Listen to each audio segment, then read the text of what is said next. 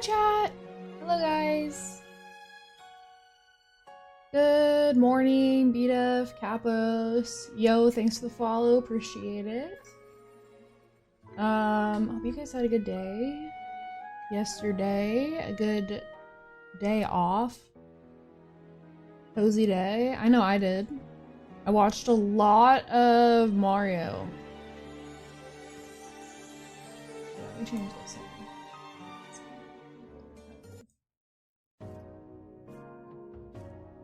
Yo, Wes. Hi. Hello, hello. Dude, I'm hyped for some LM today. To be honest. So we're gonna start with probably gonna do a couple runs of LM. Working for another half hour. Good luck, have fun. Alright, Wes. Thanks for popping in. Yo, Kai. Yo, Sarah. Thank you. Appreciate it. Appreciate it very much. Yo, Catterby, hi. Good morning, everyone. I've been really happy with my progress with LM lately. It's been a lot of fun. We've been getting like back-to-back PBs, and while I think that we're probably about tapped out on the free ones, and I'm gonna have to start really practicing like room by room. I think I still have a little bit more room, and I'm getting closer and closer to sub 110. We're gonna definitely be focusing on LM a lot between now and pace. I've been having a lot of fun with it. That PB that I got the other day, like, oh my god. Bennett, you're white. Thanks for noticing, I guess. Appreciate it. People have a lot to say about this lighting. I don't know what to do about it, man. It is what it is. It could be a lot worse. It could be a lot worse.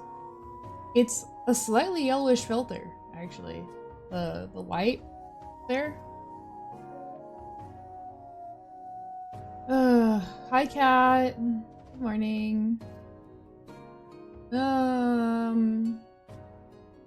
Oh, shit. I know part of what it is. I don't have this light on. Let's see if that helps. Did that help? Looks like it kind of did. It is a little bright, though. That's another one that's like very yellow, which helps make me look less pale. Put the light under your face? You could just turn them all off, but then I'd look even whiter.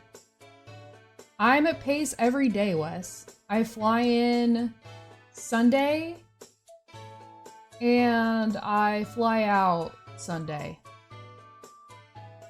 I'll be there. I mean, I guess I won't be there the first Sunday, but I'll be there the whole Monday through Saturday. I'm super hyped, dude. I'm super fucking hyped. It's gonna be so fun, dude. It's gonna be so fun. I've had more people like telling me that they're confirmed going. I'm super stoked for that.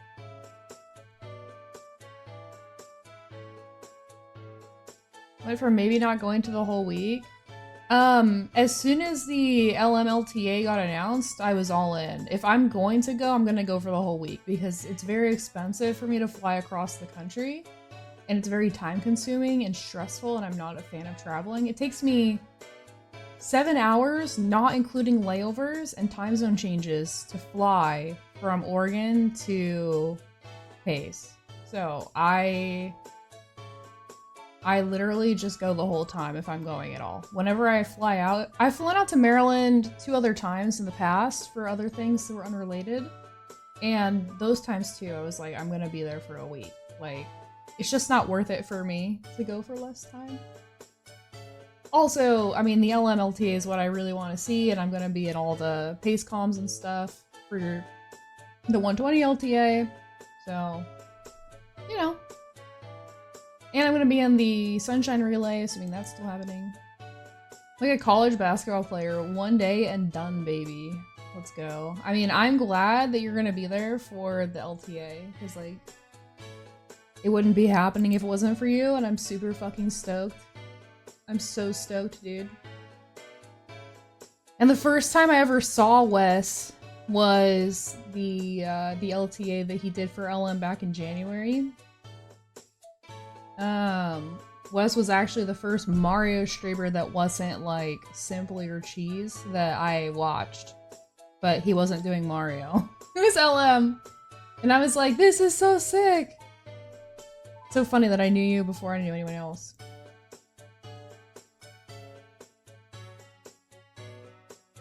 Cabos, he's talking about how I was not originally sure that I'd be going at all. Like, before the LMLTA got announced and, like, confirmed as 100% happening, I was not going to go to PACE. I was pretty undecided and leaning towards no, because I have limited financial resources, and I would like to use them in the best ways possible. The SMS relay? Oh. It's because there's not enough signups yet, and we haven't heard what shines we're getting yet. And it's almost time, and King J's not even gonna be there. There's a lot of reasons why, like, I'm sure it'll still happen. Probably, but it's been, like, not very clear exactly how it's going to be and what's gonna happen. I don't care. Anyway, we don't need to talk about that. I literally don't care. Anyway. Why isn't he going? I don't know. He has other shit going on. None of my business. Anyway. We're gonna do LM. And then when we're done with that, we'll go back to the classic 16-star for the rest of the stream when I get tired of LM. Probably after about 2 runs. We will do, we'll do a bunch of 16-star. I really want to get a 17. I'm so close, dude. I'm so close. I actually did some practice offline today. Not a lot. Like, maybe an hour. No, probably 2-3 hours.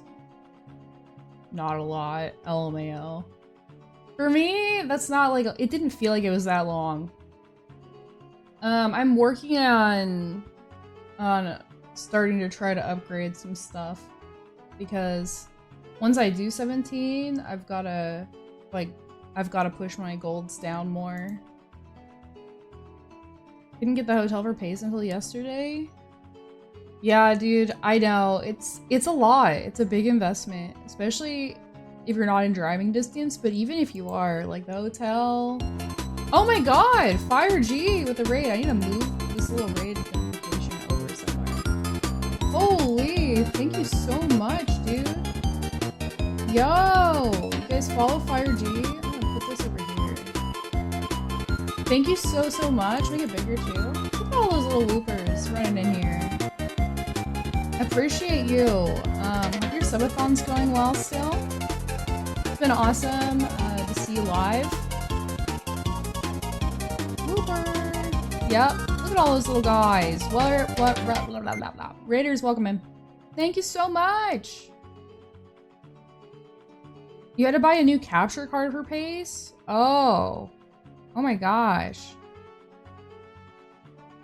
That's, yeah. I didn't realize that. That's like is even another investment. Yeah, I'm gonna have to bring all my stuff over. Oh, hope you had a good stream. Subathon's been going well. Hell yeah, dude. That's what I like to hear. Well deserved. You guys follow Fire G, variety streamer. Most known in the Mario Kart Wii community, but dabbles in the SM64 as well and does other stuff. One of the homies. Someone that I was interacting with very early on in my getting to know everyone journey. So, very cool. Okay, so we're about to do some Luigi's Mansion. Yo, box. Lucky Ducky. Alright. That's a choice that we made today, I guess. We're gonna do LM. LM, we got a 1:16:31. Last time I ran, it wasn't the last run, but it was the last day that I ran. And I think we can improve that a little further. Switch over to my... And then I do this. And then turn this off. Wish I could stick around for people when I raid, but it's always bedtime. Dude, I get it. I do not blame you. You found a good place for people to hang out. I hope that they enjoy Luigi's Mansion. Have a good night. Have a good night. Thank you again for coming in and hanging out and saying hi. Alright. We're gonna stop the movement of this. I'm still working on the sizing of everything. So today, I made a lot of the stuff smaller and like the borders around everything bigger. We're trying to see if we like that or not. Right now it feels like the border's really large, but it could also be good. I don't know. So, we'll see. Kind of separated everything out a little bit more. You gotta keep them separated, you know what I'm saying? I have not set them up yet, but I do appreciate it.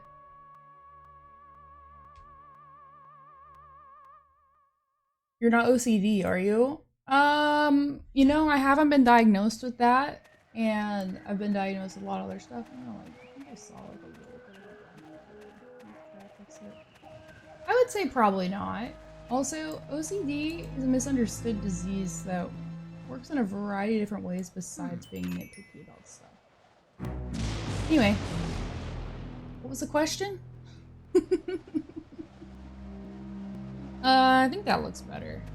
It does look like it's a little so cute. Oh, it's so annoying, this game. Having the little black bars. I've just been like trying to get it a way that looks really nice. You know what I'm saying? Okay. Oh my god, it's still there. Hello? Sometimes you just gotta take the loss, man.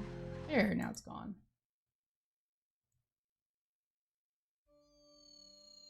I was gonna make a joke about how you're definitely not because the borders are all different sizes, but then you ruined it with your facts. Oh, sorry. My bad. I'm so sorry. That's on me. I should not have done that. Okay, capture card. I'm also gonna move chat a little bit. Inward again. You would think that I got this all fucking sorted, man. Oh, it's not moving. Hello, chat. Here, now you. Oh, it's moving LM. No. I wanna move chat. There.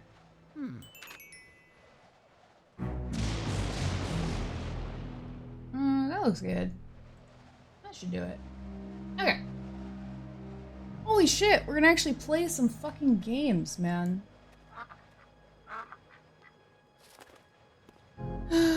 Ba-ba-ba-bum-bum.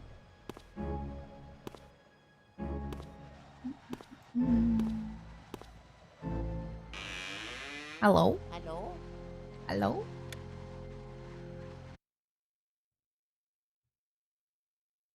When are you doing PAL max %? Fuck no. Are you kidding me? Dude, I did comms for Elite Spud. Her PAL 100% run on Saturday. You guys missed that, you're lost because she killed it. And I was like, holy shit. Oh my god. The amount of bullshit you go through. And then, like, the thing is, Spud is an extremely talented runner. And she did such a good job. And you go back and watch it. She did such a good job. Still, like, she had the time to PB. Didn't have enough money. For someone of that caliber to, like, go through that, it's like, okay, man. I don't know if I want to do that. I mean, regular 100% is already pretty hard, but, like, I love that category so much. I definitely see myself running it in the future.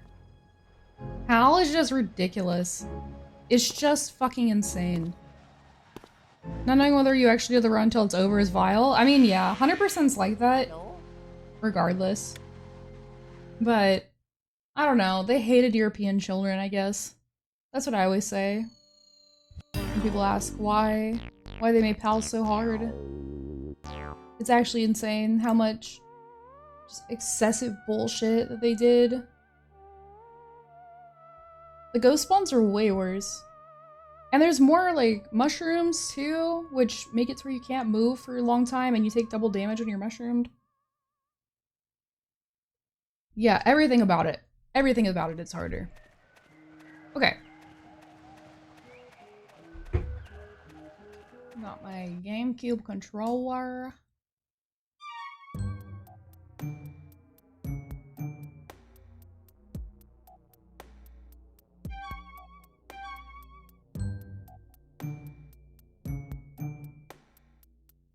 Yeah, you have to get so much more money.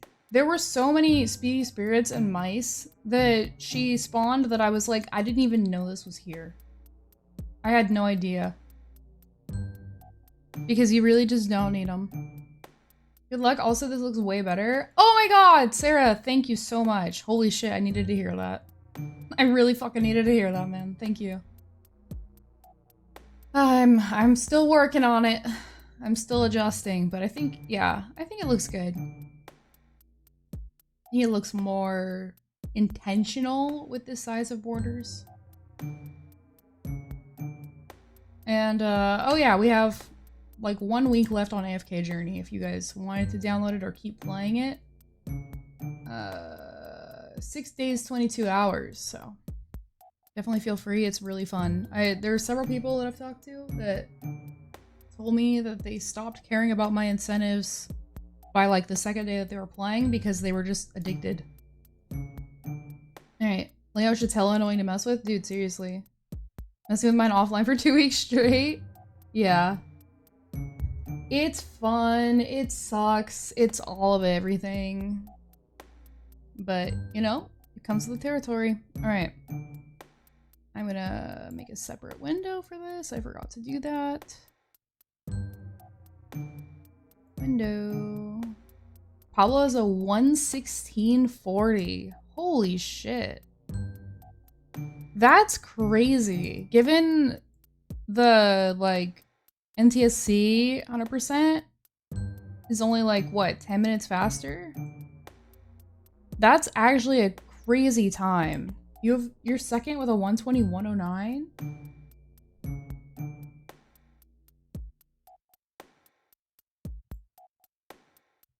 Wow. You sure all the borders are the same size? Okay, listen. You're right. Working on it. Right? Working on it. I think the thing I care the most about is probably top bottom. Maybe if I do this like 26 and 26. Then I can move this up. And then you there.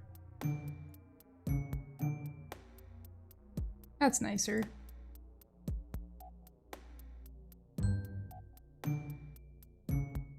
Yeah, OBS is a pain in the ass. Okay.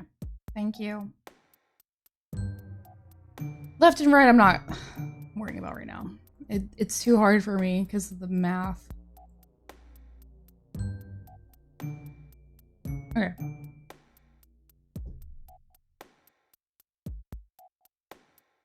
Okay, guys. I think I'm ready to run. I think I'm ready to see how this goes. We're trying to work on sub 115. And then sub 110 sub best. Those things I think will go pretty hand in hand. And then I have to really start working on my rooms after that. That's the point where it's like, okay, I need to like really be labbing the rooms if I want to push further. Which I will. I plan to. Okay. Because ultimately I want a sub hour in this category before I even really consider 100%. Okay. We're getting there though. We're getting closer and closer. Okay, I'm gonna start the run. Ready? 3, 2, 1, go. I did no warm-up for this. I practiced fucking 16 star today. I didn't go far enough left. Oh my god. But it's fine. You know how it is with me. First run's the warm-up, really. Good morning, Andy. Hello, hello. I'm doing great. I just started. So this is the first run of the day. Hope you're doing well. Good to see you, man. Getting into runs without warm-up practice? Yeah. I know. But I am gonna be practicing this game. Just like I practiced 16 today. For several hours. I was practicing Bowser stages, Capos.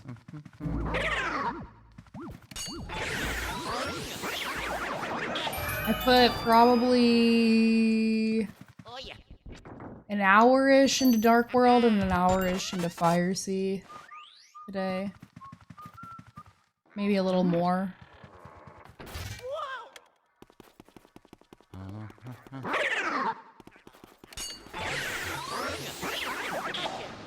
Yeah, I've gotten pretty fucking annoyed that I never ever hit Shig. Ever. So I needed to practice. And Proxy was free today, so we talked about some stuff. And then with Fire Sea, I'm starting to work on, actually trying to learn Zero Cycle. I did not get like a lot of practice into that, but I did get some. Fucked up, I picked the wrong ghost, it's this guy first.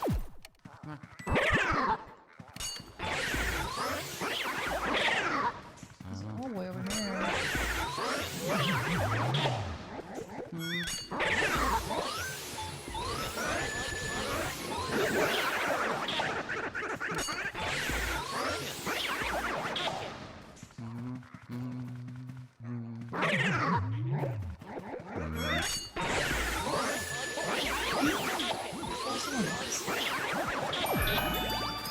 Why am I doing that? Okay.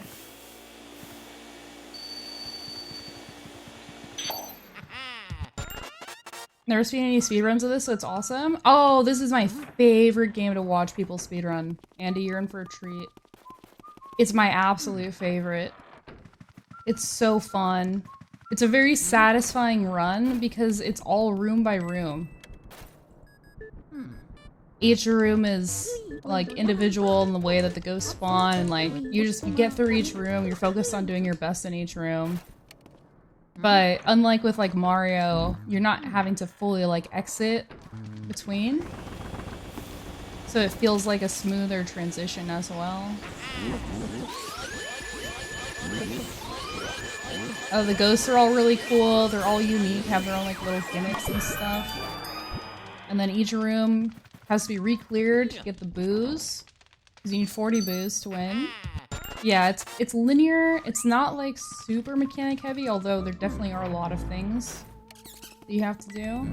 And at the top level, it's some of the hardest speedrunning tricks there are. But it's very fun, very satisfying.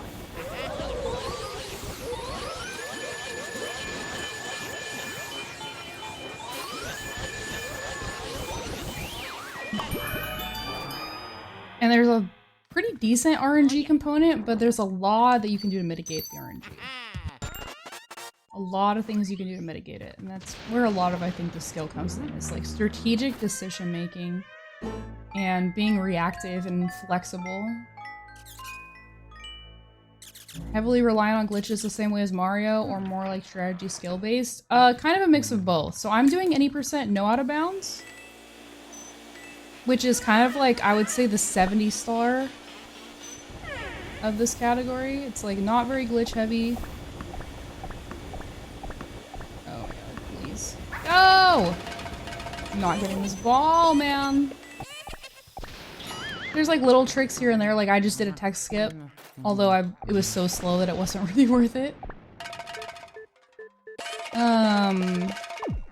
In this category, I think a lot of it is like going into being able to get like one cycle boos, and then also like these bosses. So like this boss, for example, can be one cycled, but it's a frame perfect trick. I'm gonna be going for just a quick 2 cycle. Most of it is mostly like positioning, walking around to the right places so that you can get like 2 ghosts at once to suck up a wave faster, knowing how to like influence the spawn if you can, those kind of things. But it's mostly like, there's this category, there's regular like any percent, which is like a 5-minute run. It's like basically like a 0 1-star run. And then there's 100% are the main categories. 100%'s only like 10 minutes longer, but it's a lot harder. So you have to get all the money. There's a money requirement. You don't know until after the run's done if you actually got enough. There's a few extra ghosts and extra booze you have to get. They're all harder. Yo, Enemy! That's so sick. I love it. It's so fun. I'd say it's fairly beginner friendly as well. The main thing is learning the route. There's a decent practice ROM. And the community is pretty cool. They've been really great. I've watched the game speedrun for a really long time, so I didn't need a lot of time to learn the route. I actually just basically sent a run one day with minimal practice. But most people, because a lot of people are getting into it, because there's actually going to be a live LTA at Pace this year in like 2 weeks. A lot of people got into it because of that, and they took the time to like learn the route and stuff. There's a couple of YouTube videos and stuff out there. How long have you been running it? Oh god, guys, like 3 weeks? Is this week 3? 4 weeks? Something like that. And I just switched over to the Japanese version last week, which is helping a lot, because it's... You don't take double damage the way that you do on US, and some of the text is faster, and there's a couple of skips that you can do, which I'm still working on. But the JP version's the best to run on. Has it only been 3 weeks? Yeah. 3, maybe 4. It's been like less than a month, I'm pretty sure.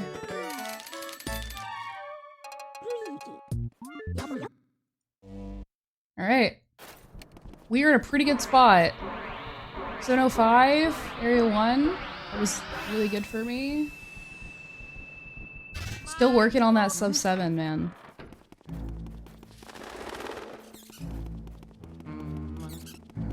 We'll look at the ceiling to prevent ghosts from popping out and scaring us.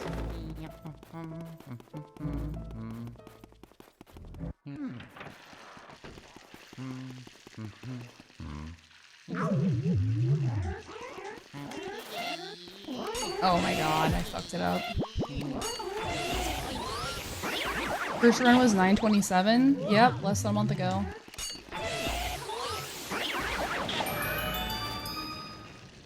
It does feel like it's been longer, huh? I was slightly late to the game with the LM wave. Oh my god, can we point the vacuum up, or...?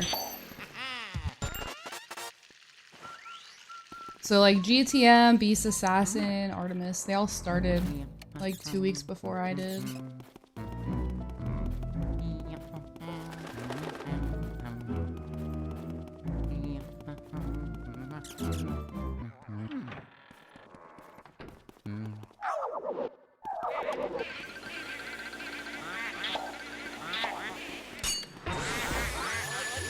Nice.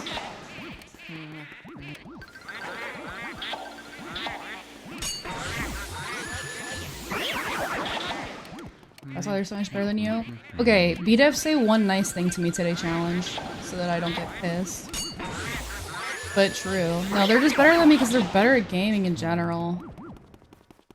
Honestly. Honestly, they're just better. I added a Kappa, it's fine. It's actually starting to get on my nerves. So it's not fine.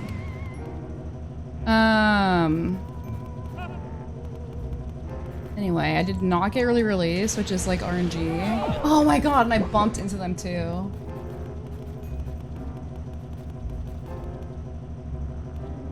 Well, that's unfortunate. That doesn't usually happen, but we can blame Beta if I was distracted. Alright. Now we have to wait for them to spin around a bunch more. He made the sound but didn't show heart. Why?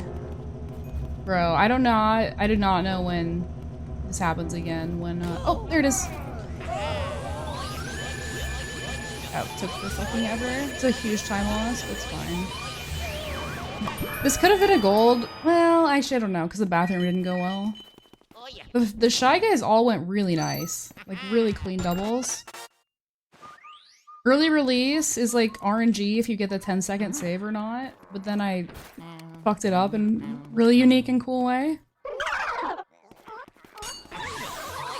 Looks like we can still save a little bit of time.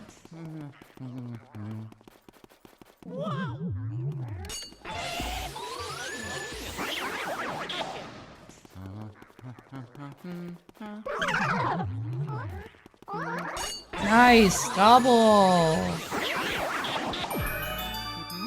I don't know if Artemis followed it super hard or studied her ass off, but it seems like she has a ton of game knowledge from when she started. Artemis actually did do runs a long time ago. Artemis was like, she did a few runs like years ago. Before they discovered a lot of stuff.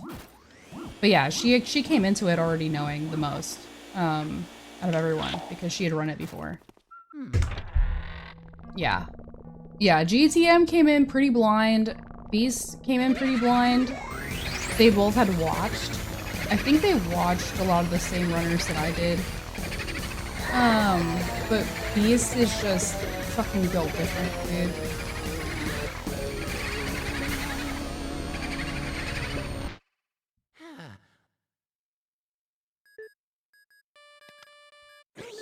Yeah, so Beast has the best time out of all the new runners because I would assume what it is he seems to be like a grinder, but he's also just kind of goated because he immediately on day one had a really good time that most people grind for months for.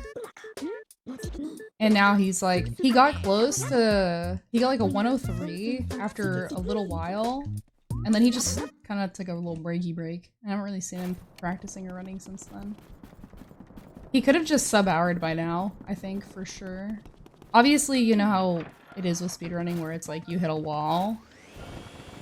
But I don't think he was there yet. Okay.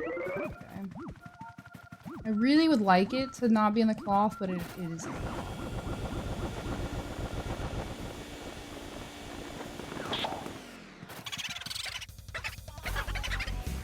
Hello?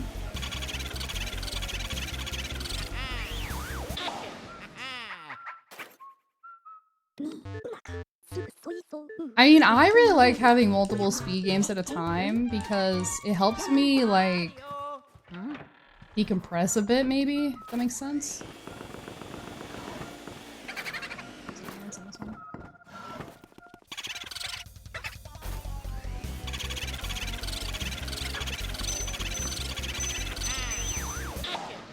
Like, for me, I don't know, 16 star I think is a little different. Like, I can be just, like, dedicated to that category for the most part. Where did we go, buddy?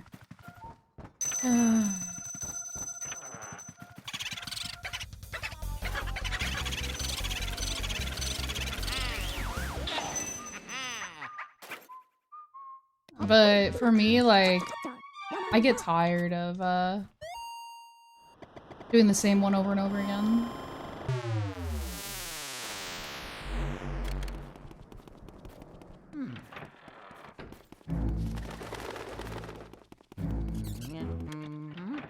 Be nice to have something different to do when you want to be done with the game you just played. Yeah, exactly. Because, like, I could not grind this every day for 6 hours.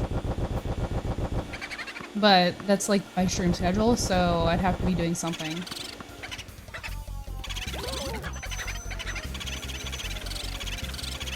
My positioning was terrible. Where is he? Okay. My positioning was so bad. I'm actually having a terrible start to my run. Is he not? He went into the hall. I'm gonna restart the whole run. I'm not fucking with that. He went back? Okay, hold on. If he's back in here, then... yeah, run's over. I was playing like shit, honestly. We can do better. I think 07s. Pace 6 priority? Yeah. Yeah. Like, our little race at Pace, like, he's way ahead of everyone else. And is not nearly as important as, 120. For me, that's mind-blowing, how high level he is at multiple games. This seems much more chill in comparison to SM64. True. 16 stars a fucking devil. You know what's so funny? I kind of agree with you, but I also love 16 star. It's my main category. It's, I don't know, it's punishing on mistakes, but there's so little that you have to learn. I feel like being able to grind it is a lot easier for me, personally. Alright, let's try again. We're gonna have a better area 1. Much better area 1. Chauncey was pretty good split, but could be better. What?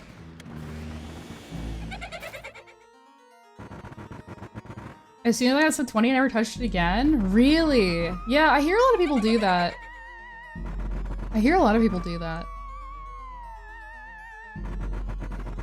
That's pretty common. I hosted a tournament earlier in the year, the Coaches and Noobs tournament, where a bunch of new people learned the game for the first time ever.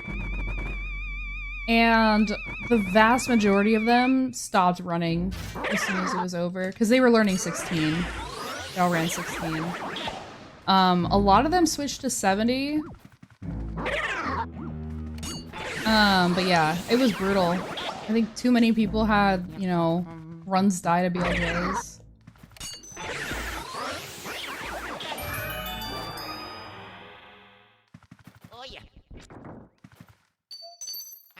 Like, it's definitely a lot.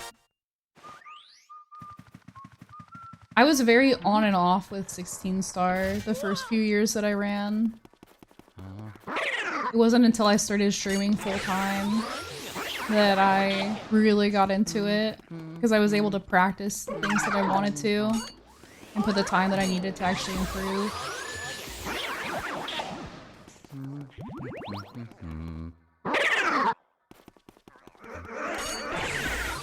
I got the double. That's sick. I don't know if I've ever gotten that double. I missed! I missed! The easier one! That's annoying. Oh well. I could have had a best, personal best for that room right there.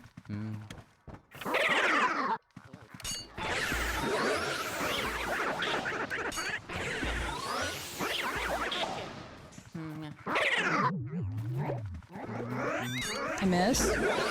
Banana! Can you get in my vacuum? Oh my god, dude! What's happening? Hosted a 20+ minute tournament a few months back. Yeah, mine was similar but different. It was people that had like never speedrun at all. So they all started with like anywhere from like mid-30s to hour-plus times. And then they had a few weeks to train with their coach, and then by the time the matches started, we had a couple of people sub 20. But yeah, I guess it kind of ended up there. But they were like, they were new.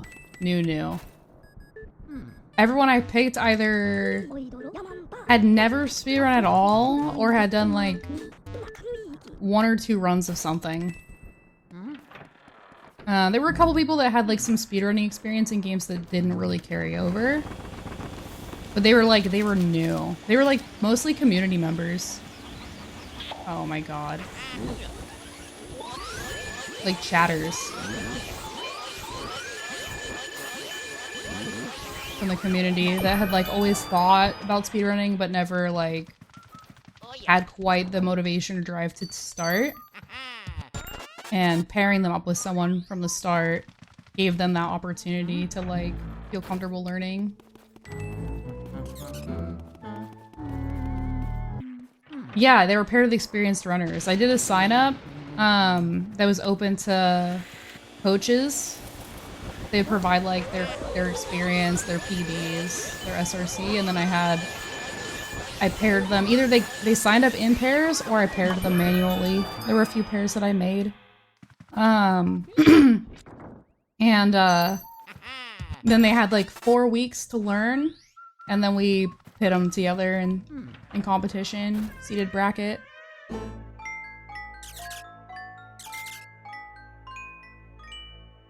And it was really cool too, because like even though they had a dedicated coach, they were encouraged to like practice together. Like we had a pracky server for everyone.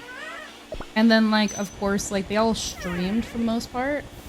So then people would come into chat, like even other people's coaches would come in and like help them.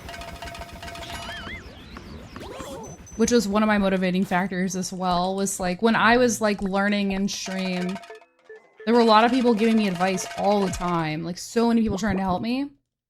And I was like, these people need like an outlet for this. Like, let's give them a chance to like really teach someone. Yo, one of our competitors, friend. Hi. Thanks for the congrats. Good to see you, man. Yeah, it was so awesome to have you in it. Friend was like exactly like what I'm talking about. Friend, they were a community member that they watched a few streams, and they signed up paired with like a Mario community member that's got a really good time, and they did really well.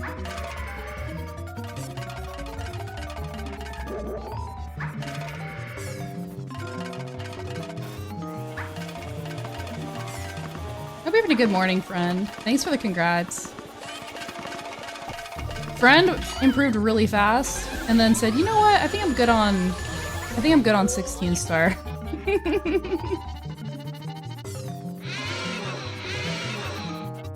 But I figured whether people stuck with it or not, it was still like something they could always look back on and be like, I did this, it was super cool, and now when I'm like watching my favorite streamer, I actually know what the fuck they're doing, you know? And they have like that cool memory and stuff. It was so fun. It was so fun. Yeah, that's like my favorite thing I've ever done. Like, aside from streaming, I think it might be like my favorite like life accomplishment right now. Definitely the best. Fuck, are you kidding me? That's crazy. Definitely my biggest streaming accomplishment so far. Was that event?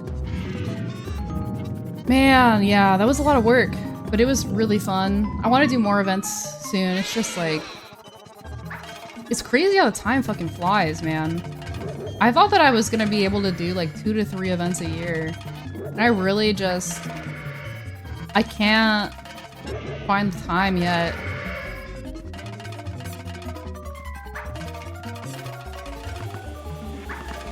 But I guess I'd rather do like one really nice event that everyone really likes than cram in a few like mediocre ones.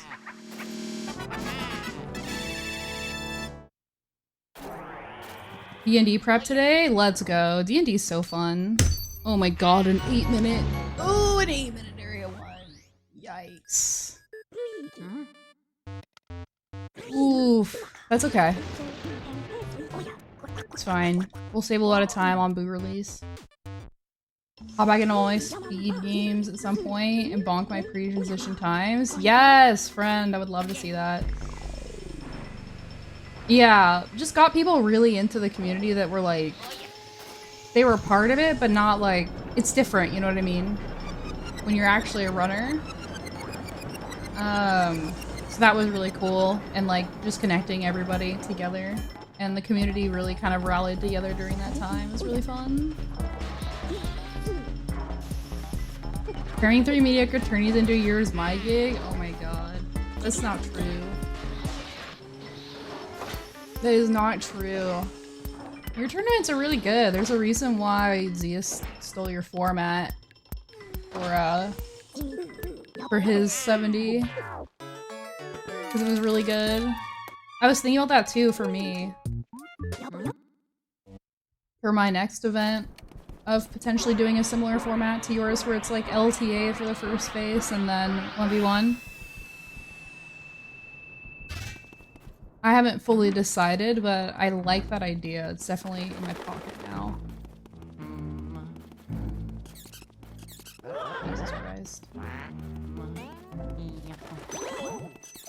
I'm just not locked in yet. That's okay. Let's try to get this double again. Artemis doesn't even go for this double. It's not fucking worth it. She does a fast single and then single. Just smart, but I like practicing it. Sometimes I get it and it feels good.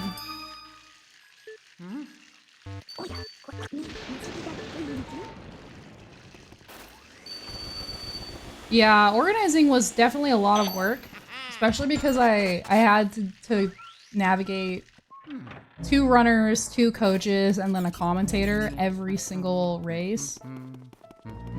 But it was so fun. I feel like I did a really good job with how I handled scheduling, which is why we didn't have like any big issues. But I also think people were just really dedicated to showing up. I appreciate how much they respected everyone's time.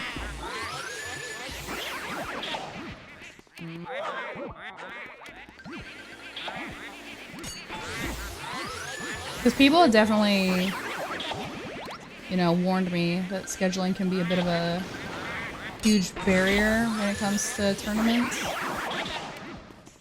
And there were definitely some things that came up, but everyone was like really good about that.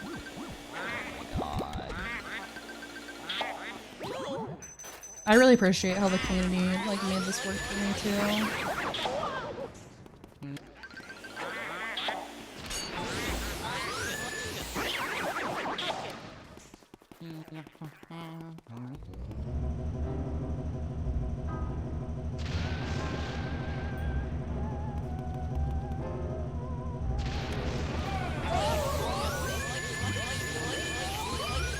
Alright, well we got early release because Area 1 went so bad. That makes sense. I'm following logic. That's been super difficult with the vast time zone differences. Yeah, people from all over the world. It was crazy. I think that the way that I handled it, like, I had like a very no nonsense, no bullshit policy with people where I was like, unless you're in the fucking hospital, you need to be there or you're just gonna drop. You're just out. And then the way I did like the forms to make sure like, you know, everybody was free and I communicated really well with people. I think that that gave them that indication to take it very seriously. So I really didn't have a lot of issues. And anytime like I started sensing if someone was gonna make it difficult, I was just like, well, if you need a drop, I understand. And then they all made it to their raises. Yeah, we saved a lot of time. We're okay. We're alright. Sunshine tournament? Yo, Sunshine is so sick. I love Sunshine. I think that if I learned some Sunshine, I'd love to do some kind of Sunshine event eventually. It's tough when you're close to the end, because you really want to make those matches happen. But if things happen, then suddenly it becomes difficult.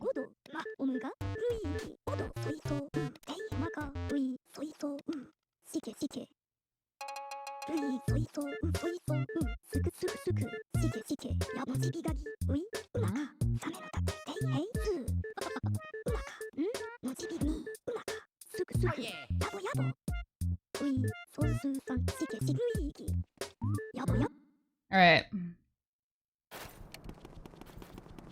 Don't crash into the booze challenge.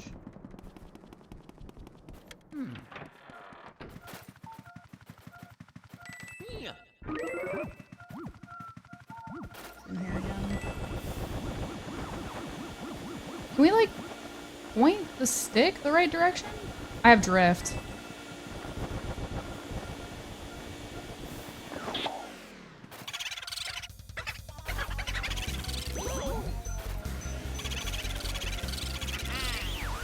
I have drift. Oh god. Am I gonna be able to fix that? That sucks. I didn't think I was touching anything, but apparently I was.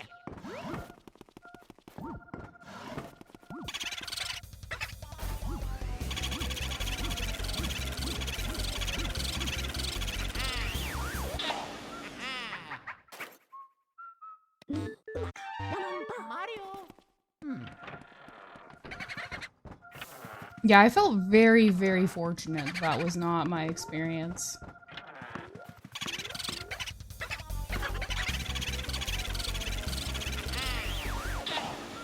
Oh my god, he locked onto the ball at the end, so he's not facing the right way. Alright. Yeah. That's tough. That's the classic. I love how we have so many TOs in chat right now. Y'all know the struggle.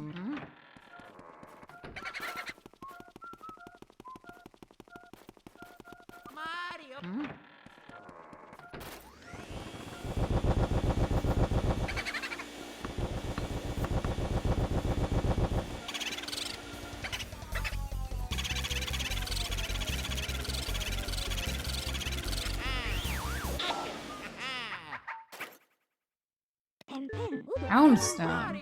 Oh yeah, Houndstone's like a new Pokemon from Scarlet Violet.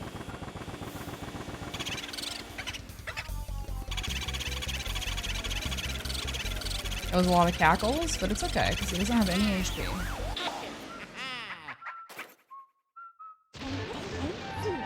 And then he's gonna be like, Mama, Mama, Mama, I want you to go to the bathroom. Okay, I will go. I will go to the toilet. Oh my god, I waited. I turned too early. Oh, Jesus. That's fine.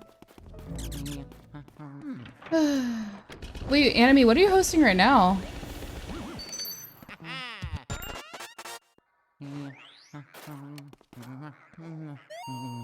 Anime does, like, bingo tournaments and stuff like that, which is really sick.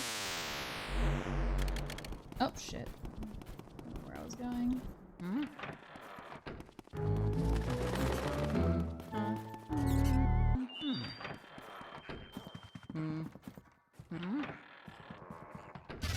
Nothing currently? Oh, okay, gotcha.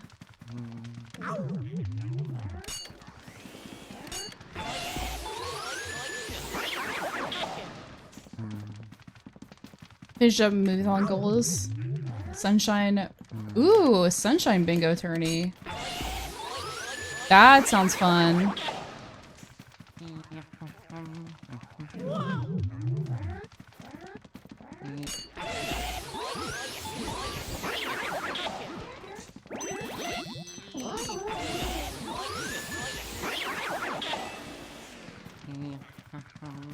Sunshine bingo sounds so fucking dope.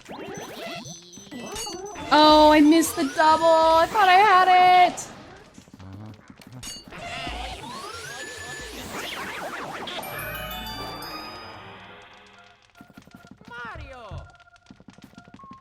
Grab this. So I'm not good at getting the skip at all. I have a 0% success rate so far. Just gonna go yap yap yap yap yap. Yap yap yap yap yap. Heard Andy and you shot myself? Oh my god. Wanna look up where all the trees are? Oh my god, yeah, for Zeus's community tournament.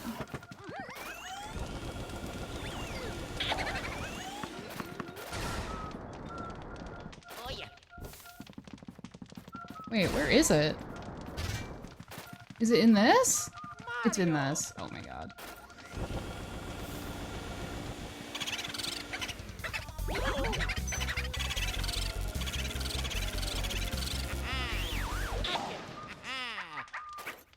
All trees is hype. Yeah, Zeus for the subathon is doing a community trees tournament as his community tournament. There is a sign up form in his Discord if you're in there, or you can probably I think Wes added a command to his chat if you're not in his Disc. What a mouse.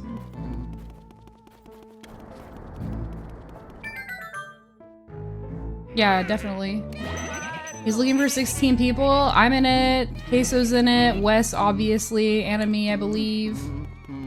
Maybe Hypocamp. Switch Runner. There's a bunch of people that have signed up. I talked to Swan. They might be joining, which would be hella hype. Alright, we're gonna try to clear this room before this guy gets down the hall. A little bit of time save if we can do that.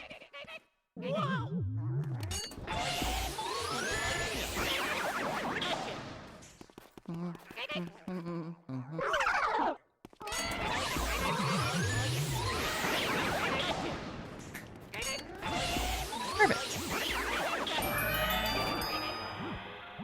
I'm gonna open this so that I don't get the chest animation again.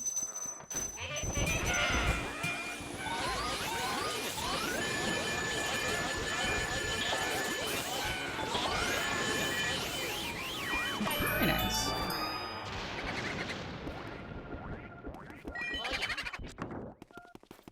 Okay. Summer turn would be sick. Clean? Thank you, Kai. Now I'm gonna be completely lost as to where it is. Is it in this? Ow! Dude! Okay, we're good.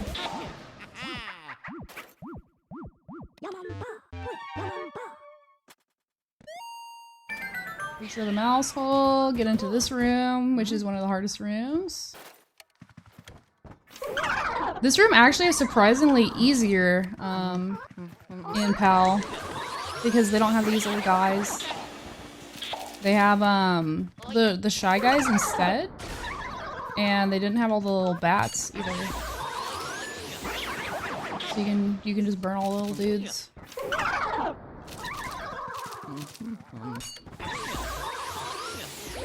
Can we like?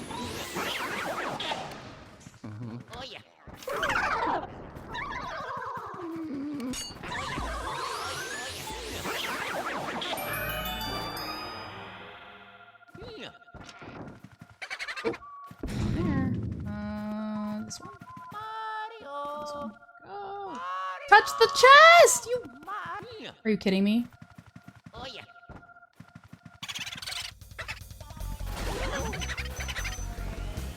Oh my god, can we point at the ghost? Impossible challenge? Light the mouse hole? No, I'm not able to yet. No, Kai. The only time I've tried to do that, I accidentally went into the mouse hole. No, I'm too slow right now. I'll lose the boo or I'll accidentally go in the mouse hole. I'm not ready yet. I have to practice.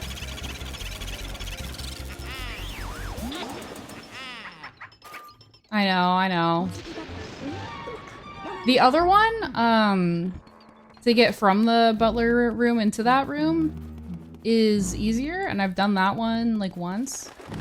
And I'll usually try to go for it if I have time. But the one to get out, like, the positioning is just awkward for me right now.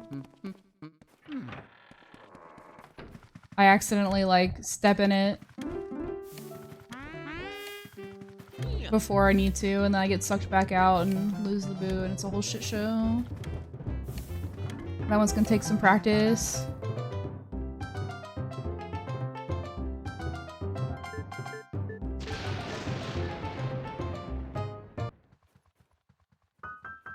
Alright, should we pick the Mario Bros. 3 song? This game looks so fun to run. It is! My last PB was the biggest pop-off I've ever had.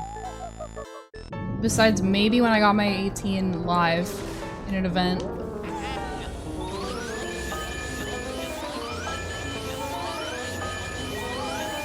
Are you fucking serious, dude? I'm doing terrible with my suck-ups today.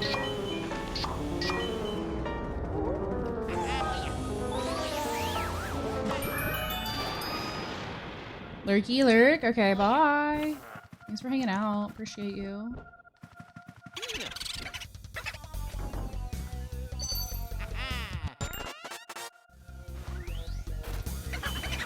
What? Are you serious? Please go back in there.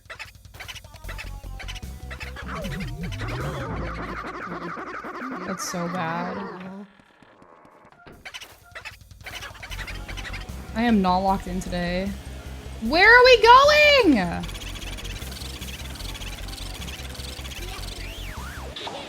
We're gonna lose hella time on this split. We're running against my gold, to be fair, but also Lakers.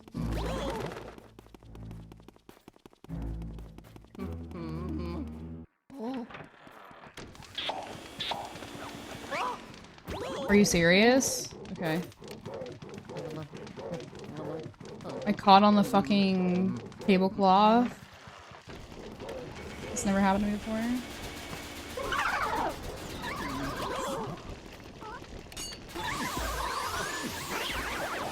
We're having the run of all time, folks. And I'm really low HP. Holy shit. Why are there banana peels? Because he was eating, I guess. I don't know.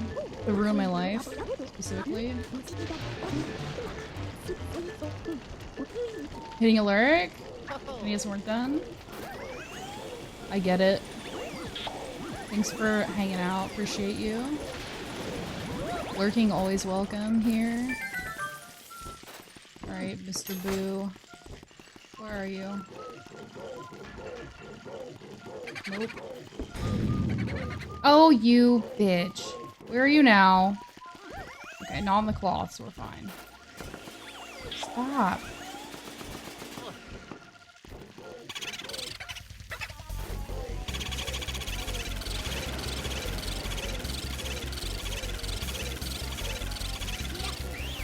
Okay, we're good. My third attempt to lurk. Alright, sounds good.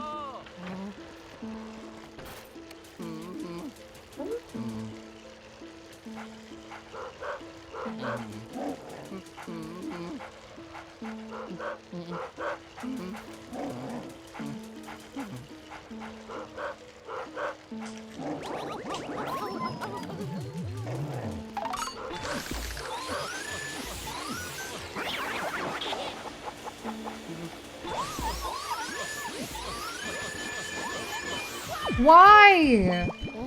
Dude, I've lost like every fucking portrait ghost today. I'm not having a good run so far. I just feel like everything I'm doing is sloppy. Alright.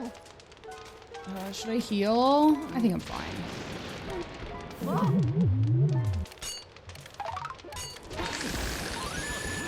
I got the double, holy shit.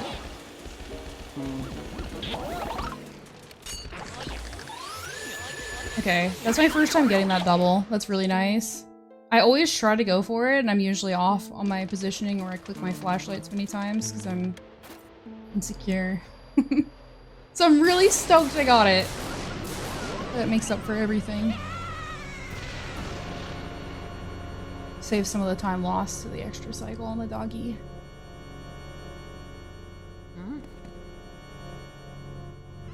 Oh my god.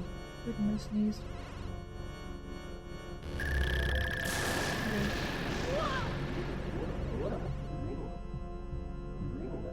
I'm also just tired. I had a really awkward sleep schedule today.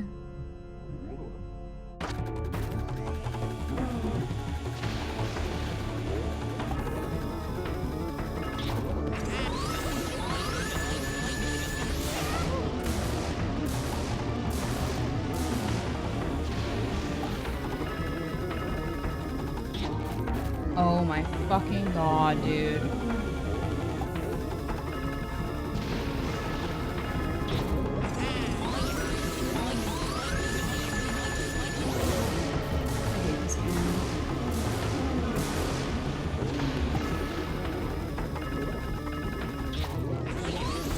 I'm gonna save time. Oh yeah, because I 4-cycled in PB. It's crazy.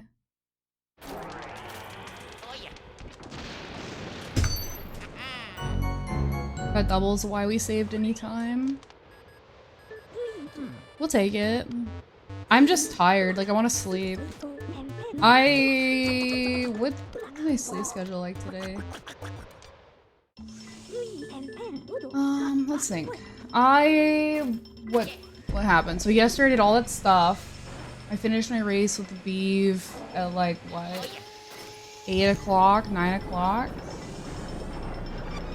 And then I went to sleep probably at like 2 a.m. And then I woke up at like 10. No, incorrect. I woke up early. I woke up at like fucking 5 or 6 in the morning. I think. Maybe 7. I woke up early, and then I was up all day. I wanted to go back to sleep, but I didn't. And then I took a nap a few hours before stream. I woke up at, I don't know, 11? Whenever I messaged you guys and said I was gonna be going live soon. And then I accidentally napped for another half hour and dreamed that I was getting ready for stream and woke up like 10 minutes before stream. That was cool. So yeah, I'm probably sleep deprived.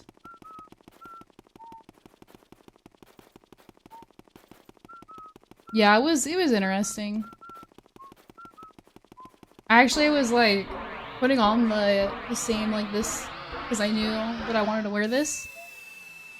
Like, I got dressed and I like went to go live and everything. And then I woke up and I was like, shit, how long did I nap?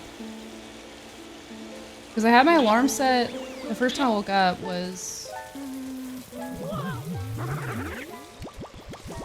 It was 12:30, I think, is what I set it for. So I'd wake up on time. And then I slept again for another hour and a little bit more. Trick!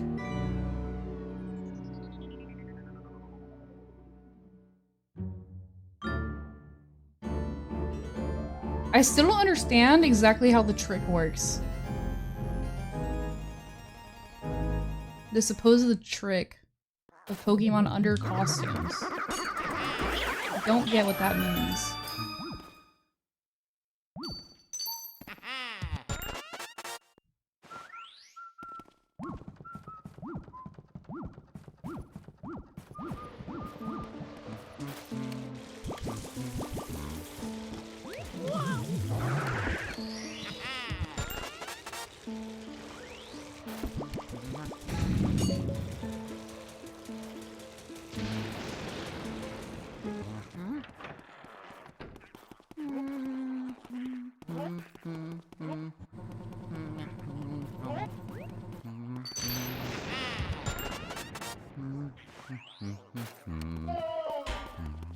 Alright, so far so good.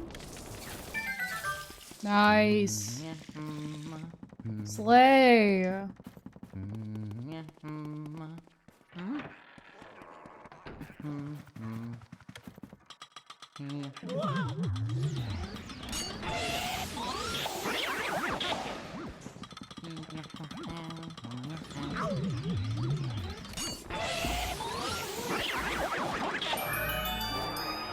Really not hit the ceiling thing?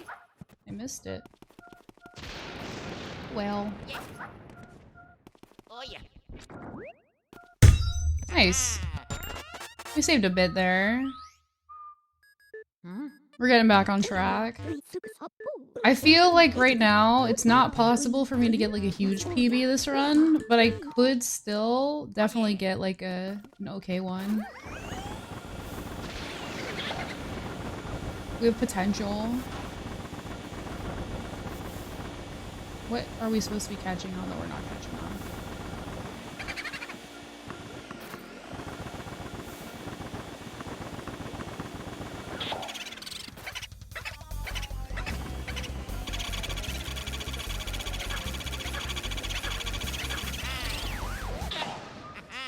I've come to like this part of the run, even though Nana and all the bullshit. I think that this section is pretty satisfying. Oh my god, that shit is annoying. Trying to get all the items. I don't know, these rooms can be a little hard, but I kind of like them.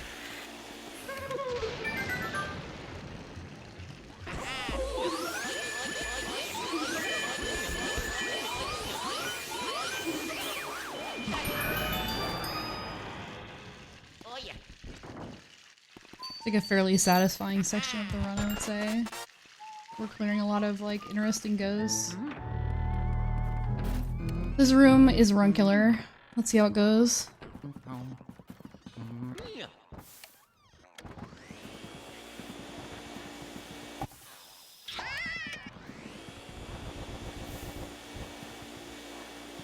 Get on the vacuum, please. Please? Thank you. Holy shit, that took forever. And last one.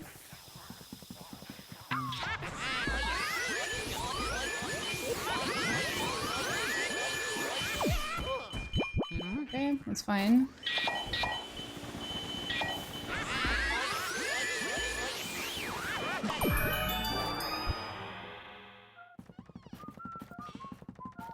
Oh yeah.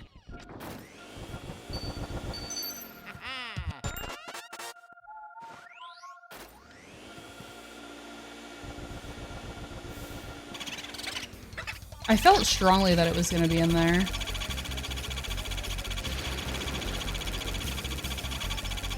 I'm glad I was right.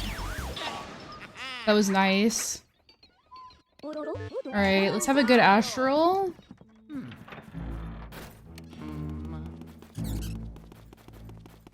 Hi, everybody.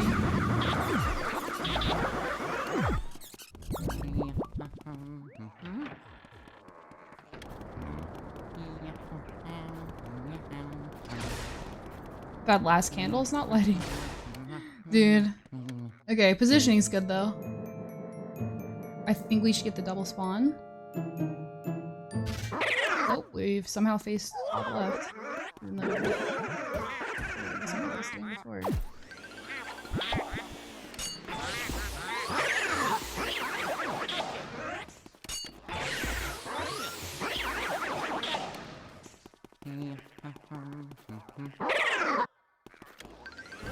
Ow! What the hell? Bro. We can't have anything.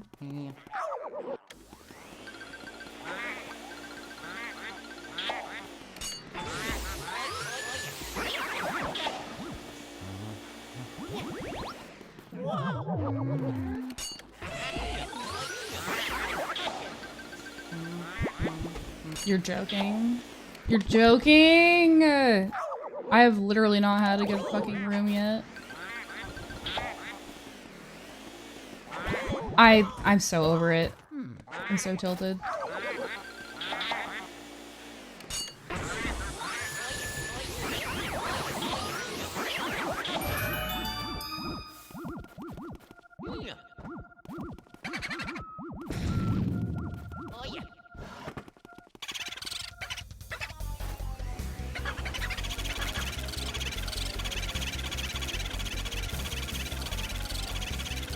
Why do we get 15 fucking cackles? I'm curious. So...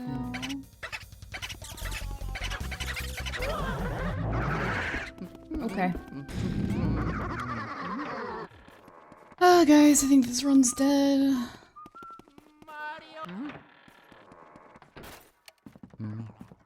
Today's a Mario day. Today's a Mario day. Mario will be better, I swear.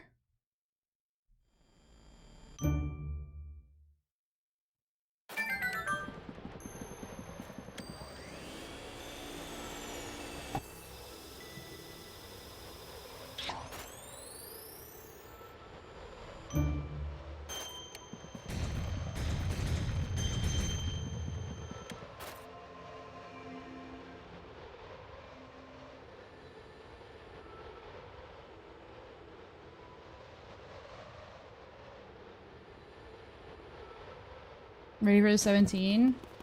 Yeah, me too, man.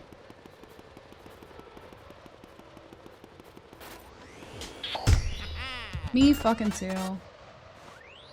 I don't see myself doing another LM run after this. I see myself switching to Mario for sure.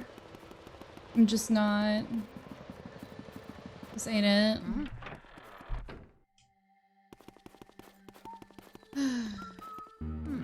Where do I need to go now? I don't even know. This way. Hopefully. I don't think this is right. This is fucking wrong. I'm going the wrong way.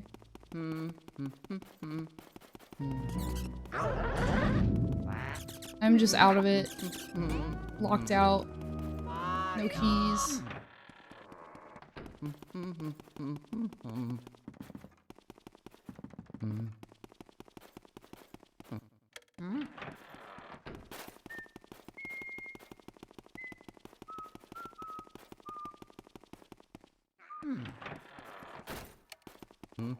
I can't believe how close to Pace we are. It's actually fucking crazy.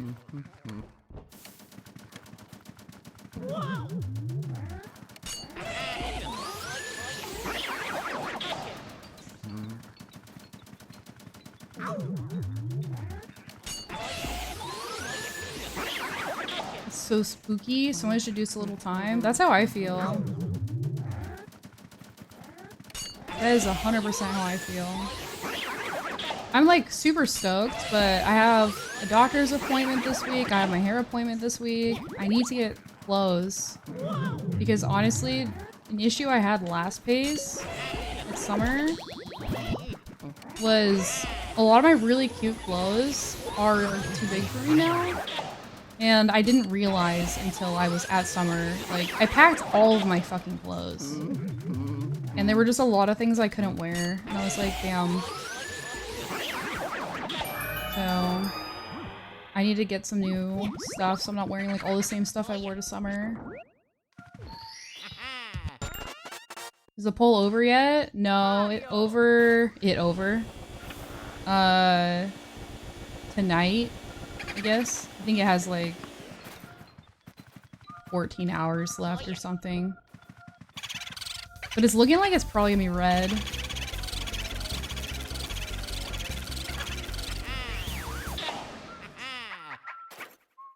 Instead of purple. Red's the clear front runner, unless a bunch of people vote in it and change it. Yeah, it's looking like red, which will be fun. I've never changed it up. I've always just been blonde, and then I started doing the purple this year in like fucking March, I think. So it'll be cool doing something different.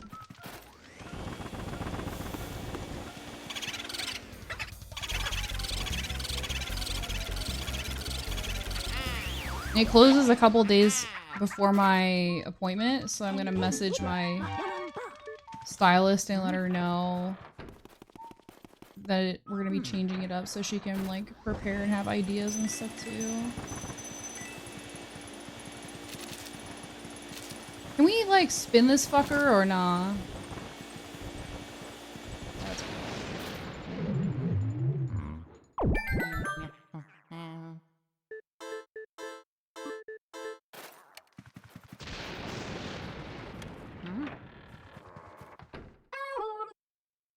Mario. Mario. Oh my god, why are we running around the fucking box, dude?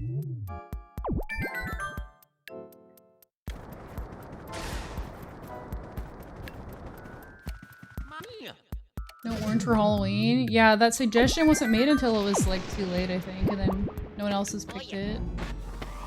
I think that doing something with orange could be sick, honestly. I'm not opposed to that idea at all.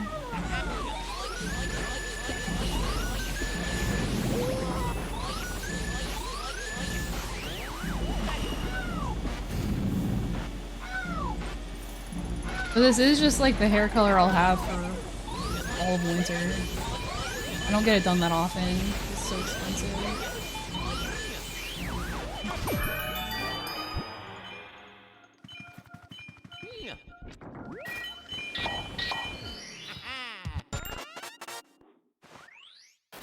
Yeah, I don't care. Whatever you guys want, man. It's fine. As long as I can get it to look decent, I'm pretty open.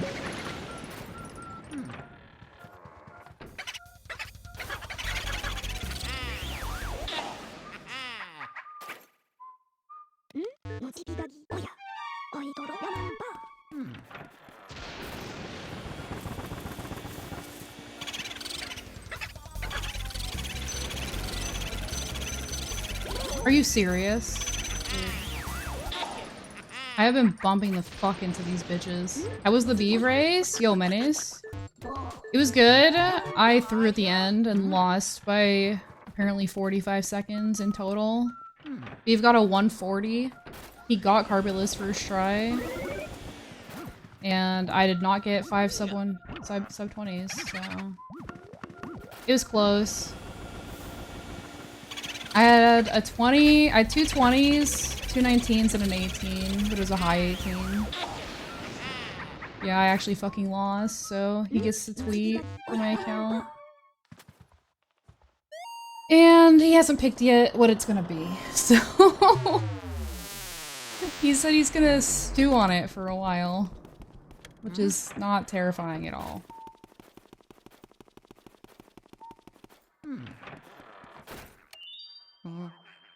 Yeah, I should have won, honestly. It's pretty cringe that I didn't.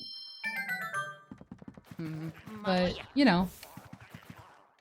My last race, I was like, dude, I'm gonna have to really fuck up to lose. But then my last race, everything I could fuck up I did. Like, I missed Spawn Clip for the first time, I missed Lakitu Skip, I missed Cannonless, I had bad BLJs, I died in bits. Everything was just bad.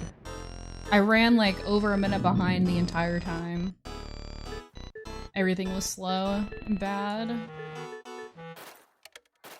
If I had done better, even if I had just not died in bits, it would have been really close. Yeah, he had a really good run. He earned it. He had a really fucking good run. It was really cool to see how happy he was about it. Thought he'd already tweeted on your account. Thanks, Menace. The Blue Sky tweet wasn't a joke. No, Blue Sky's actually really good. I'm liking it so far. I never got the hat.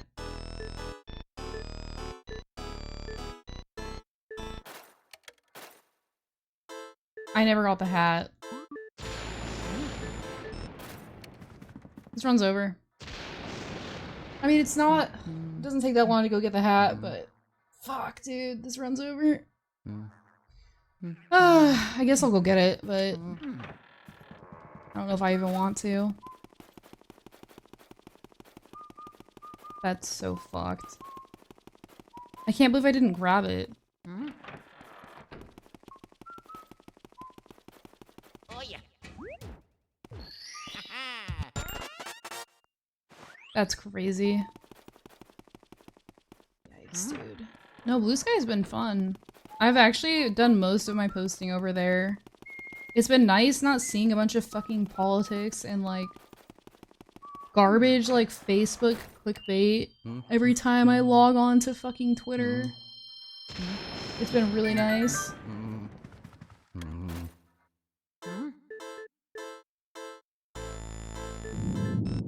You announced your subathon there, but not Twitter, Baze.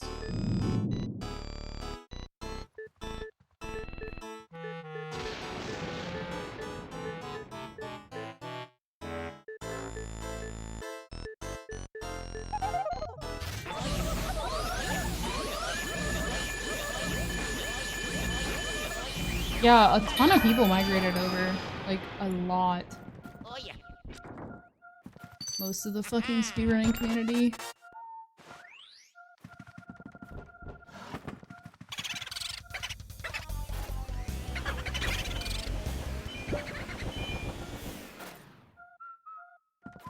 How much more of this can I take, man?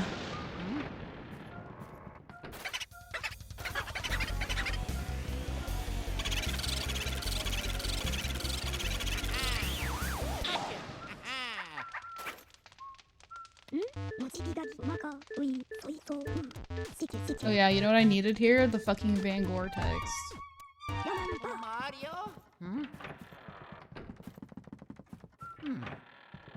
Don't like how it doesn't save timeline position. Oh. For me, I don't like that it constantly does a little blue dot to tell me to refresh my timeline. I don't want to Mario? I don't like seeing little notification looking things on my screen ever. And it's like anytime it wants to show me new posts, like I scroll like 3 posts down and it's like, oh, you want to see what everyone else is posting now? You want to see now? You want to see now? And I'm like, it's like my only thing. There are like some small things about it, but I mean, they just had a huge surge in viewership, so, and users, I mean, they'll probably make some adjustments over time. Overall, I don't have a lot of complaints.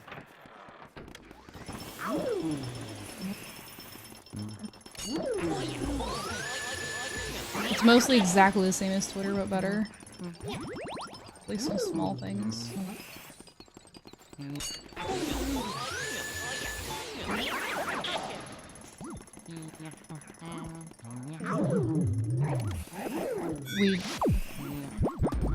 Are you fucking kidding me?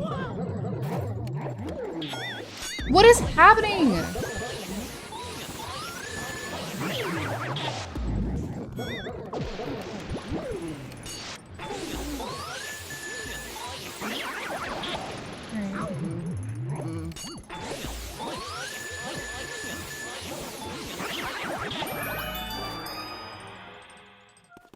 Oh yeah. I'm kind of keeping this going just to see if I can get any golds and for the practice.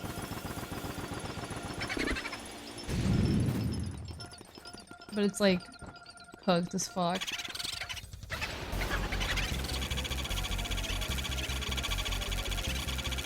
I mean, we're still missing a boo on top of all the time lost. Like, there's 0 chance. But we can maybe get some golds, I guess.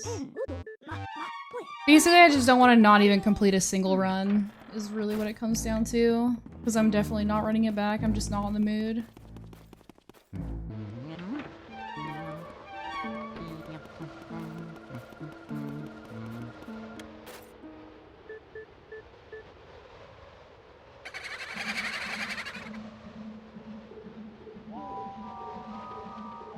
Anyway, Menace, hope you're good, man. Hope you are living your best life right now.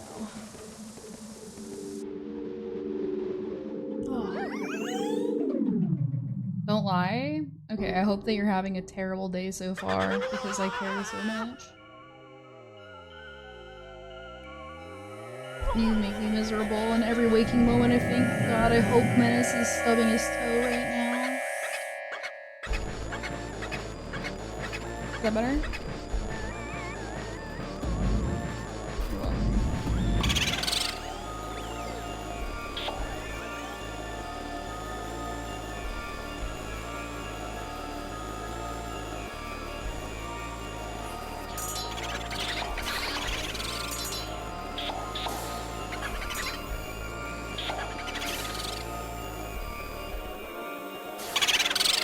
Okay. Okay, first cycle. Not great, not terrible. Was that 6?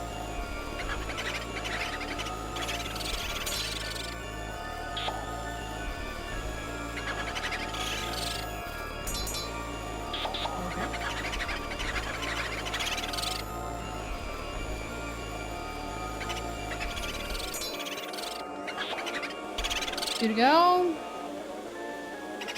Wow.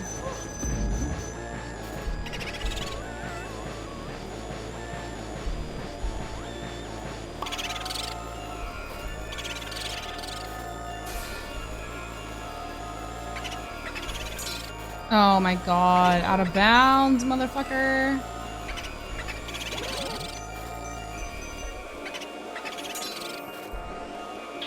Okay.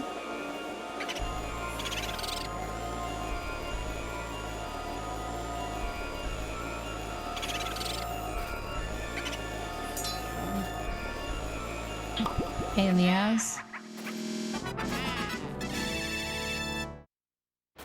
Mario. Yeah.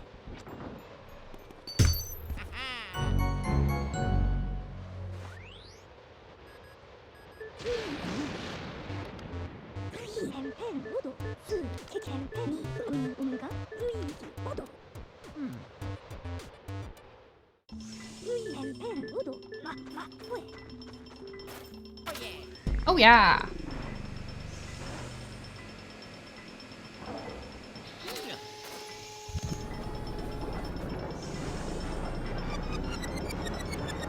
I need to pin this guy to my tab bar.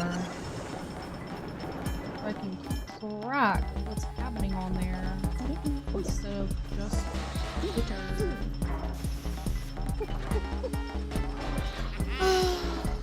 So many things to do, man. Things to pay attention to.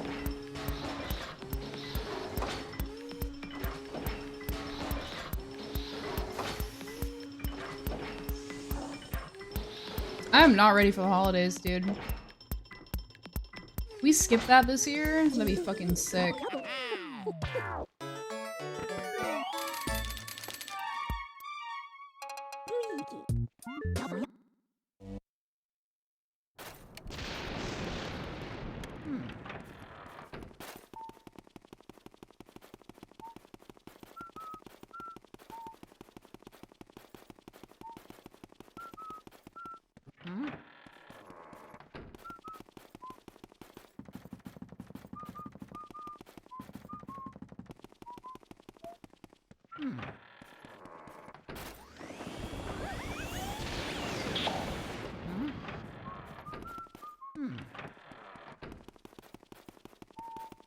루이기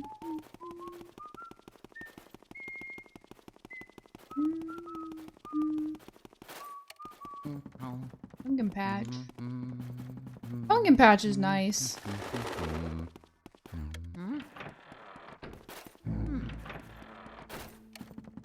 I forgot that was a thing. Mario. But I usually do that every year. God, maybe I should. A little late. I don't know what they have around here, 'cause I guess I didn't go last year. I don't think I've gone since I moved out here. Little friend group that goes every year. Oh, that's so fun! Oh my god, that's base. I kind of wish it was more normalized to do stuff like that in general, because I just don't mesh well with most of my family. I'd rather do stuff with friends, but I feel Mario. constant pressure to like do stuff with my mom mostly. I feel bad. I just don't want to. We're past the point of having to do stuff with my dad now, which is nice. Oh my god, this is the wrong way. But I still do stuff with my mom, 'cause I don't want her to be sad. And it's like, oh my god. If only it was normal to be like, oh, this year I'm doing stuff with friends. Nice. Oh yeah. Oh yeah. I've thought about when I wasn't a streamer and I had a corpo job. I thought about just traveling and being like, sorry, Oh yeah. I will be in Hawaii that entire month. My bad. This was the best time of year, price-wise, so I had to do it. But then the thing is, then she's like, oh, it's okay. We'll do it in February. Last year, Christmas was in like April or June.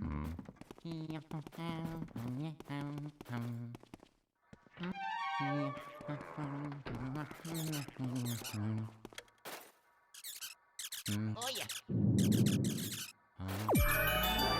Oh, I didn't split. Shit. Mario. Oh, and I also didn't get the boot I needed. We'll get it now, I guess.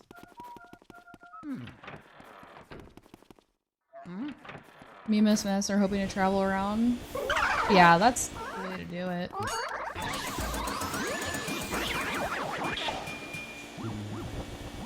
I don't know why these guys My family's aging out of family gatherings. Oh my god. God, I wish that was me. Yeah.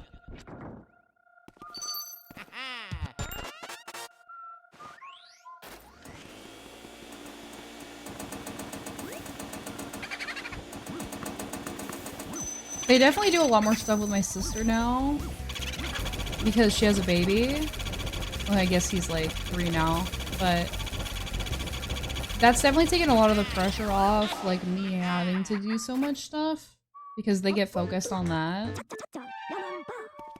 But like, I like seeing him and like my sister. So, I don't know.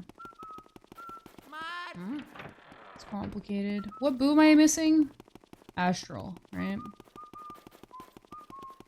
Okay, so that is... Fuck. This way, I think? So this will be fine, actually. This actually is not a big deal to get it now. This ain't out of the way at all. Right here.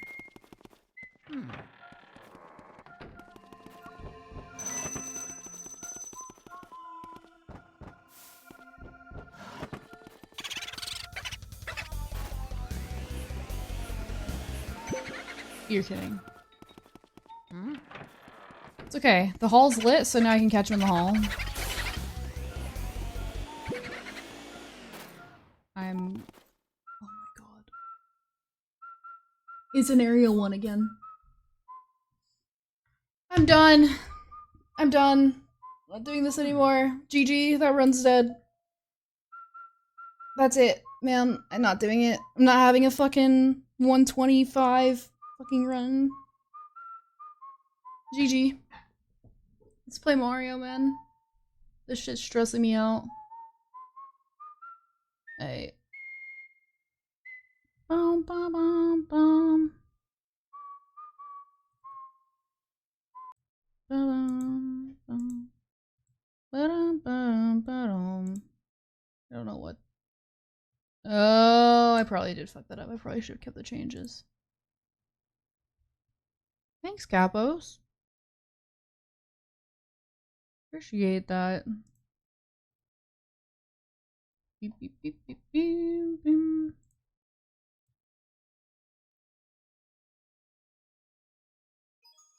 It's me, Mario. Hello. 28, 26. Okay, so 26. Aspect ratio needs to be completely changed. Okay. Let's do... Oh my god, what did he say? Beef told me how to do this. It's filters. Scaling. That was 4x3, not correct. Okay.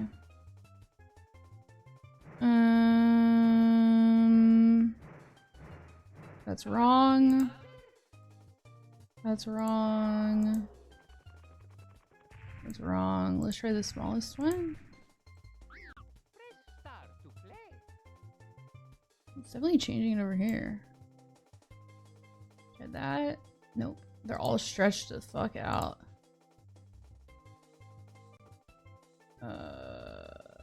1-1 is so bad though. There's gotta be a better way. How do other people do this? Do they really just fucking ball out like this? Like with it in the middle and there just being a giant fucking gap? Make it bigger? No, this is 4x3. And it doesn't look right. It doesn't look like how it looks on mine at all.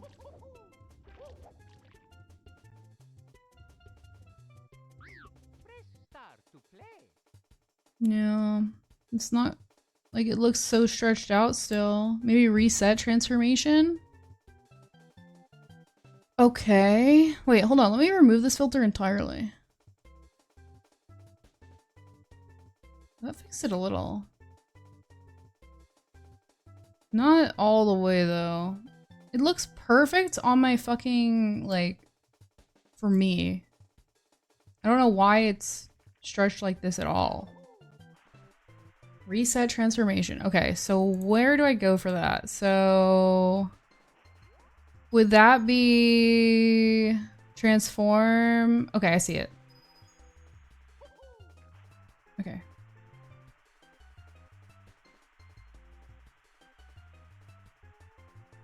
That is so much better. Okay. And then like crop this out. It's not perfect, but it is better. But it still seems off, doesn't it?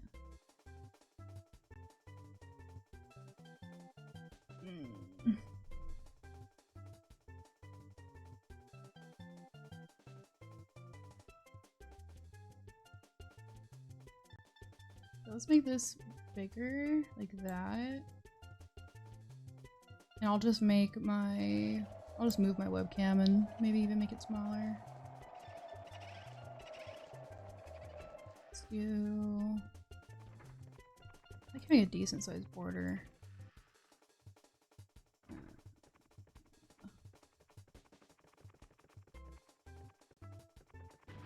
think I'm born to fucking suffer, man.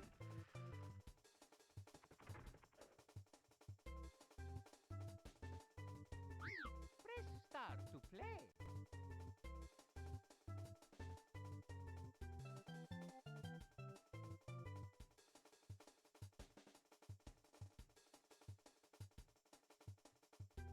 Oh my god.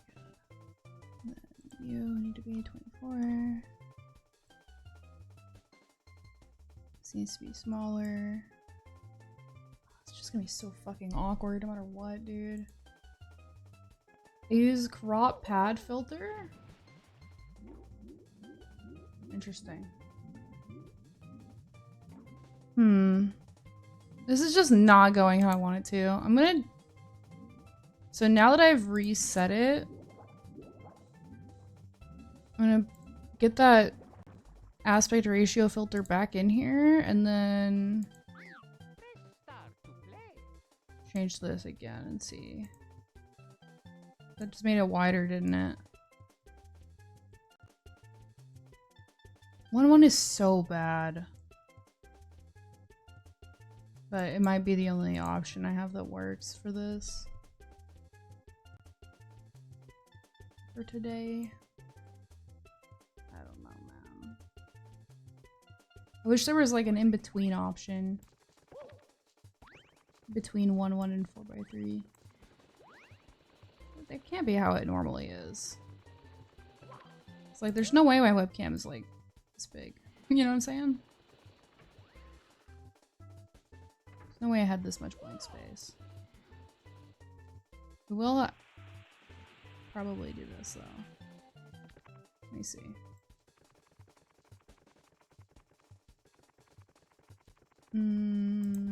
Is there a black bar on the bottom? Yes. Press start to play. What now? No. Let's do this. And then... Dude, I'm just not happy with that either. 4x3? Okay. Alright. 4 to 3.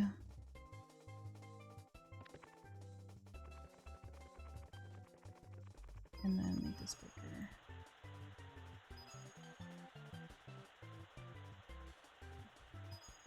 Use these. Let me go back into the corner. Yeah, I'll be after stream because I have mine set to change depending on the game I'm playing. Yeah, that would be probably helpful. Mario. Would be good. Press start to play. Would be nice. Let's see. Okay, so this like that. This is what, 15? Let me do one thing not scuffed in my life challenge impossible.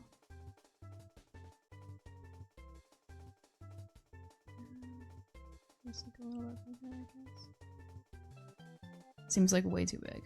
Okay, that and then... Bro, I'm just not happy with this. I'm just not happy with it, man. I'm just not.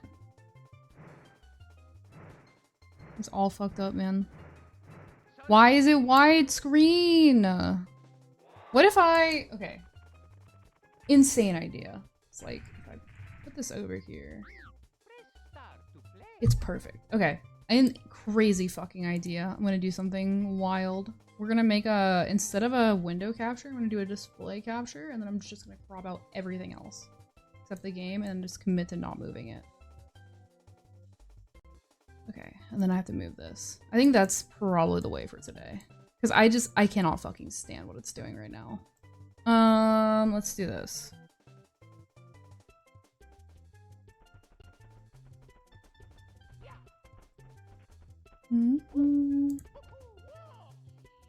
Sorry. And then I'm gonna move you down. And then we're gonna crop. Oh, I have to move this until I can do this. Crop everything out. Whee! Bye, everybody. Move you down. This is definitely gonna work.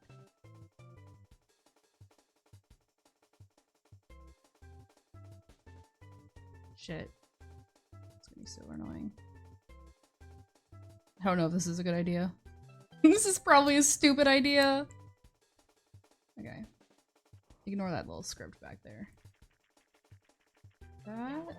And then move you. Okay, actually I'm gonna move this over here. And then this way.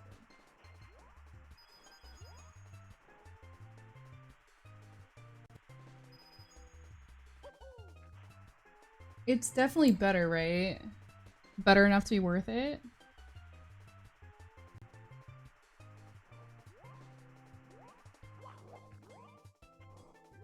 It's definitely better, right?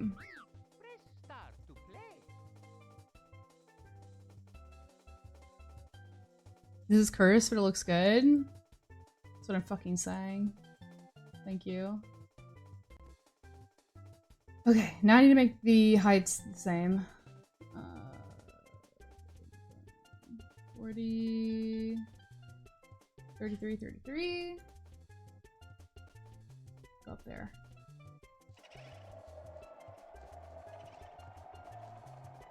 Okay, and then you here.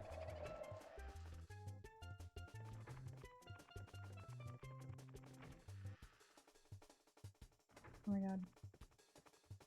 We have a layout! Holy shit, wait. There's a little tiny bit of black bar.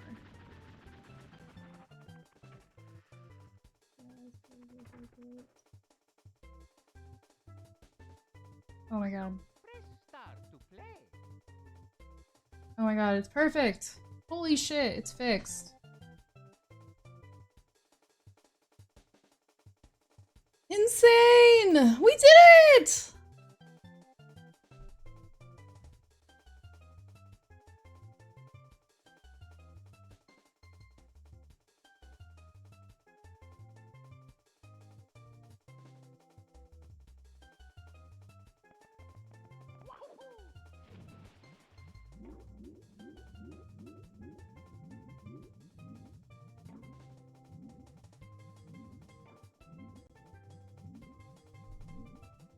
I still see some black bar, dude.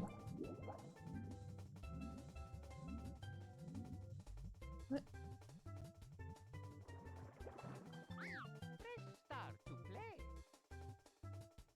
There. Okay. We're good. We're so good. Wait, this is off now?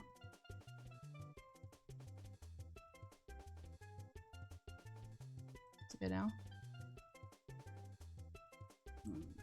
Oh my god. Where are you going? There. Okay. Perfect! Oh my god, we did it. It looks so nice. Oh wait, I need to move chat as well.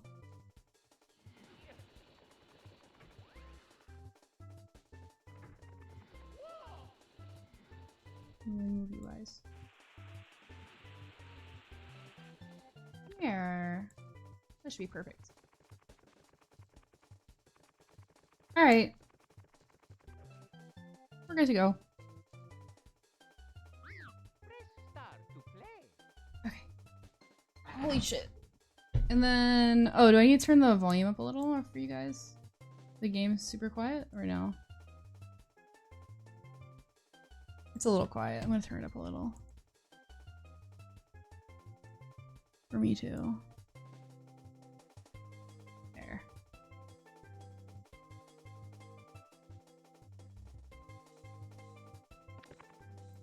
Okay, I think we're good. I think we're fine.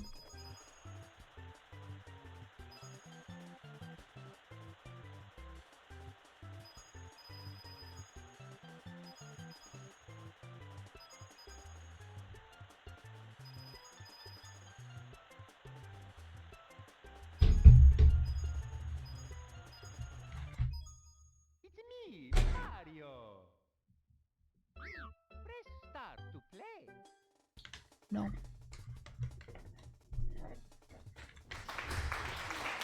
Thank you, Beef. Hi.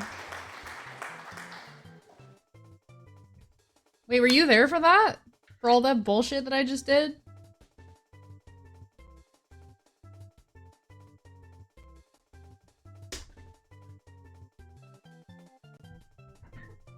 I was there, yes. Oh. That's cool. Press start to play. Well, thank you for announcing your existence in my chat, so I know. Chat's gone? Wait, are they? Shit, why is it not showing up? What? Oh, I know what's wrong. It's layered under. Okay, hold on.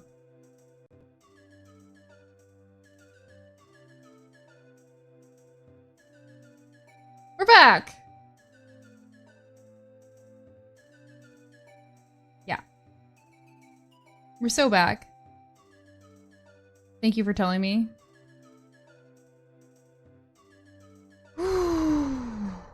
Okay. Oh my god, dude. I had a fucking... What a time to be alive, man.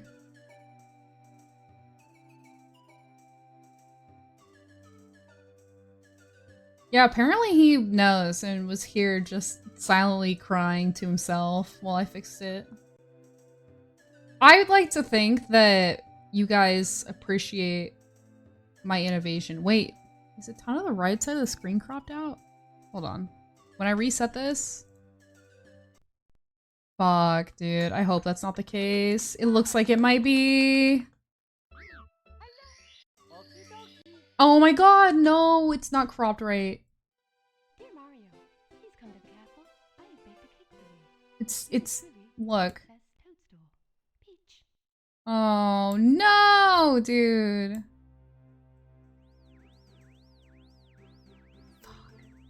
Thought I killed it, man.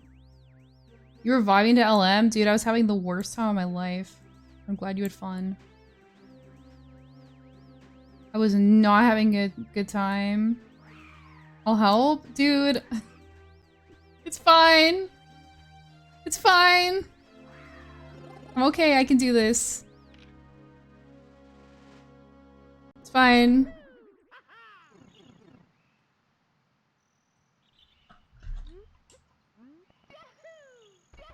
It's fine. Okay, good. We have more time. I can fix it. It's me, Mario. Give me 5 minutes. No, it'll be fine. Okie dokie. I know the mouse is on the screen, Kappas. I was trying to hurry. I still have to look. I'm still fixing shit. I baked a cake for you. Yours truly, Princess Toadstool. Peach. Yo, Baronade, thanks for the good luck. Appreciate it. Hope you're having a good day. Hope you had a good stream whenever you last streamed, which was probably very recently. I'm fucking thriving, dude. Okay. This... I don't know how everything's going so wrong. It was fine before. Okay. And then I'm just gonna... We're just gonna call this good for now. Shit, I don't like the chat's fucking sticking out. Hold on.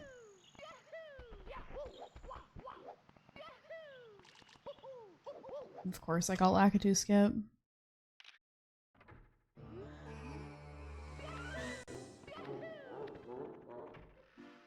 You finished Echoes? Oh my god, GG. Dude, I have not gotten very far.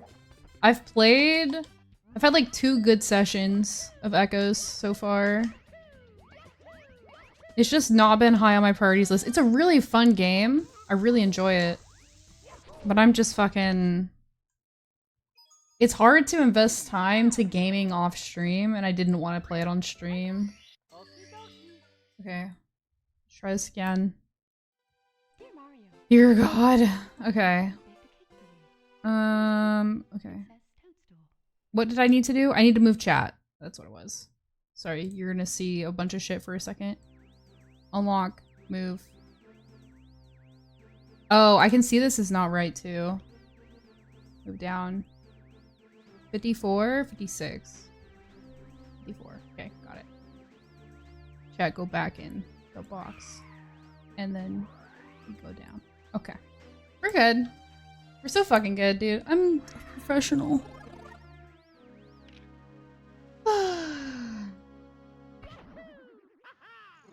I'm glad it was fun. It's a really good game. I liked it was a good mix of like OG Zelda and newer concepts.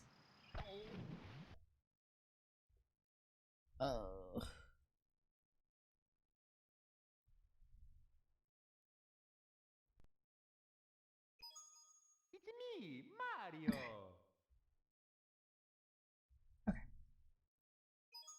Alright, we're good. Mario. I thought it was really nice. They did a good job with it. There's a lot of really fun stuff in there. The dungeons were good, yeah. So far from what I've done. Princess Toadstool. I liked that a lot. I like how much decision making you can do when it comes to how you clear puzzles. Because I like to do things my own way. And I like not feeling punished or like super shoehorned into a certain way of doing things. So I enjoy that a lot. Yeah, I like that. I like just choosing. Like if I really like a certain thing, I can kind of make it work. And the game's just really cute. I used to not like that art style very much, but that style's really grown on me. And I liked it for this game. It's me. You can continue with Kingdom Hearts? Oh my god, let's go! Dude, yes! Yes. Are you on Kingdom Hearts 2? Or no, are you still doing, like Rebirth or Chain of Memories or whatever one you were doing? Yours truly. What Kingdom Hearts are you currently working on? Or will you be working on? Because I am super here for that. Chain of Memories, okay. Let's fucking go, dude. I'm really excited for you to play Kingdom Hearts 2. Like, a lot of people regard that as the best Kingdom Hearts game in the series. I'm very attached to the first one, just because it's the one I grew up with. But that one definitely has its flaws. Yeah, second one is the one, yeah, everyone says is peak. That's the one I think you'll probably enjoy the most. Although you never know.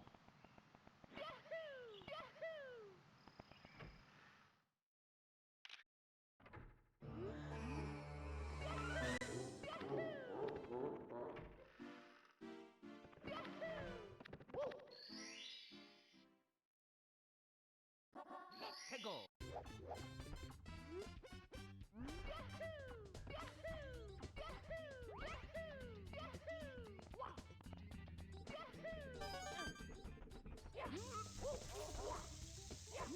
I don't know what I'm doing, man. Maybe it's the sleep, but I feel off today, dude. Hopefully those are the magic fucking words, because I felt off the other day going into LM and then I ripped the baddest PB of my life, but I'm really feeling out of it today. Hope you're okay. I think it's a couple things. I think for one, because you guys know I love to be obnoxiously transparent, I think I need to go back to therapy. I haven't been in a few months. I took a little breaky break because really what I needed to work through last time was that I was going to quit my job. Oh, Jesus Christ. Let's reset this. And the therapist that I had really liked her. But I ran into this issue. Dude, I always have this problem with therapists. This is like a big thing for me. I have a really hard time saying or doing things that I know will make them potentially dislike me or think less of me, which is really toxic. So I will be like really open and like, here's all this stuff, blah, blah, blah, blah, blah. I'll be very cognitive about it and I'll be like, here's some things that I've been through, blah, blah, blah. And then they're like, okay, well, let's talk about da-da-da-da and let's fix da-da-da-da-da. And I'm like, okay, cool. And then they're like, you should do this, you should do that. And then I'm like, all right, I'll definitely do that, instead of being like, yeah, I'm actually so not gonna do what you're telling me to do. And like, I might try for a few weeks, but I know it's not gonna last. I can't tell them that. I can't be like, yeah, I'm actually not at the point where I'm able to even apply the things that you're asking me to do. So I'll be like, they'll be like, how did it go? And I'll be like, oh, you know, it was okay. Instead of just being like, yeah, I didn't do that thing that you asked me to do. And I'm also really skilled subconsciously at diverting away from things that I don't want to talk about. So if we start going in a direction that makes me uncomfortable, hi Beef, hello. I will start changing the subject away. Anyway, this therapist was different in that she does EDMR, which is to help process like PTSD. That's like what she specializes in. So we never really talked about my problems that much. She mostly just helped me like physically process a lot of stuff that was repressed, and then she would try to help me like get my life on track. So she'd be like, you need to like try really hard to take a walk every day. You need to try really hard to like, you know, fix your diet and your sleep schedule, right? She'd be like, you need to start writing down these things. But then she wouldn't like hold me accountable to doing those things, and we'd kind of just move on each time I saw her. So when I quit my job, I immediately felt a lot better because that was like weighing on me a lot. And then I was like, I'm good. I'm good. I'm chill. Like, she didn't need to know that I was still a complete fucking shit show. She didn't need to know that I have like a bunch of other issues. She did not need to know that I was not taking walks very much at all. And in fact, like not leaving my house very much at all. She just needed to know that like, yeah, I'm really focused on my work right now and it's going really well. And she got super happy and felt super like accomplished, and like she almost cried and stuff. And I was like, fuck, dude, I cannot go back to this therapist because I couldn't disappoint her. She was so proud of like how much progress I had made, and she was so happy for me that I was like, I can't let her down. Like, I'm just gonna tell her I'm good. I don't need to see her anymore. And GG. My therapist probably hates me. I need to get to that level of comfort with a therapist. I need to make one hate me. Because I'm so caught up in the way that other people perceive me that I can't be like fully transparent. Like, even if I'm like, it'll seem on the surface like I'm doing a good job, like I'll admit some things. Like I'll be like, yeah, I do this thing that's like pretty toxic. I do this, and like here's how I'm working on it. I cannot just be like, it's always got to be something that I've already started working on, or something like that I'm really receptive about. It can't be like things that I'm actually not sure I can fix. So there's like a lot of really fucked up ways that I think about things and perceive things that like I don't know how to deconstruct. I usually work with therapists on things that I think I kind of already have the answers to, if that makes sense. And I just need them to like say the same shit that I'm already thinking, and then I'm like, yeah, this is great. PB and LM? Yeah, the other day, not today. I had a bad time today. I was not in it at all, so I switched over to Mario. The run was terrible. So anyway, I need to find a new therapist that hopefully I feel a way about, where I'm okay with her being like a little bit like, holy shit, what the fuck is wrong with you? I need a therapist that I can like really be honest with, that I also don't think will hospitalize me. And then I can maybe start working on some like actual problems that I have, instead of like doing this same song and dance with therapists every year where I'm like, they help me with like one specific thing and then I'm cured.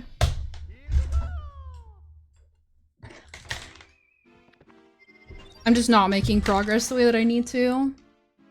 And like, it's not something anybody can really do for me. I need a skilled professional to help with this stuff. There's like some things that I'm just like not okay with about the way that I think that need to be worked on, and I genuinely don't know how to fix it. And I don't know if anyone will. I'm gonna try. I had you on my car and was like, today I'm gonna be nice. She seems to be struggling. Good read. Honestly, I am all over the place today. Didn't know if you switched because you PB'd. Yeah, no, I had a shit show run. I'm definitely in a very strange headspace today. But I practiced a lot of Mario off stream. Mostly just my Bowser stages, so like, here's hoping. Maybe something happens here.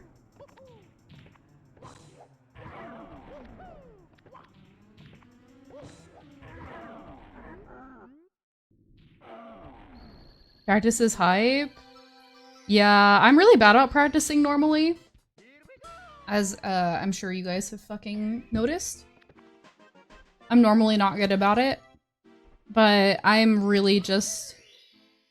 I want to stay in 16 star, and I'm running out of room to gold with the current strats I have.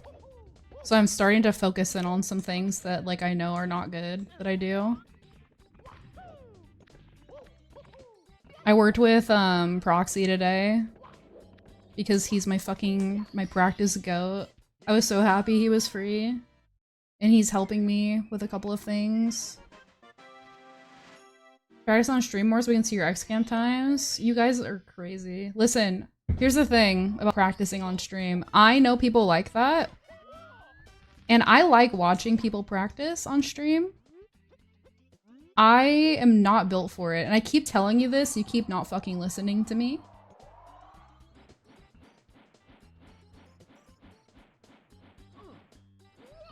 I'm just not like a practice on stream kind of person, because like if you saw me practice at Pace, I practiced my flippies for like hours and hours.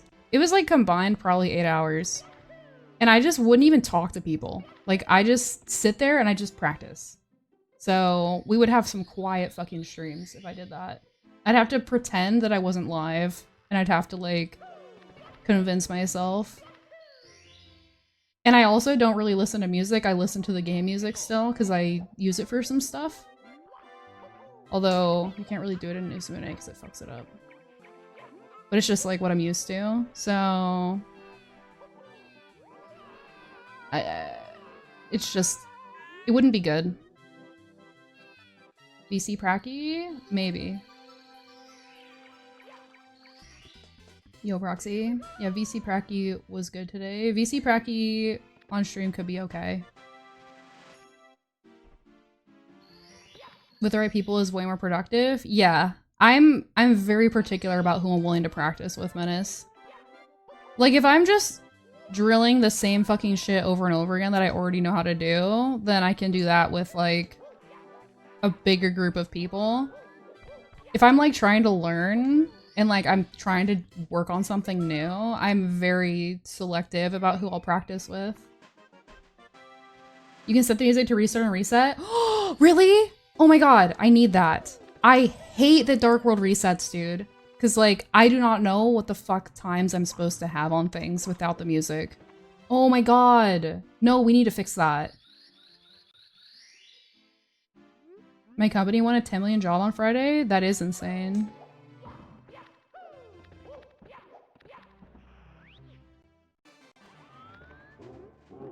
Would you get, like, some government park or something? This is not even what I fucking labbed and I'm already fucking it up. Cool. I didn't do the third one, I just autopiloted. I'm doing 3 long jumps there. I didn't hold A there. This is all fucked up. It's fine. For the moment we didn't hit the button, it didn't matter anymore. Yo, Toby.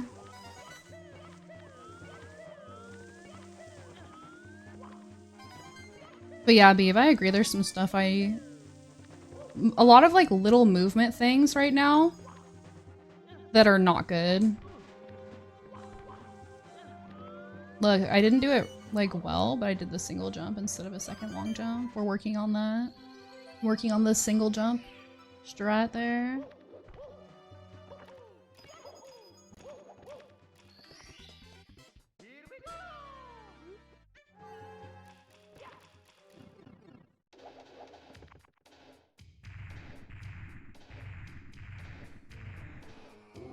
Yeah, apparently what he's saying is there's a setting you can change to make it to where the music resets, which I would very, very much like. Because that's one of my biggest problems with practicing in Uzumune is... Yeah, I'm practicing Dark World, I really want the music to reset every time.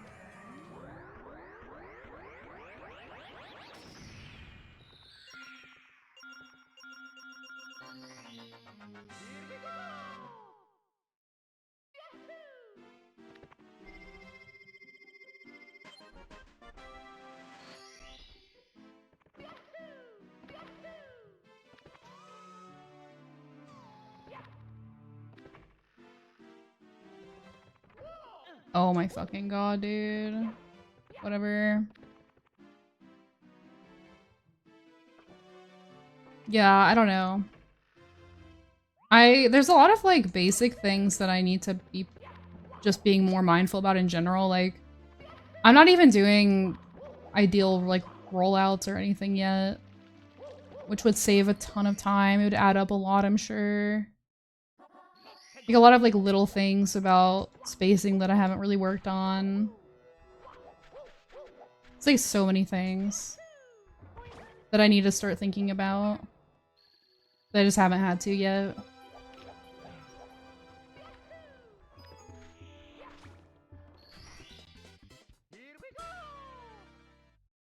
The dude in my chat uses the same programs as me for estimating?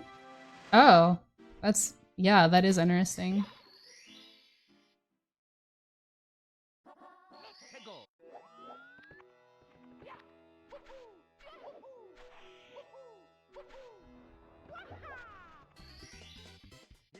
Yeah, Maggie found one of her high school exes in another streamer's chat recently, or found out somehow. And I was like, what are the fucking odds? Like, what are the odds? That's crazy.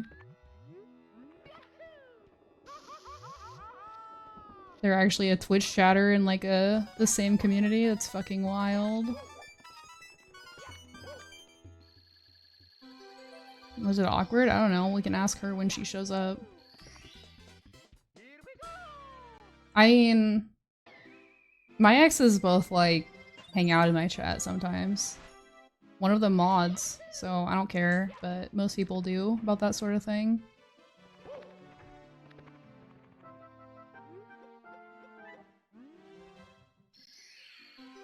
My ex went to work at Twitch? That's funny. Wonder if they're a good chatter? Good question.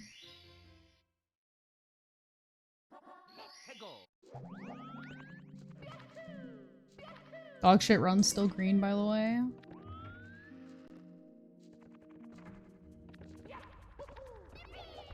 If you even care.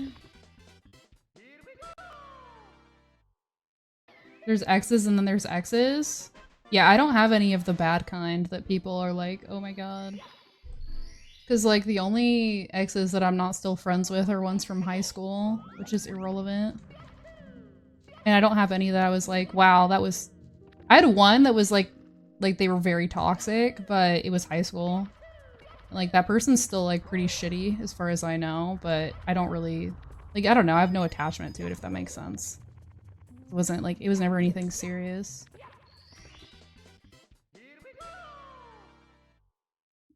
My last ex physically abused me. Yeah, that is very unfortunate. That's obviously the kind where it's like, yeah, we don't want to run into them anywhere, ever.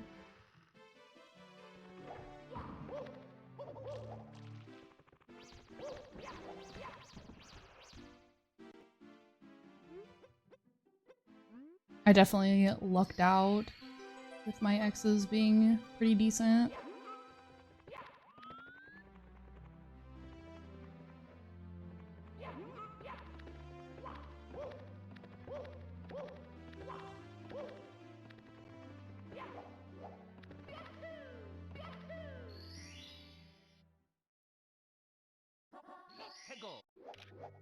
It's good to have that sort of self-awareness.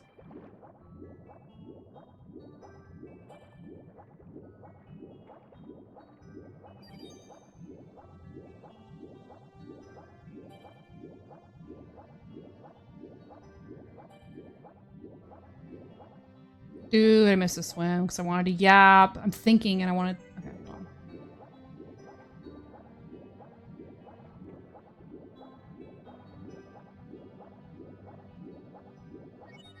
It's also definitely a little quieter than I'm used to. Dude. That might be part of it too, like... With my like really long-term relationship, the one that I was in for 7 years, neither of us was really the problem. I would just say we both stagnated as people too much.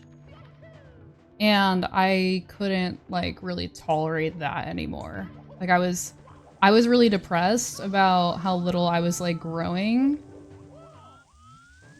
So it wasn't like anyone was the problem. There was no big problem. Nothing bad ever happened. We just outgrew each other because we were together since high school. And like, we still got along. Like, this was someone I think most people would have probably just stayed with. Because like, we got along really well. We still do. We're like really close friends still. But we were like, I don't know, I'd say 6 out of 10 compatible, if that makes sense, for a relationship. Like, 8 or 9 out of 10 compatible as friends. So, it eventually just made the most sense logically, for the sake of both of us, to, like, end it, which was really hard. Because, like, my entire adult life was with this person. Like, we always lived together and stuff. Holy shit. Normal, oh my god! Thank you for the 5, and hello. That's so common. Yeah, I think it's a big pitfall people fall into if they get into relationships really young. And they see like their friends in like these really bad relationships, like really toxic, you know, abuse, cheating, etc. Like they get this idea where it's like you have to be really incompatible or like something really bad has to happen for it to end. But I just didn't share that mindset. Like, I didn't want to live my entire life, like, feeling, like, any sort of dissatisfaction or, like, resentment for, like, growth that I missed out on. It didn't make any sense to just be, like... I felt like I don't know. It felt like we both deserved a lot better, and I was right. We both grew so much after that. Like, they're doing so much better now. Like, it's really awesome. It was the right call. I did the right thing for both of us. But it was really hard.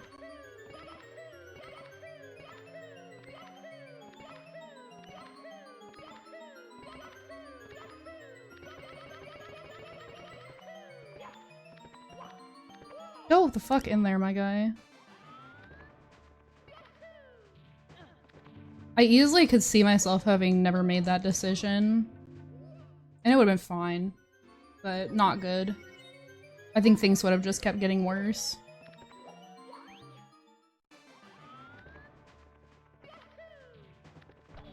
Dude, can I like... Can we like finish the run? I want a new one.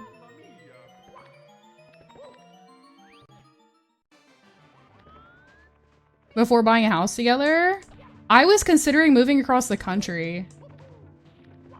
Like, that's actually part of what it was for me. I was, like, thinking of moving to the East Coast. Like, very heavily considering it. And I found myself, like, not wanting to make that plan with them. Like, I was like, damn.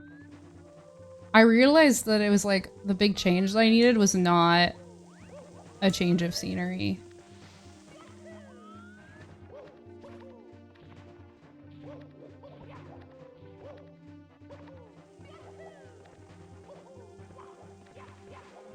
I started just like feeling like I started like just idealizing this like imaginary life that I would have that was like not rooted in any sort of reality, because I was just like subconsciously felt kind of stuck and stagnant. Oh my god, dude. The bits of all time is happening right now. Indiana? That's fucking crazy. What the fuck? Why are we doing that?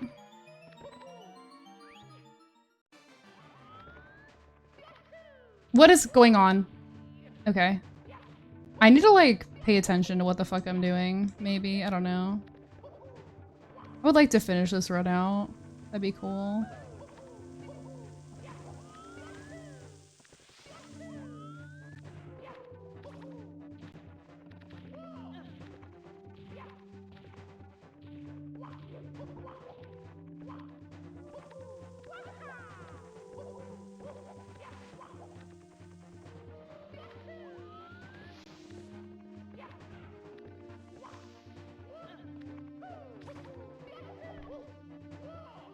Dude, I don't know what happened, but I've been feeling very consistent with left side finally.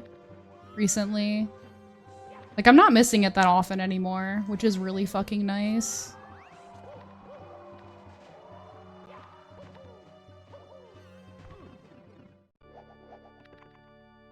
Chatting about relationships is probably not the easiest thing to do while speedrunning. Yeah, I do have that tendency, like, if I start thinking about stuff, especially if it's, like, past, like, it's, like, almost like I can't see anymore. Like, it's just the way that I think. Makes it really hard. If I'm, like, remembering things specifically, I start really having a hard time. I like having those kind of conversations, though, because I feel like a lot of people don't.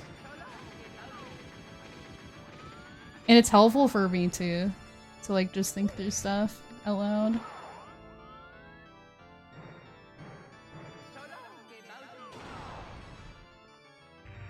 Okay.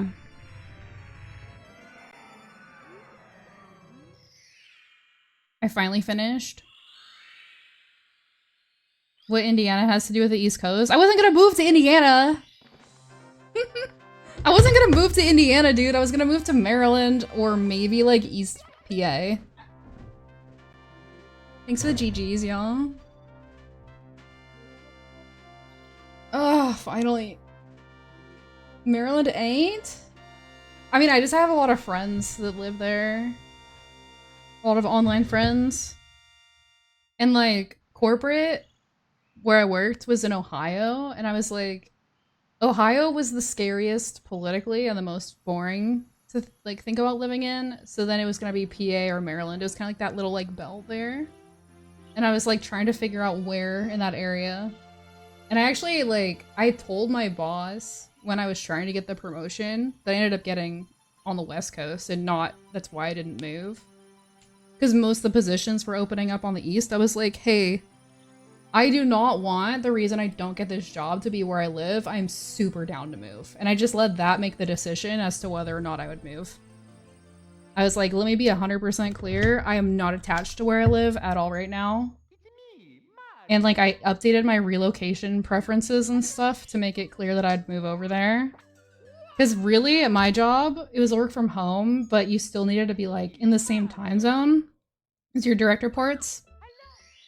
And like ideally your reporting chain. So there was like a cluster of states I could have lived in. And I was like, I will move. Like, I'm happy to move. And I was just like, if it's meant to be, it'll be. And then the position opened on West, which doesn't usually happen, and that's the one they hired me for. So I was like, okay, I'm not meant to move, so I didn't. Think about how easy it'd be to attend PACE? Dude, I know. That's the crazy thing. There's been so many points in my life where it would have made sense to move. So, I don't know. I might someday. Eventually. Because sometimes I feel like a lot of things happen where I'm like, I get these like little indications. But it's like such a big decision. Especially because I have pets. But it would be nice to be far away from my family, dude. It'd be so nice to have a guilt-free, like... just far away enough where it's slightly inconvenient to go to PACE. 8-hour drive, 1-hour plane ride. Oof, dude. Yeah, that's fucking rough. I mean, I would love that because, like, I'm not bothered by a 1-hour plane ride and I don't like driving at all. I'd like to live within, like... For me, an acceptable amount of distance to drive to go somewhere is 2 hours or less. If it was, like, 4 away, I probably would still drive. If it's 6+, ain't no fucking way. 1-hour plane rides are dope. Yeah, if I fly to Seattle, it's literally you take off, you touch the top altitude, and then you drop back down. You might drive to the next one. Yeah, a lot of people do to save money and also for the convenience of having their vehicle. It makes sense.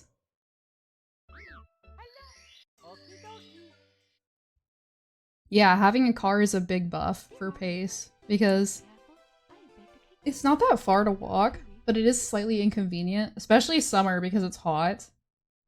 But then also like going to get dinner and stuff and like whatever. It's convenient to have a car for sure.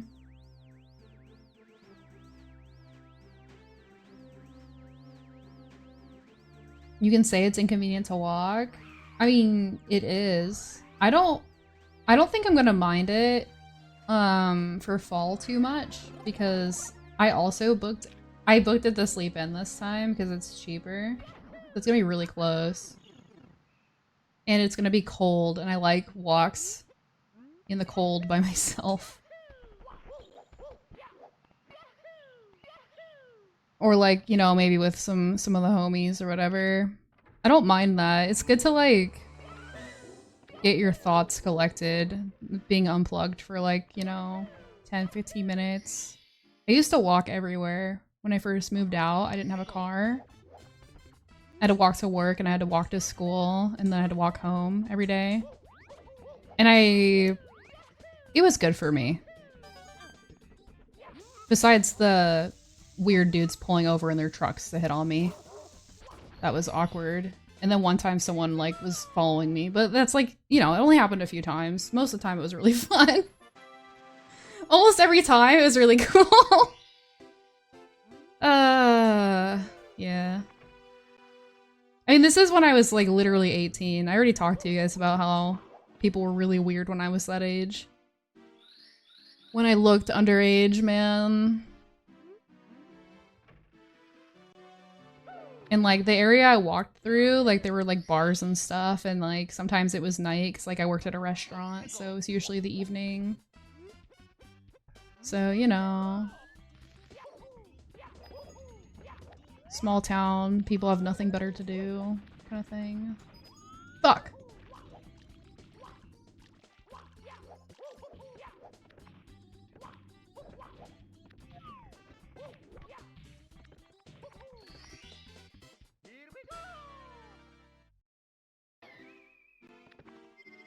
If you saw my daily car, you would not say I own a car.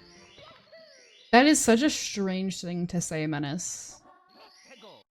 Hope Pace is happening again in the summer? Why wouldn't it?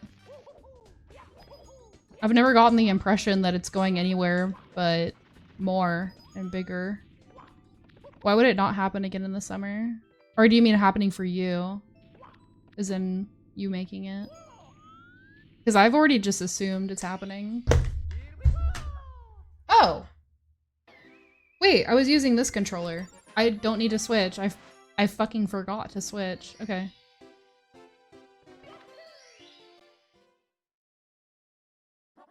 That actually worked. That's fucking nice.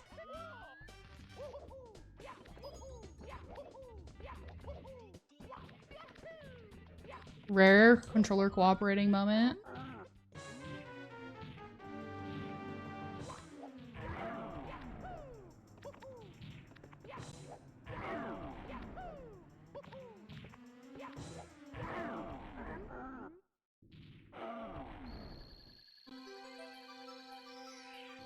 You think it might go to once a year instead of twice? I mean, if they cut one, it would definitely be fall, because attendance is way lower because of like the holidays and just people in general. But I don't see it going that way. I'd be very surprised. I think that they're definitely keeping summer, but I'd imagine they're gonna keep both. Fall's my fave though? Well, yeah, I mean, fall's like what I prefer. You'd consider going if it was only once a year? I mean, all the same people attend summer. It's just less people in the fall. There's not a lot of people that only do fall. Although, I don't know yet, but I could see myself being one of those people. I like...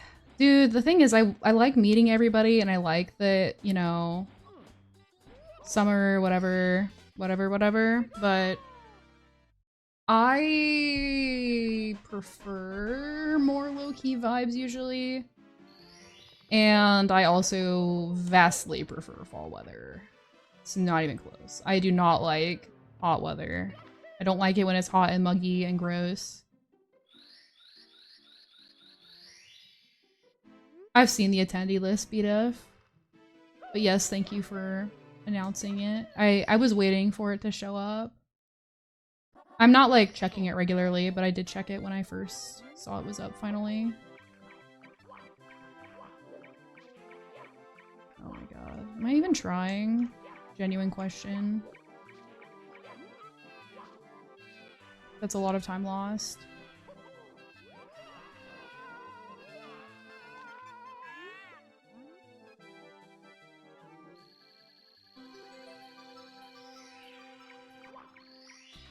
Walking in at 6 AM and seeing what everyone was happening and sitting down just vibing is a feeling you can't get anywhere else. Dude, I loved Pace. That was so nice. I was definitely very busy. There were a lot of people that wanted to meet me and like there were things I needed to do. But I did feel like I had like a good amount of time like to myself to just watch runs. I'm really stoked for the fucking Paper Mario run. Like, I will be there. I don't care if no one else is there. I'm just gonna sit there and fucking watch that whole entire fucking thing. If there's any way possible.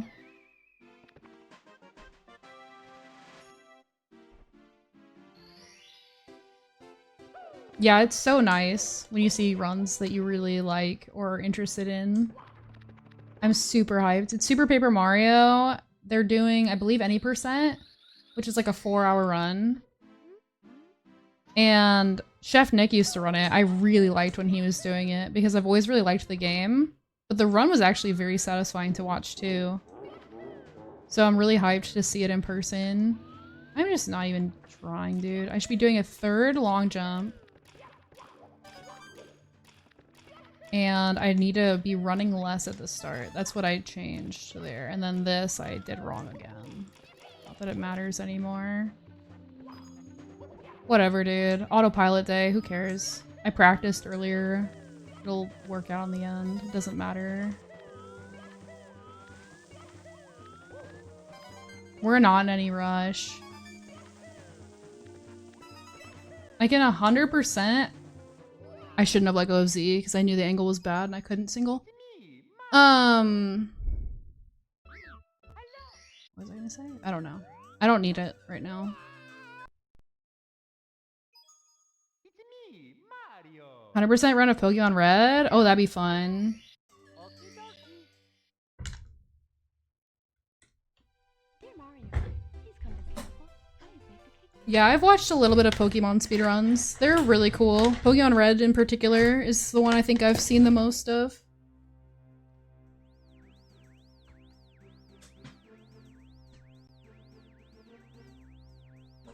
I think I watched some kind of speedrun documentary on it or something. I don't remember what it was, but I learned a lot about the different RNG elements that need to come together for you to have a really good run, and it made me very interested in that speedrun. Summoning Salt? If there was a Summoning Salt video, then that's what I saw.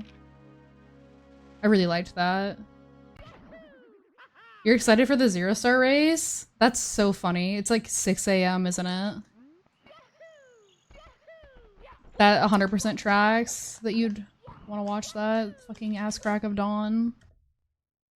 It's an old one though. Yeah, I've been watching Summoning Salt for a very long time. Also, when I was in my full YouTube Frog era, if I found a creator I really liked, I used to like go back and watch a lot of their old stuff too. Yours truly, Princess Toadstool. So I've seen a lot of Summoning Salt's videos. It's been a while though. I'm actually pretty behind. I haven't even seen the Tetris one, and everyone talks about that one a lot.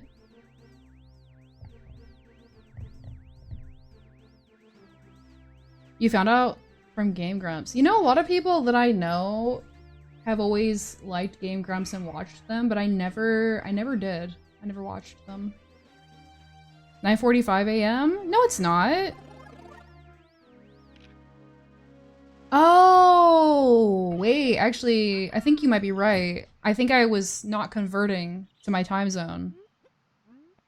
Maybe it is at 9:45 AM. Well, then there's like no shot I'm gonna watch that. I will be 100% asleep at 9:45 AM every day at pace. Unless I have comms, like GSA or LTA comms. That's the only way I'll be up at that time. I will be asleep in my room. They're very washed now. I mean, a lot of YouTubers from that era sadly are now. They didn't adapt.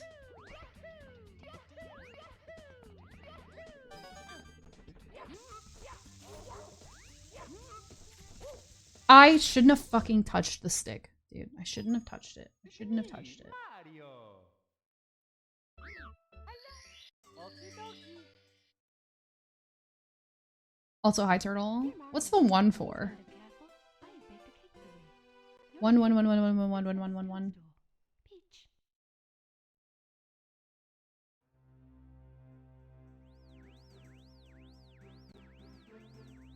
It's for I believe. Oh. Well. Good luck with that.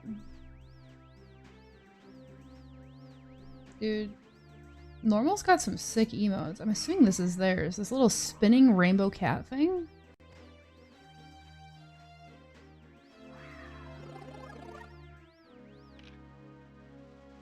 Oregon looks comfy though. Dude, I fucking love Oregon. I found out Slip lives here too. I did not... I'm not surprised now that, like, I know. Like, I can see it. But I was very surprised because I don't know, like, any other speedrunners that live here. Okie dokie.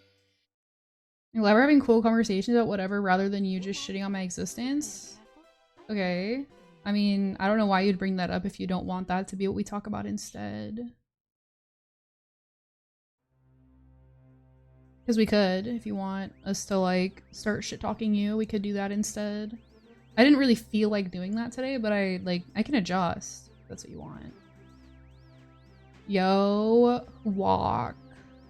Thanks for the good luck. Appreciate it. Appreciate it, legend. Hope you're having a good day.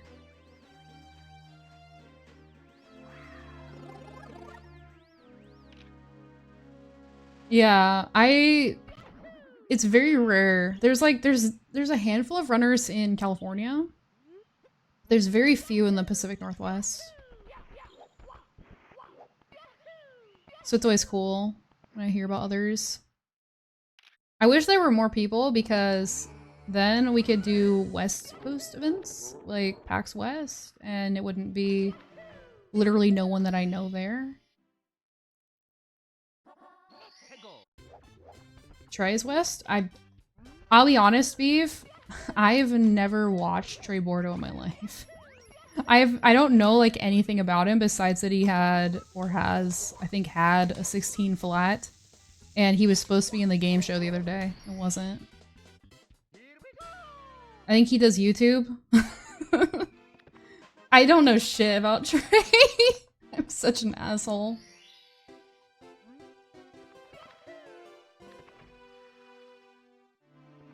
He did a video on Benny, didn't he? He has a sub 15 now? Oh, maybe he had a 15 flat then. Gerbies? Gerbies is in Canada, yeah. I can't talk, so I'm in the middle of a speedrun. Thanks for letting me know. I was really worried that you wouldn't be able to chat because you might be speedrunning, so I'm glad that you could confirm that for me. I was really eager to know that. Thank you. Let me know when you're not in a speedrun anymore so we can talk. First time chatter, Incineroar HPF runner.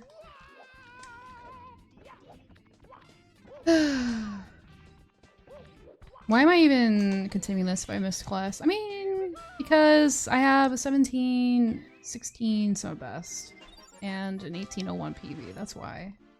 Yeah, that's a good point. Okay, fine.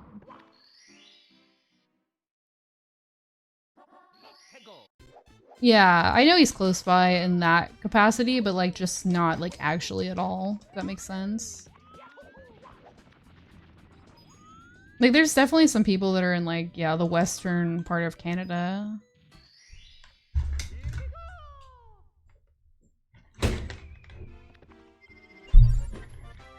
But I feel like everyone's always east, dude.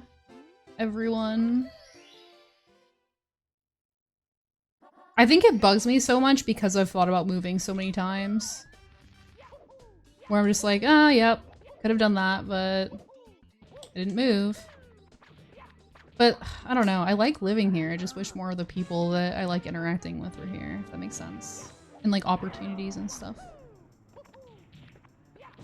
I think it's just maybe like a personality thing for me. Because there are a lot of people over here. Like, LA is here. But I don't know. The time zone doesn't bother me too much because my sleep schedule and shit like is all over the place anyway. It's mostly just like events and stuff. Like the first time I really was like I felt FOMO about living on the West Coast was right after the first time I went to Maryland. I met a bunch of people that I had previously only known online through League of Legends. Had the absolute best time hanging out with them in person. Like, just a phenomenal time. And I went back, and everything was chill, but this was when I was like 19. I'd say by the time I was like 21, 22, I really wanted to be in like, I guess like my sitcom arc. Where like I have like friends that I hang out with every weekend and like we get into random bullshit or whatever. And I felt like that group was like the group I wanted to do that with. And they were all over there. I had some friends over here. Things didn't end up going super well. They ended up being kind of shitty. And I was just like, damn, that'd be cool. And then that second arc was like when I ended up breaking up with my ex. I ended up thinking about it again. And it didn't work out. And now I'm like, I don't know. I think I'm kind of a little bit in that arc again. But I don't think it matters where you live. I think it's what you do with where you are. So I probably wouldn't, like, make the most of it anyway, if that makes sense. And I'd be like, damn, I uprooted everything and, like, everything's the same.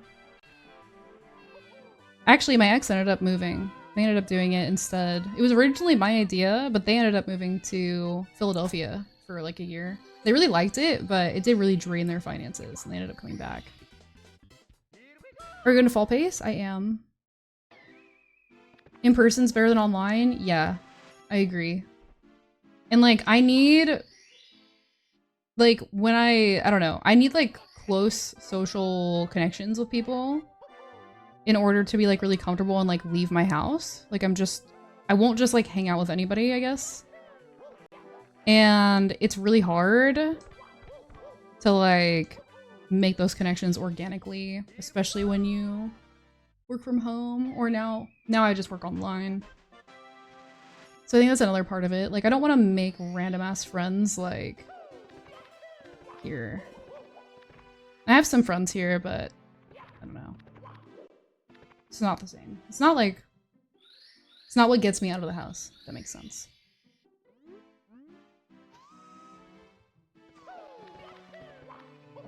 I miss that.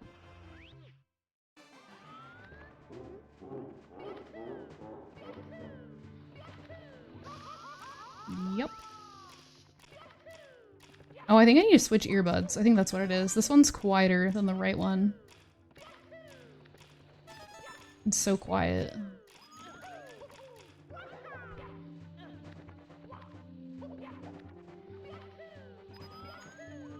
Yeah.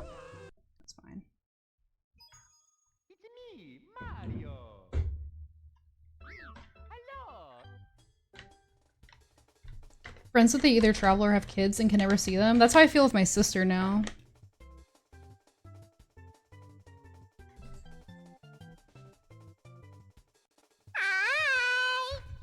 Hi! Thanks for the follow. Appreciate you.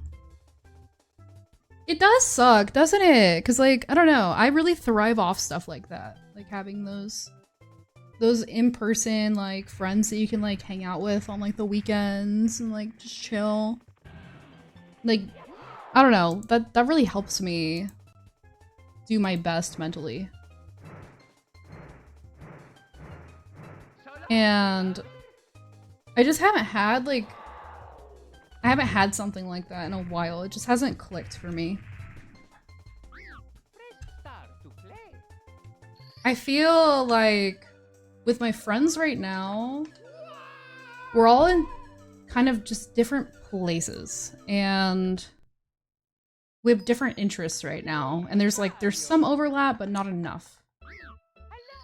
Okie dokie. And I like to have friends that, like, I have like a hobby or interest, or like they're just like really easy to like hang out with and stuff that I can hang out with like fairly regularly. And I just don't have that with anybody right now. Need to commit to trivia again at new place so I can quiz Beeve. I had a group of friends. This was like my work friends. We did do trivia sometimes. That was a really good group because we could do trivia, or we could like do paint night, or we could just hang out. And it was really easy. I think the problem with that group for me was it was all kind of built around, it was like me and these two other girls most of the time. And we were all like, we all worked at the same job in the same like department. So we had the same like issues with that. And then we all three were in long-term relationships. And they like weren't the happiest in their relationships, and they weren't the happiest with their jobs. And I ended my relationship and got promoted. And then it was like, suddenly they didn't really, you know, relate to me as much anymore. And then like my group before that was really fun. We went out. It was like my club era. We went out a lot. but it was basically just alcoholism. So I got tired of the same petty bullshit every weekend. So then I grew apart from them because it was like I got over the drama and the wanting to like drink all the time and stuff. Clubs low-key scare me. It's so fun if you're with a good group. But you have to be very comfortable with like dancing and stuff. Like that was the point, right? It's really good if you're with a good group. But I don't do it nearly as much anymore because really it's just an excuse to drink a lot. I love dancing though. It's so fun. I liked being able to disconnect mentally from all of my stress. And that was like the only time I really could do that was when I was out there. It was like a separate life for me. It was just so unconnected from anything else I had going on. Like even these friends, like they weren't friends I hung out with in any other context. It was really fun. But I mean, it got old. The club era for me was like a year-ish, year and a half, I think. It was like 22. The year that I was 22.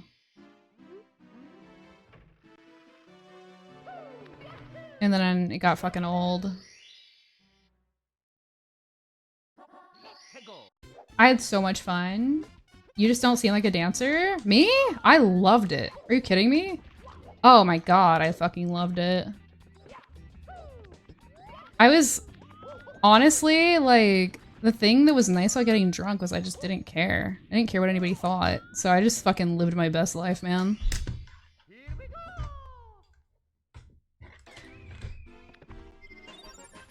Also, the nice thing too was just like I didn't notice how tired I was. So I'm usually very fucking tired. I didn't feel tired. I felt energetic. I felt confident. It just had a lot of fun. No, I was big on that. I was like the person that was like, guys, like, why are we standing around? Like, let's fucking dance. You danced was with a 75-year-old? That's amazing. Telling us she was on LSD? I was not on LSD. I've never had any drugs that were not weed or alcohol. I'm too scared.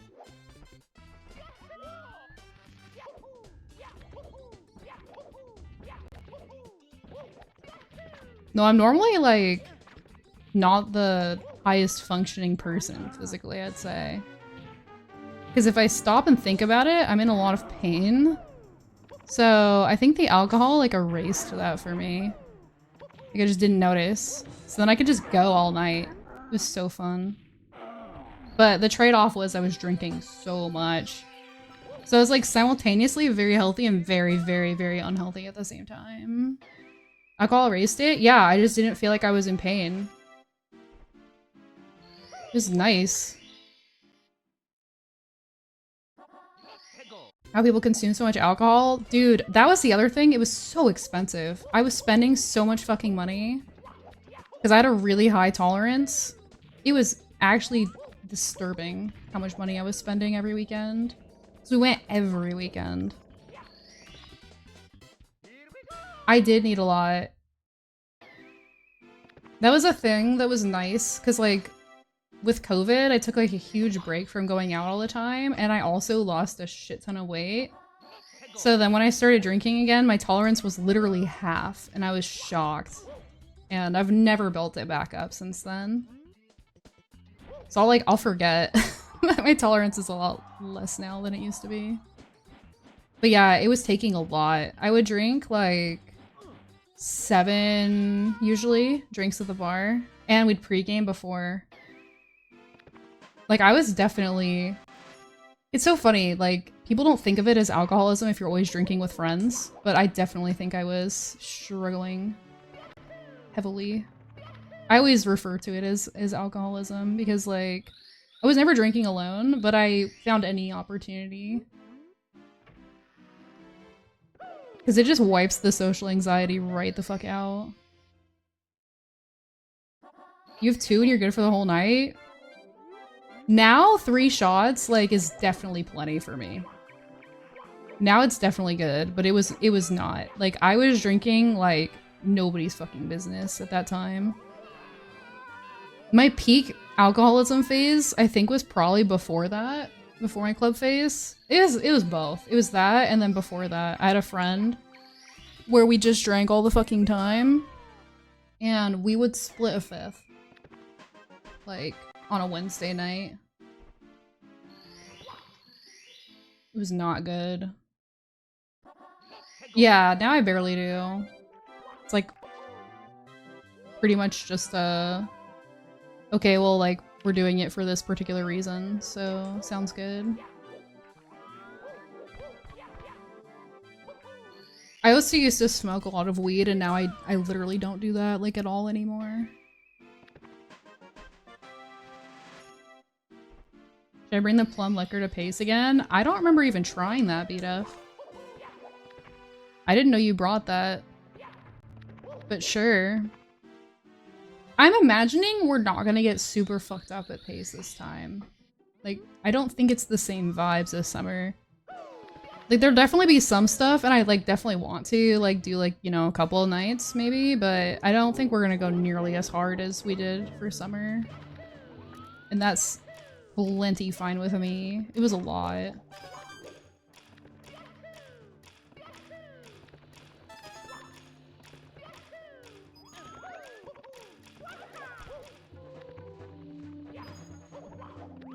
Okay, I'm gonna not long jump off the edge here.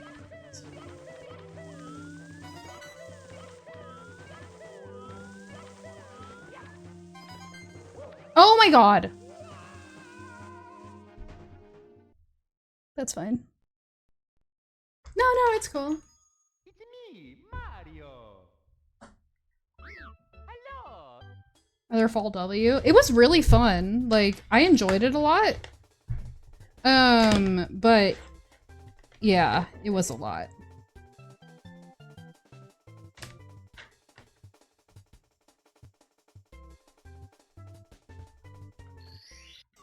I imagine people are very, like, I would hope, still, like, respectful of not making people drink if they really don't want to. But there is a lot of casual pressure to drink at summer. Like, it was like, you cross the parking lot and there's shots. You go to the side room and there's shots. There's people offering you alcohol everywhere you go. I'm not sure since it's homemade. Oh, you brought it last year. Oh my god, yeah, you should. That's cool.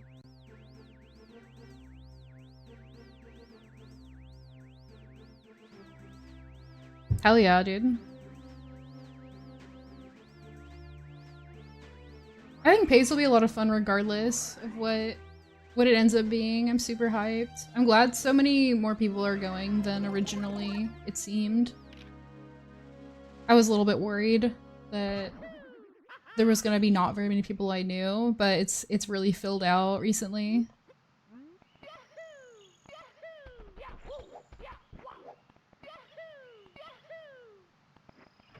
Which is really good. Although I think I'm gonna be pretty busy. So we'll see what I end up actually getting to do. I'm intending to get pretty drunk this Pace.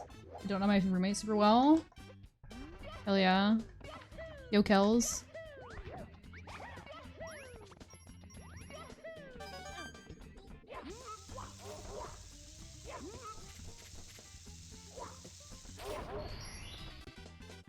We'll hang more at Summer Pace if you're going. Yeah. Yeah. I'm almost for sure gonna go to summer next year because there's a lot of people that I really wanted to meet at summer this year and fall that didn't go, that already committed to going to summer next year. If that happens and those people are going, like, I really gotta go. It's gonna be hard because there's always gonna be people I want to see, you know, at every Pace, and I can't go to all of them. It's such an inconvenience. It's so expensive for me. But I'm pretty sure I'm going to summer next year already.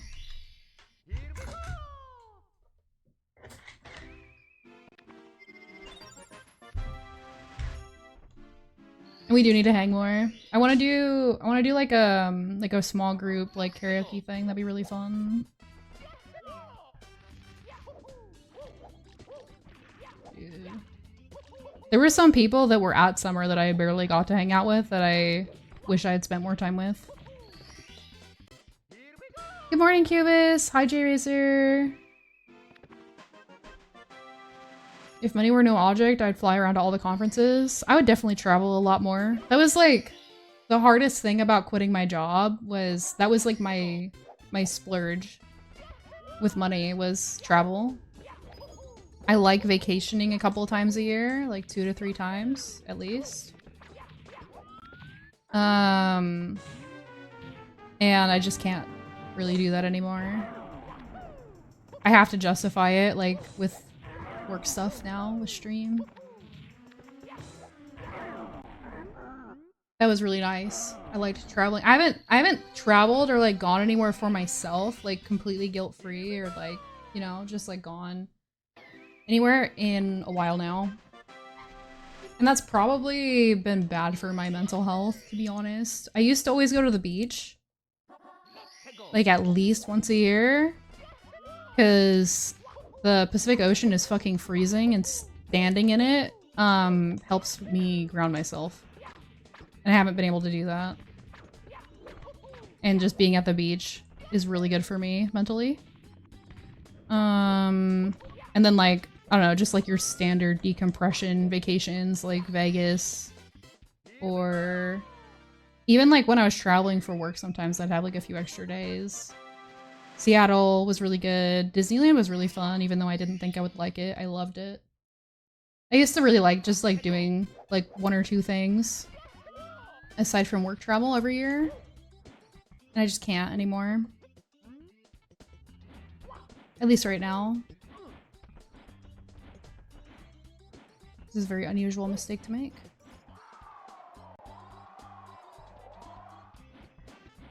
I miss that.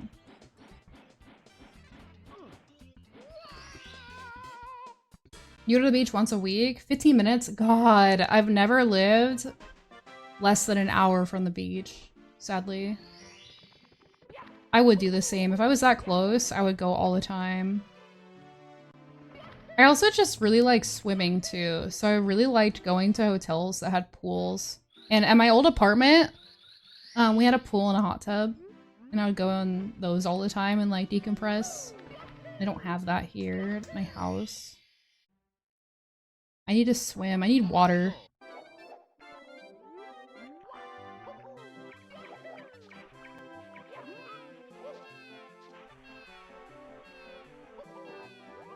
There was a hotel pool at Pace, I think, but we never like did that, so I didn't have time. You take it for granted? Dude, I'm glad that you go. Like, if you're that close, I'm glad that you're going all the time. Because I wish I could. It's like so ideal for me.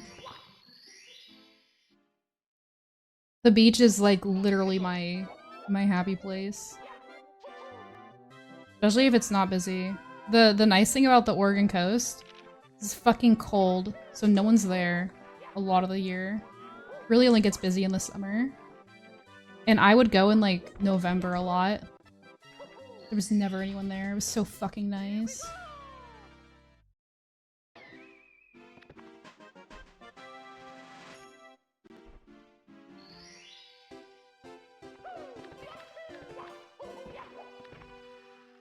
I had a friend a few years ago. It's the same one that I used to get really, really drunk with. Sometimes these were completely separate days, to be clear. We were not drunk driving. But we would drive out to the beach in the middle of the night. Like, just so like I wouldn't lose my fucking mind. And it was so nice. Like, it'd be like 2 a.m. and like February, and I had to run out into the fucking ocean, dude. It was so nice. I miss that a little bit.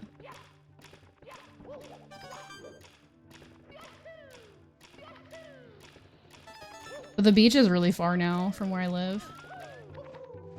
Like a good 2 hours. It's not convenient to go. It's me, Mario. Hello.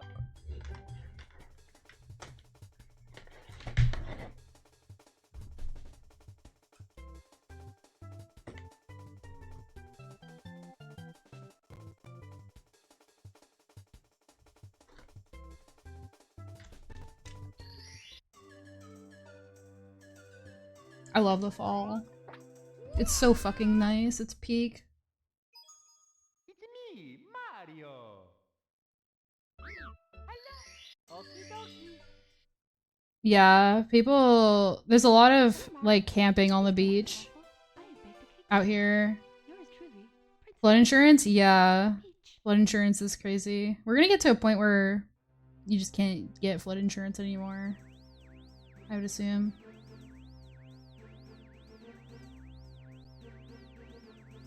Yeah, that's something I really like about Oregon is the weather is like really good most of the year. It was hot longer than it should have been this year, but it's like peak weather right now where it's really cold and the air smells really good in the morning. I might try to start going out a little bit before I go to sleep. Because I stay live long enough that it gets like bright out. I might try doing that sometimes for me. Because it's like, it is peak right now.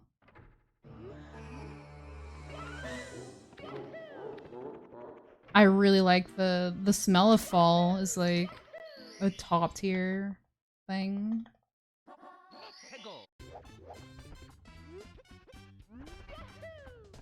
Yeah, summer is getting worse every year.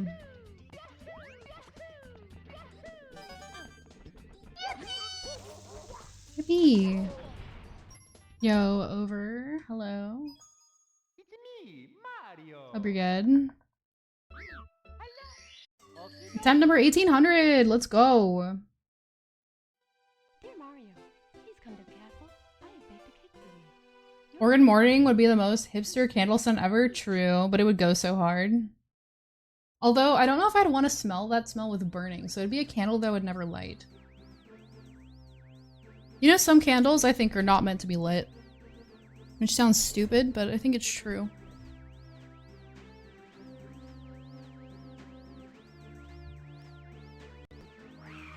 Some of them are just really good as they are.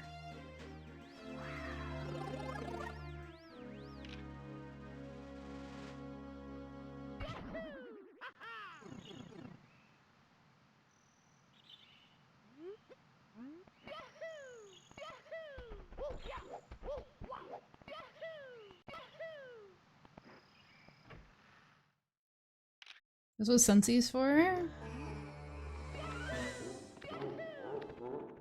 The only thing I really know about Scentsy is, yeah, they have really strong smelling candles that during the pandemic, a bunch of people were like complaining about not being able to smell the candles, and it's because they had COVID. I didn't realize. It's like the only thing I know. I don't think I've ever owned a Scentsy candle. How dope Hanukkah would be if propane menorahs existed that shot flames 10 feet? Wait, yeah, that would go hard actually. I like that. I can imagine like some like Hanukkah songs that are done in like some intense like metal style. Could go really fucking hard. That'd be interesting.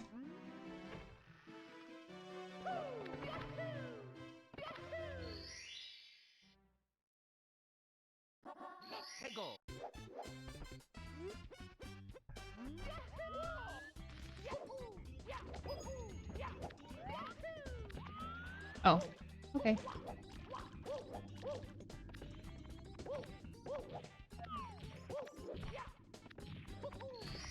I don't like how loud the buttons are on this controller.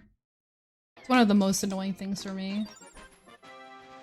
Sparkler box that verge on dangerous. A lot of people don't take fire safety very seriously, which is ironic coming from me, but it's true.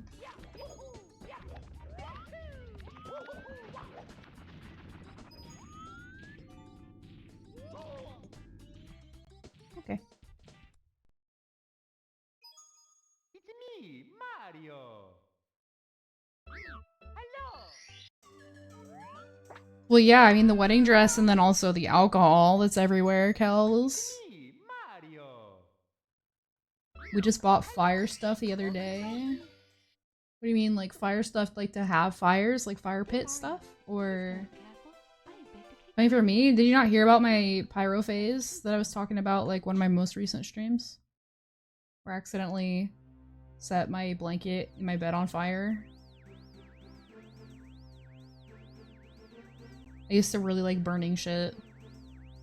Oh, fire extinguishers. Oh. That's good. That scares me? It was a long time ago, dude. I was a teenager. I grew out of it.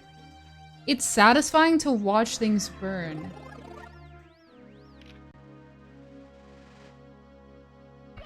It was an entire 6 months ago? Shut up. It was over a decade ago. I have not just set something on fire for the sake of it in a while. I probably should.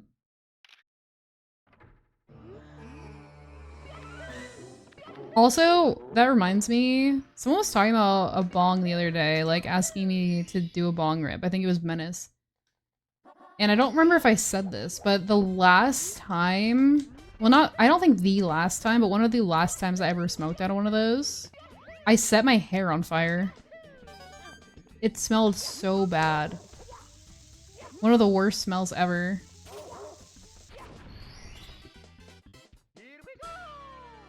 She likes to burn shit? I used to. This was a past tense thing. You're making me sound more unhinged than I actually am. When I was 12, my brother and I caught a palm tree on fire. It got completely charred black. We never told a soul. That's so cool. I mean, that's not good, but... Guys, do not set things on fire. It's not good. And it's very dangerous. Fires are devastating. Very destructive.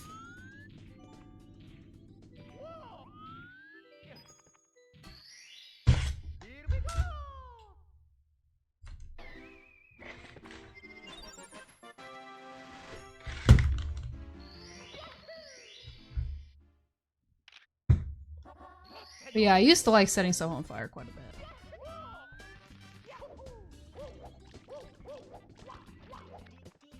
I also like just sitting and staring at a fire. Like, fire pits are so goated for that.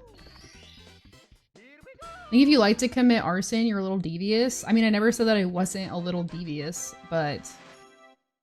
like I said, I have more self-control now.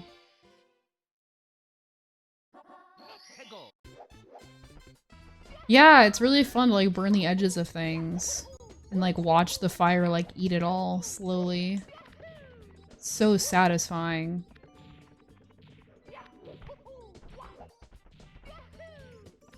Hardly the most devious thing I've ever done though. Not even close. I've lived a little bit, alright?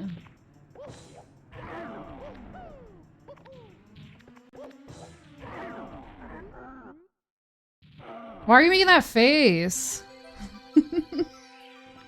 I don't understand. Do I come across like I am super like rule-abiding citizen that has never done anything interesting in my entire life?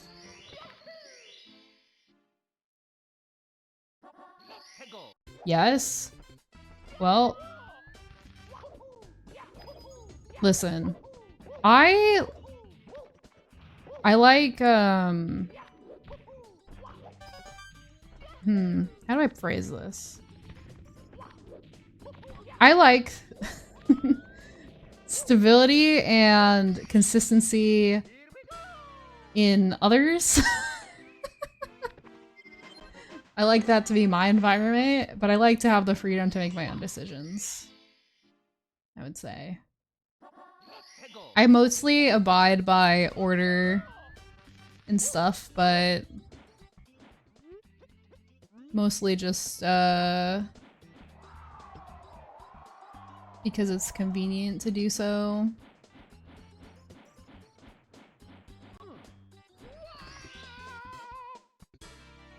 I lived a super boring life. I've found that I'm surprised how little a lot of other people have lived sometimes. I haven't done anything like super fucking crazy, I don't think, but it's hard to know like comparatively. Like I haven't ever gone to jail, so that's good. It's only, I don't think there's been, well, there's been a couple of close calls, but I don't know. Like I think I don't want to hurt other people, but I also think a lot of things are arbitrary and stupid. But I can usually like understand the purpose behind rules if I think about it enough logically. But if I don't, then do what I want. Why are you OMGing? What? What is OMG? What did I say? Lawful evil? I would not say that. Anytime I've done an alignment, I've gotten the ones that are like the neutral, good, whatever.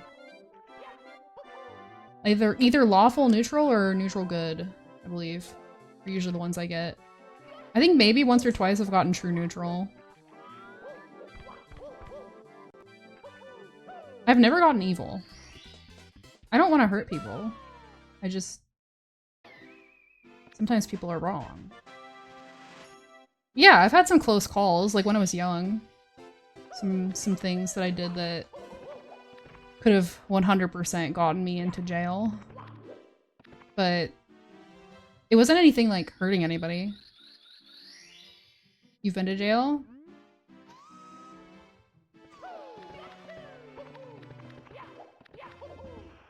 Say less? I probably should.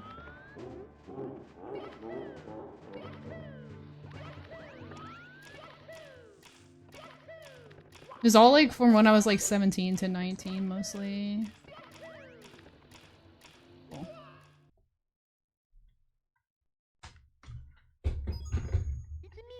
Oh my god, Beef, you got arrested once? That's shocking to me.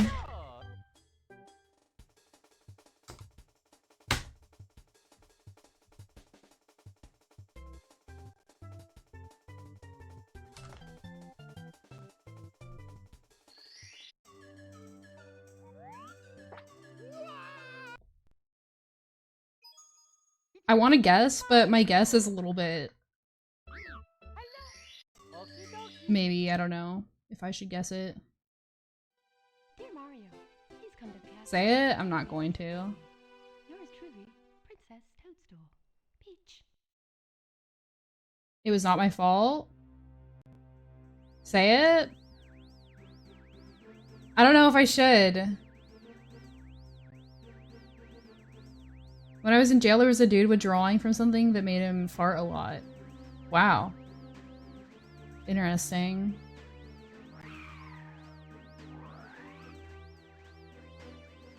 That's interesting. He could be watching from jail. I think he's watching from his corporate prison. So you could argue that he is watching from jail.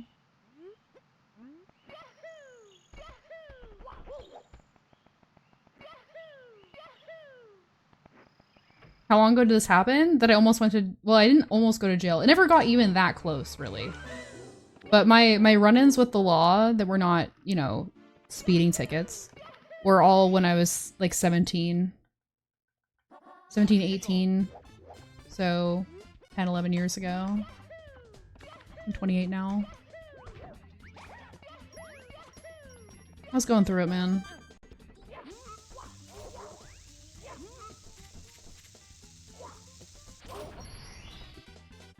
I think you're in the clear? Oh, I'm not telling these stories on stream right now. No, I'm not telling them on stream right now. I will eventually, because I tell you guys like way too much shit, but no. That's Subathon 2.0 kind of content. We didn't talk about it the last Subathon. You think I'm gonna just say it now? Okay, I'll tell you mine. Okay, tell me yours.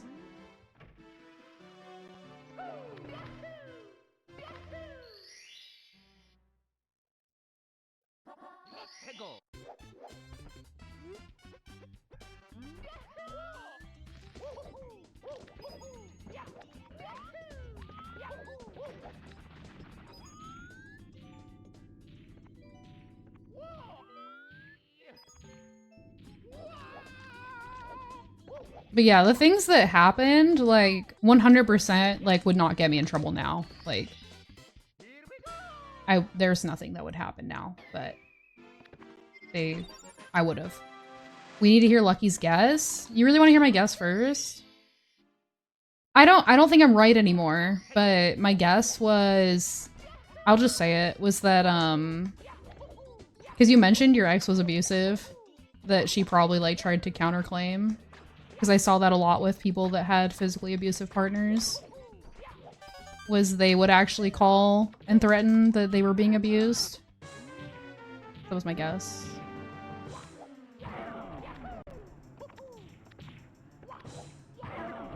Happened to my dad. Happened to another person that I knew. Yeah. That was my guess.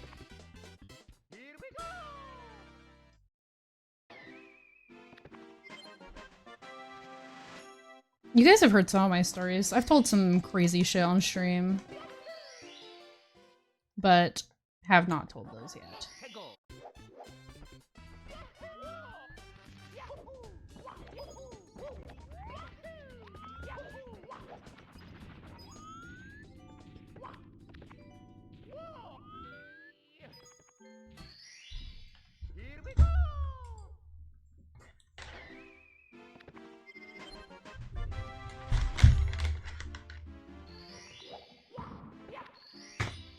Was it a concert where some shit went down, was nearby in the wrong place, wrong time? I think it's gonna be something like that.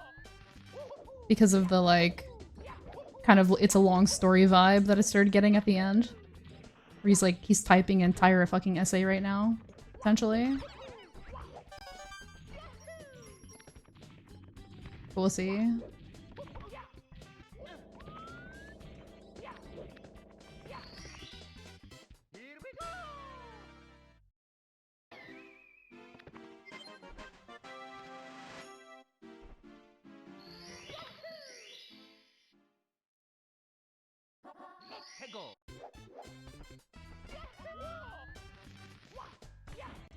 Yeah, it's gonna be something like was in a car with a group of people that were doing something or something is my guess now.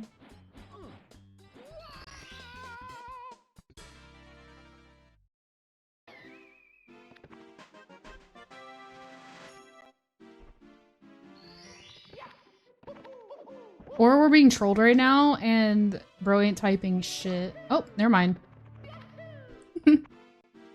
Oh my god.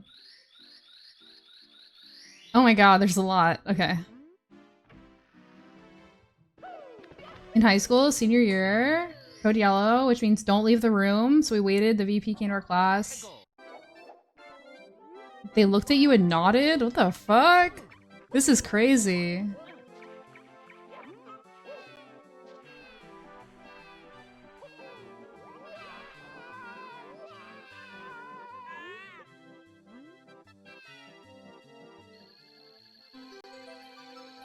What?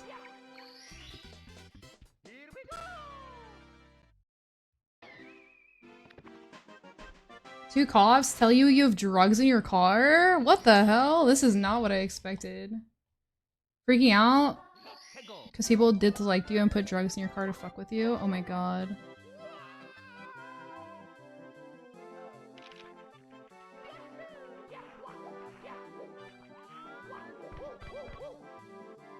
Hey, this is nuts. That didn't happen. They searched the car, found no drugs, and let you go. Jesus Christ. Wow. So, like, someone just started a rumor, basically. Because they didn't like you?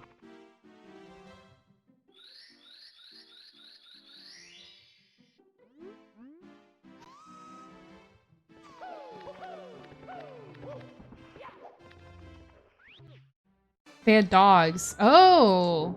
False hit on your car?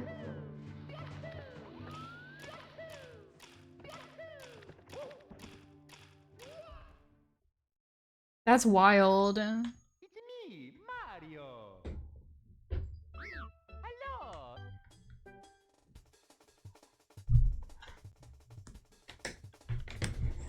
Yeah, you weren't technically arrested. You were close though.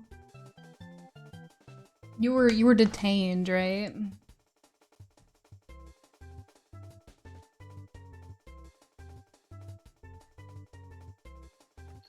That's wild. Yeah, they have to tell you that you're under arrest if you're arrested. It's me, Mario. Hello. Okie dokie. Which is generally when they're like, they have pretty good proof. Yeah, that's really close. Like, that's fucking crazy. I never got that close. I got to... I'm trying to think if I should say this or if it would, like... I was a good kid in school. So, the thing that happened... Basically, the principal was like, you're a really good student. And it would be a shame for this to ruin your life. So, I got off easy. It is bad. Anyway, let's see how this run goes.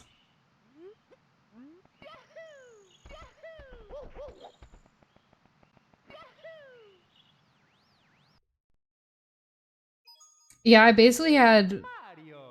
good student privilege. Okie dokie. Dear Mario, please come to the castle. I have baked a cake. Also, my principal, like, was fairly cool. Toadstool. Even though he was Mormon, so you would think that he would not be.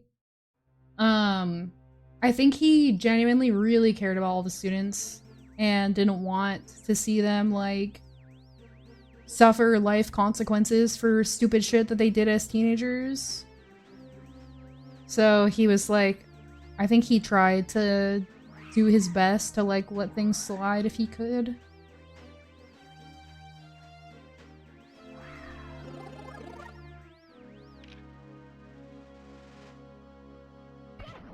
Which was nice. I really needed the break, honestly.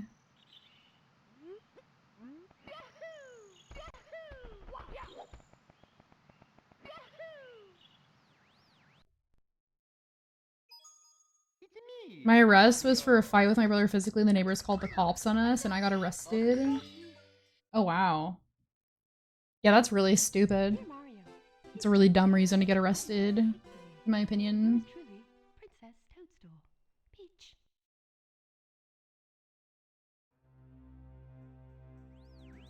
The cops came to my apartment because my roommates were fighting once. They got into, like, it was getting physical, but the cops came down and they were just like, you guys need to stop because now we're out here and you're wasting our time. And you can't immediately evict these people because, like, we wanted to evict one of the couples that was there. They weren't on the lease. They were like, they still have 30 days. So, whatever, figure it out, basically. They didn't really do anything. They were just kind of like, this is stupid. Why are we here? And then they left.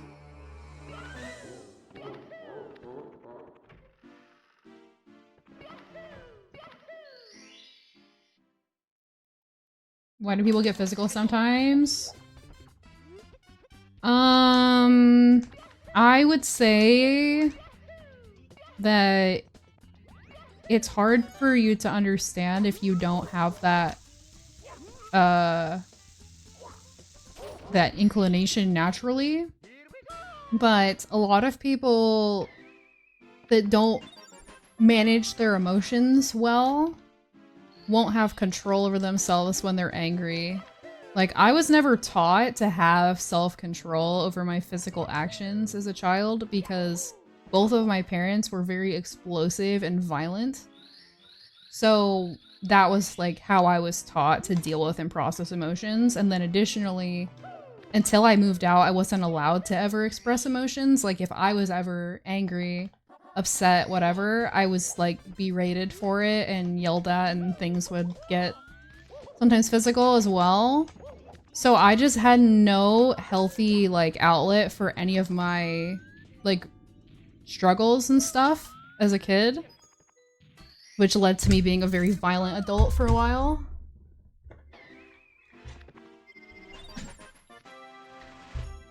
Only in certain situations, but I was very mentally unstable, so I would throw shit and do other things and just be very explosive in general for a long time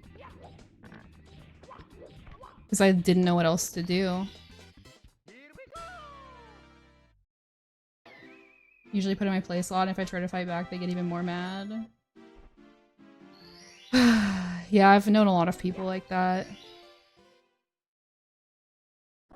And that's a really tough dynamic. Because it's like a very natural one for a lot of people. It's unfortunately modeled a lot in households. One person is the scapegoat or the punching bag.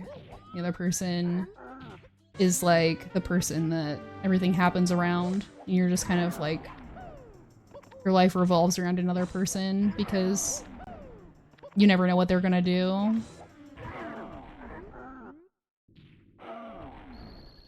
Yeah, I think that like that lack of control I had in my life made me very, like, I had to be in control after that, which was not healthy. I wasn't like physical with my partners though, I was just always around them. Like someone that usually like takes things out, like on myself, if anything. But it was still very, very disruptive and not good for any household that I was in with those people.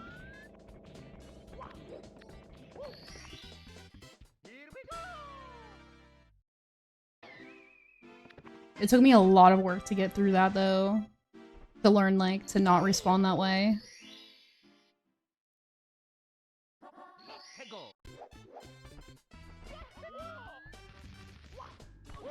I used to be a game rager too. I was talking about that not too long ago. I used to like throw my phone a lot. And, like, I would smash my keyboard, but I wouldn't like smash it, so I never broke it. But I would get to that point and then I'd be like, okay, stop. But now my stopping point's a lot earlier.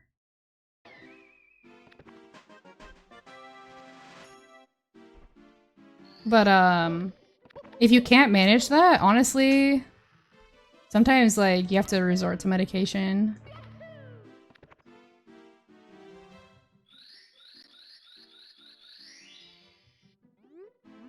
I got kicked out of my parents' house because I never expressed my emotions, and based on that, they thought my parents were abusive. Wow. That's interesting.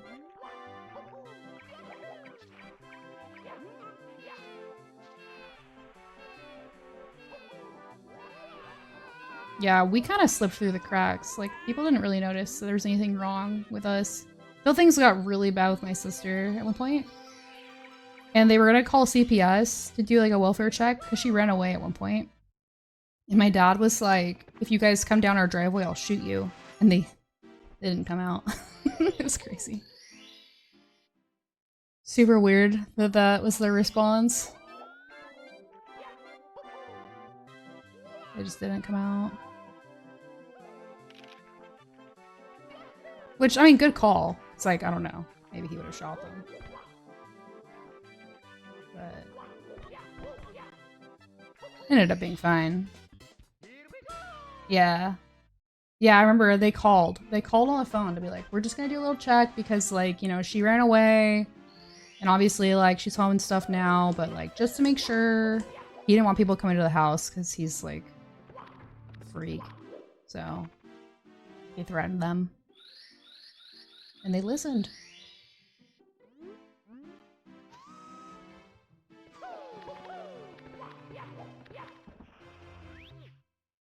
Yeah, it was actually insane.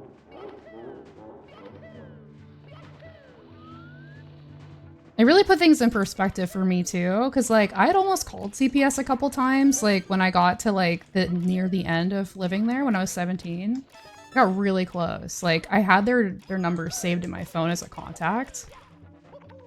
But then when that happened, I was like, oh. okay, well, no point in this.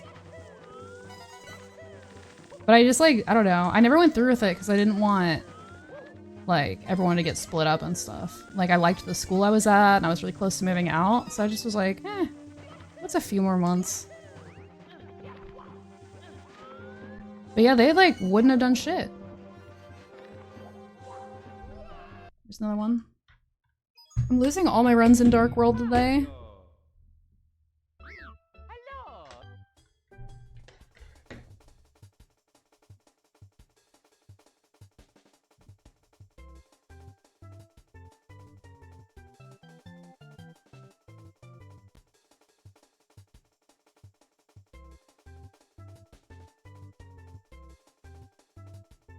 My parents threatened me to do it once because they were really mad at you.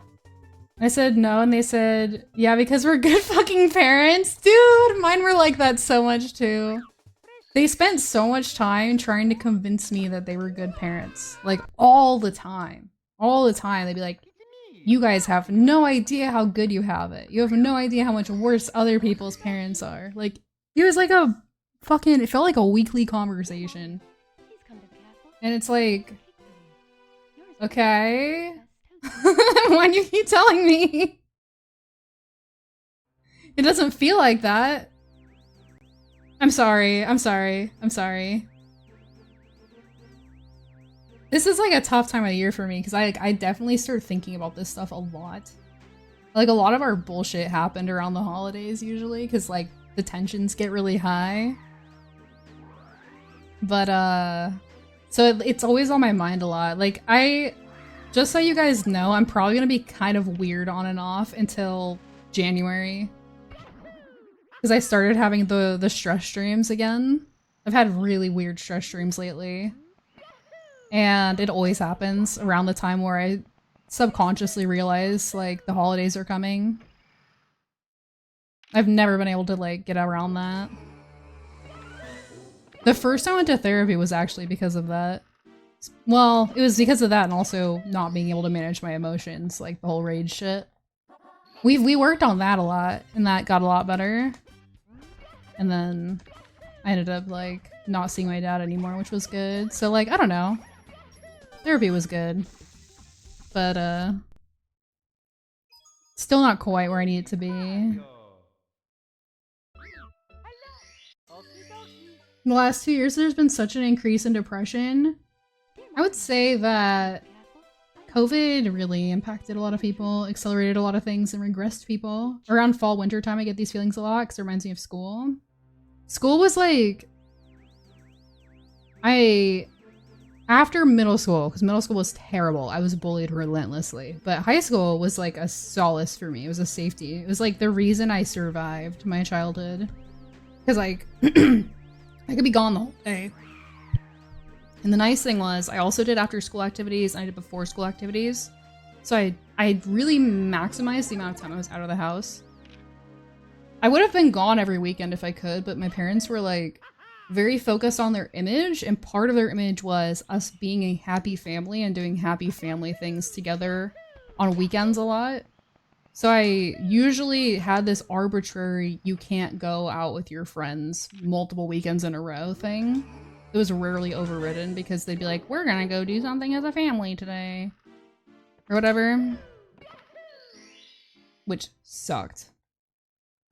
You weren't allowed to go to therapy? Was told it's for psychotic people. My mom would have to take a second job. Wow.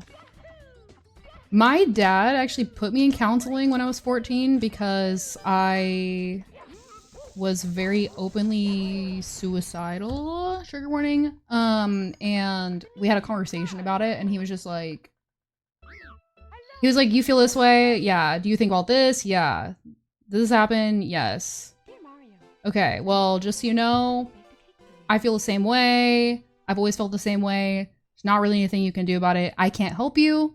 I think you should just probably like exercise more because that's the only thing that works for me. And I was like, okay, cool. And then he got me a counselor, but I didn't really talk to them because I knew that they would just tell my parents everything that I would tell them, and then they would get really mad at me. So I just like would be like, oh yeah, I'm having a good day. And she'd be like, how are your friends? I'd be like, good. How's school? Good. How's home? Great. Okay, cool. See you next month. And then after like a few sessions of that, she was like, we're not getting anywhere. She's not opening up to me. So they stopped. It's like, what do you want me to tell them, man? What do you want me to say? You guys are the problem. It's me, Mario. Hello. They found piss bottles? Oh my god. Ain't no way, dude. Yours truly, Yeah, it was sad. Peach. I mean, the thing is, the crazy thing about that is, like, he was trying in his own way. Because, like, he asked, right? But mostly he was just unhappy. Like, it made my dad really angry, and my mom too. Made them so angry that I was unhappy. Like, they were always angry about that. It was always a problem. Like, the amount of arguments we had that started because I can tell you're not in a good mood today, it was actually fucking absurd. It was like the most common thing I fought with my parents about. My mom would sense I was in a bad mood and she would provoke me until like I did something, and then she would yell at me for like an hour. And then my dad would be like, why are you so unhappy? It was like a fucking constant cycle. It was so exhausting.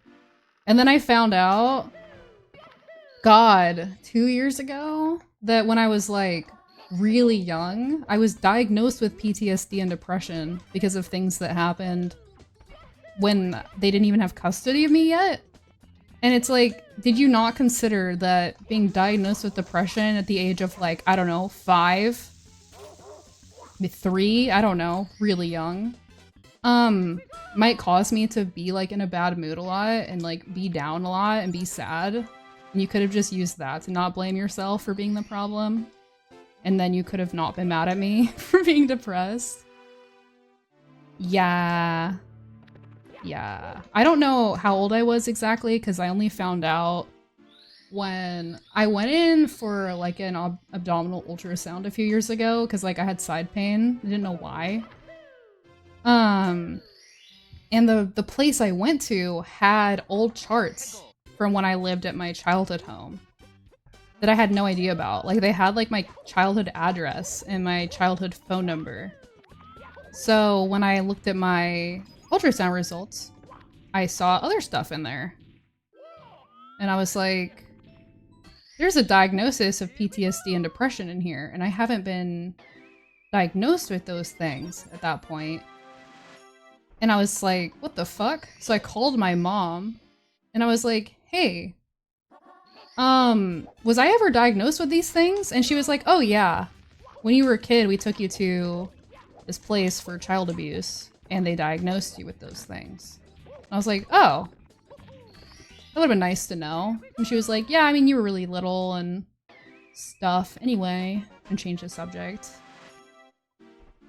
I was like, holy shit. Like, that was crazy because they always talked about how I acted out a lot as a kid and like why and all this stuff.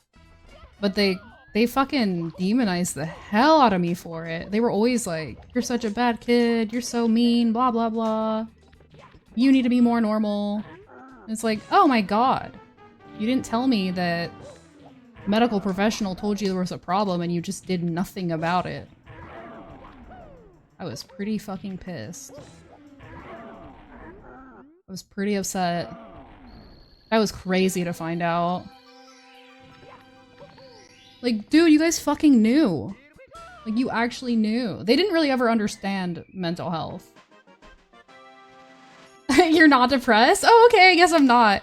Yeah, my parents, they just said I didn't deserve to be. They were like, we do so much for you. Like, look at all these trips we take you on. Like, if you need something, we buy it, and you're fed, and like, we try to spend time with you, and you're just ungrateful. You have no idea how easy you have it. There's always that. I'd be like, okay. Sorry about that. My bad, dude. Look what we do for you. Yeah, I don't want it. My best friend, her family, they were like so poor. They were so poor. There were so many people like siblings sharing a bedroom, and like they were hella broke. I didn't get the owl. Her mom like always was like trying to get new jobs and struggling as a single mom with a shit ton of kids. I loved being there. I couldn't be there enough. And it made my parents super mad too. Like they were jealous and they would like talk shit about her all the time. But I was like, dude, I would trade it in an instant. Because like she actually cares about her kids. And her mom would like tell me I should get emancipated. I was like, oh. I looked into it. That's where I ended up living after I turned 18. The day after my birthday, I moved in there and lived there for like the first year I was an adult. Because they wouldn't let me move out until I was 18, which devastated me, by the way, because I graduated high school at 17. My birthday's in July. And I thought for sure my dad was going to be super on board with me moving in with them. It's like friends since I was 11. He knew I was moving out, and he would all the time be like, I can't wait for you to move out. I can't wait for you to get out of here and like get a job, blah, blah, blah. But like when I got a job, they wouldn't let me go to work and all this stuff. So when I told him, I'm like, I would like to move out in June after graduation, and he said no. I was like so devastated. I sobbed in front of him for like an hour in the car. Because he said that he didn't feel like he got his like achievement of raising me to the age of 18 specifically. So he couldn't let me move out. So I moved out the day after my birthday. Every time I told something to my parents, they would tease me. Yeah, my parents were just very judgmental. And unfortunately, like, it wasn't specifically me or us even. Like, they just hated everyone. Every single person. All of our family, all of their friends, all of our friends, all of our friends' parents. They would just sit around and just talk shit all day about these people that they were supposedly, like, friendly with. And, like, just yab about all the things that they're doing wrong with their lives. It was crazy. They were just super negative. So yeah, it was, like, really hard to have, like, any interests or try to, like... My dad liked to talk to us every day after school. It was so annoying. Every day, he'd be like, how was school? And he would say, did you do anything fun today? Because that made him feel like he was trying to make us think more positively, and he loved to talk about like how he did this really cool thing. But like, we didn't want to talk about anything fun that we did with him. So it's just kind of awkward. I'd just be like, oh yeah, it's okay. Not really, no. Class was good. Just get through that conversation on the way home every day. He never stopped doing it. No matter how much we didn't talk to him.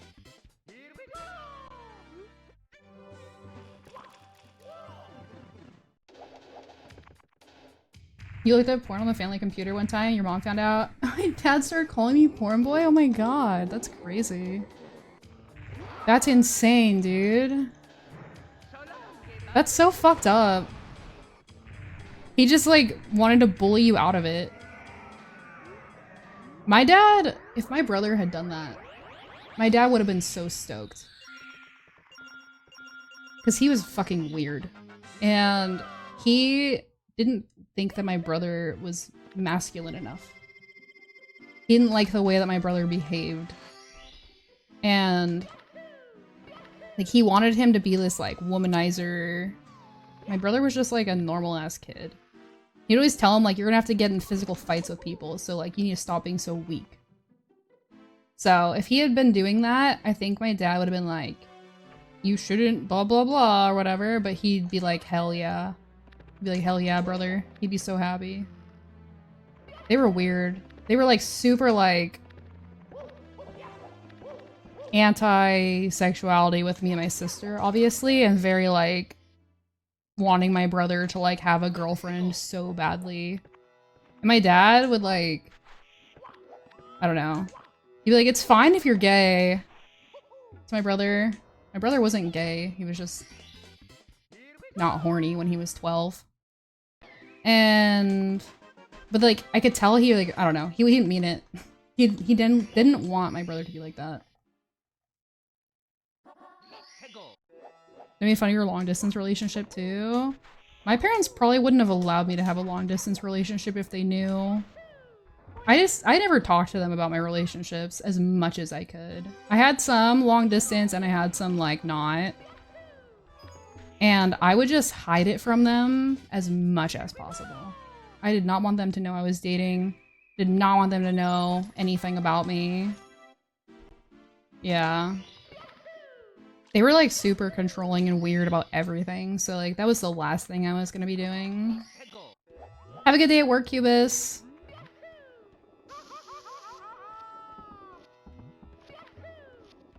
But yeah, we were all like super weird about like intimacy and stuff too, because like my dad especially was really weird.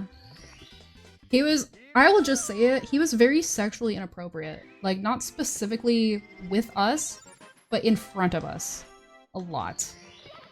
Like he would comment on women walking down the street and like say a lot of really fucked up shit and like say things about like our mom in front of us all the time. He would complain about like their lack of intimacy in front of us all the time.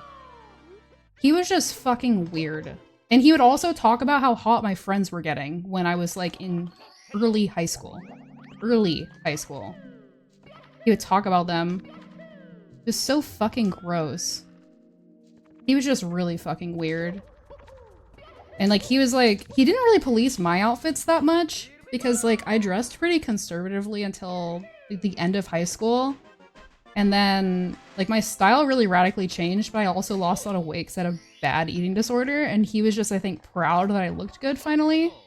But my sister, oh my god, he would call her a whore all the time because of the way that she dressed. It was crazy. It was fucking weird, dude. Constantly. She was like 14 when he was calling her a whore. Yeah. He said about my cousin that he'd fuck her? Dude, yeah. Like, he told me... I had a cousin that was male, that was the same age as me. And he'd be like, are you guys like doing anything? Obviously we fucking weren't. But he was like, it wouldn't be like that weird. Like, I had a crush on my cousin. And I'm like, what the fuck is wrong with you? It was so strange. And he brought that up a lot. Like, it was not like a one-time thing. Not that it should ever come up, but he brought up like weird shit like that a lot. And he would talk about, oh my god, he would talk about how hot my mom's cousin was. And like, he even said that he should have ended up with her a couple of times.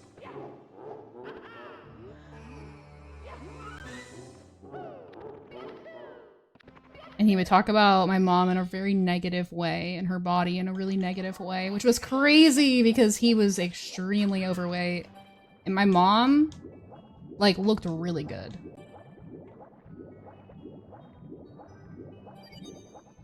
He was just insecure.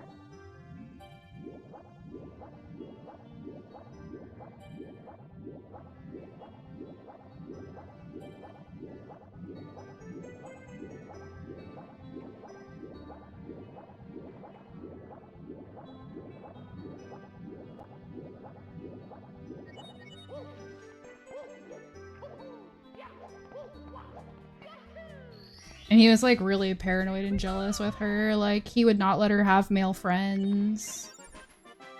He didn't like her having many friends at all, really. But especially if they ever like talked negatively about him. Apparently he used to like follow her around and stuff. It's just a crazy ass dude.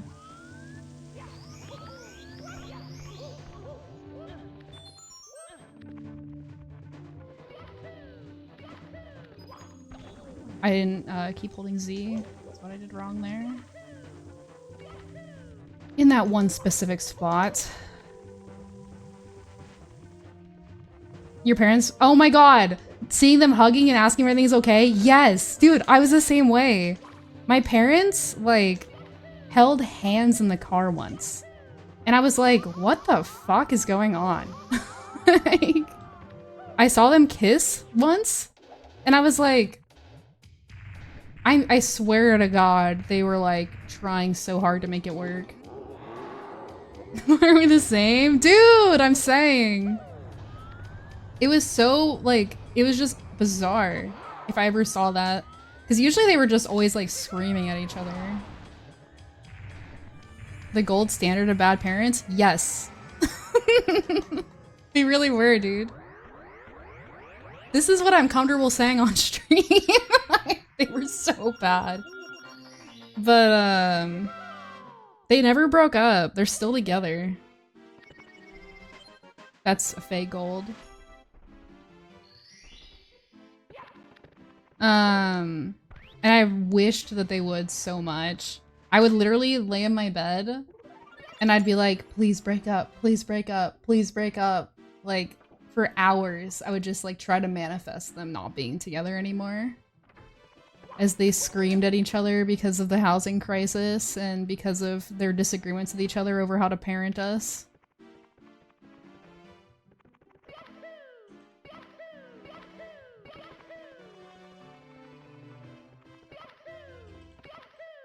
They bought a house right before the bubble popped. Right before.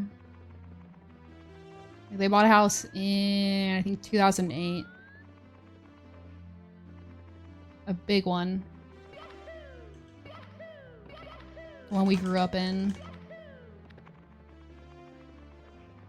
And they fought so much over money, especially because my dad had a severe gambling addiction. So they fought about that a lot.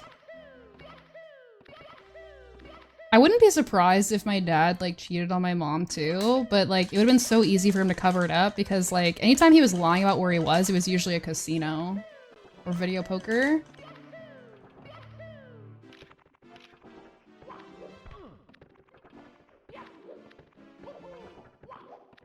So I don't know.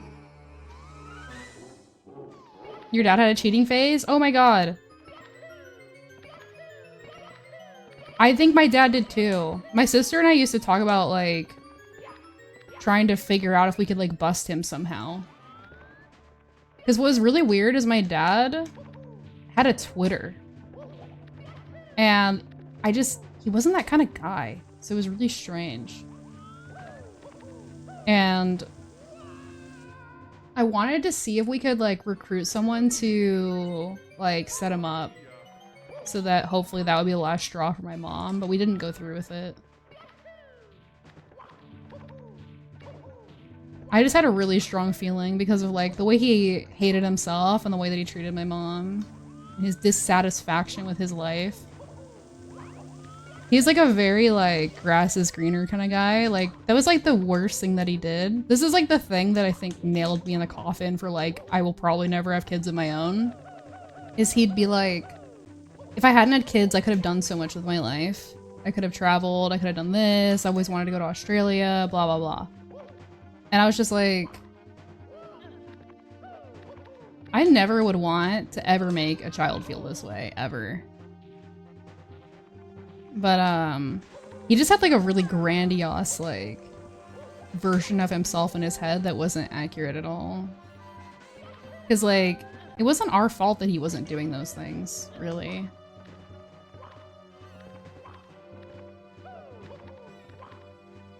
But also, like, who tells their kids that? But I was like, I am not trying to be the source of resentment. And I would never want anyone to feel that way because of me. I would never want someone to feel like it was their fault that I was unhappy. Like, that's just wrong. It's never someone else's fault that you're unhappy. Especially not in like a, you know, more than momentary way. Like, someone can cause you to have a bad day. But if you have a bad life, it is 100% like you need to figure out what changes you need to make. And it could be cutting someone out that's ruining your life and that is dragging you down. But like that's on you to control, not them. Like he just blamed us for the fact that he was unhappy. He's still fucking unhappy now. We're all adults. He blamed my mom? Like, she was the best thing that ever happened to him. He fucking ruined her.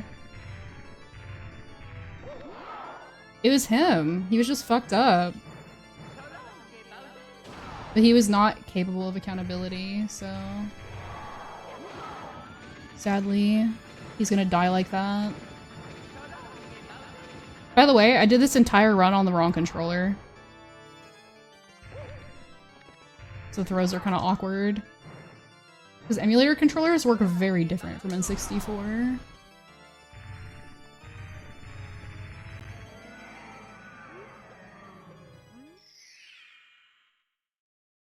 Yo, Amy! Hi. We've been having an interesting little session today. We've been having a good little yap time. Sometimes I feel bad about having good parents because of stories of people with bad parents. Oh my god, Yosh, do not feel bad about that. For me, I probably felt a little bit of like jealousy for people that had good parents, but mostly I just appreciated the perspective because I would not have known how bad it was if I didn't see the way other people treated their kids and like realized that what was happening to me wasn't normal. And I've always really appreciated people's good parents. Like, it makes me happy that there are good parents and that there are people that try to be better than their parents were and that there are kids that have good childhoods. Like, I want that for as many people as possible. I've never been like, damn, this person should have it bad because I did. And I think another thing that some people struggle with is feeling like they don't deserve to, like, be the way that they are because, like, they didn't have as bad of a childhood or whatever. But, like, we all have different fucking struggles. I don't know, we're all unique. Like, everyone has their own bullshit, and, like, you can't control also even if your body just chemically is depressed. So you never need to worry about, am I going through enough for it to be justified, or should I feel bad that, like, this person had a worse life than me? Because, like, that shit all develops, like, our character. And it's all thanks to you. I'm not grateful for what happened to me at all. Obviously. But I am glad to be where I am now, and I will say that I think that the things that I went through heavily shaped my life and made me able to have, like, the impact that I can now, which I think is good. I like who I am for the most part. Me, Mario. There's a lot of things I want to work on, but, like, I wouldn't try, like, I wouldn't want to be born as someone else if I had the option. I like making the most out of life that I have. Yo, thanks for the GGs. Me, Mario. Okie dokie. Can I just say, everything you do and say leads me to believe you turned out to be a great person despite all you dealt with. You have every excuse to not be as good a person as you are. Peach. You know, I will own that I could have been someone that took all of the things that have happened and used it as justification. And I will also say that at some points in my life, I have been that person. When I was really young and I acted out and I had that explosive personality like I talked about, I was like, I can act like this because I had it really bad. But I just didn't want that to be like who I was, you know? I didn't want to be like that. Thanks for the congrats on my 17-star speedrun. We don't deserve Lucky Owl? Shut up. That's not true. Dear Mario. I'm very heavily flawed also, and I think that it's important for people to realize that and, like, Peach. definitely don't idolize someone like me. Like, really don't. Because what is happening with my background? What is that? Oh, I moved my game over, like, slightly. Okay, I see. Fix it. Hello? Right there. I forgot. That's a side effect of this if I move it at all. I still have a lot of work to do. I have a lot of work to do. I'm not like, I'm glad I've made as much progress as I have, but I'm not happy with the person that I am at all. Like, that's why I want to go back to therapy. I'm just happy that I've made as much progress as I have. Idolizing streamers ain't. Dude, people do it! They do. They get this idea that people are like, you know, really fucking special or like whatever because like of how they talk on stream, but the reality is that this is what I'm willing to share on stream. And I would say that there's a lot of things that I do on and stream and off stream that are clear indicators that I could be a lot better. Yeah, people are human, exactly. Make my struggles my future improvements? Yeah, there's a lot you can gain from that kind of shit. Yo, it's Aesion! Thanks for the good luck. Good to see you. Hope you've been good. I think I've seen you live recently, which is nice.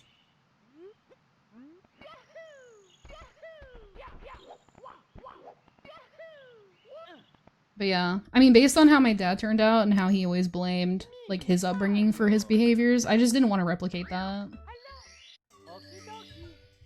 And I'm doing my best not to. Dear Mario, please come to the castle. I only had his own streamer and his name is Liam. Yours truly, Princess Toadstool. Peach. Based. Yeah, I guess if you want to like idolize someone, Liam's probably a good option. From the, you know, 20 minutes that I've watched him, he seems like worthy of that kind of attention.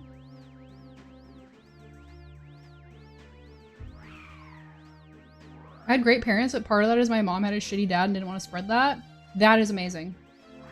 That's super good. That's really important. I really respect the hell out of my sister because she works so hard to be a better parent to her kid. It is so fucking cool. Honestly, she's like someone that I, in that specific way, like look up to her. Usually she like has always looked up to me, but I've really come to realize in the last like year or two that she, I think she emotionally matured in a way that like outpaced me. Because she developed so much perspective and she works so hard. Like I had to cut out my parents. She actually like still involves and interacts with them a lot because of her kid. And she teaches them to be better. And she puts in the effort to like be like, well, if you act like this, then this is what's gonna happen. And they don't grasp a lot of it, but they do sometimes learn from it, especially my mom. And it's so fucking impressive. Like, I wish that I was capable of that.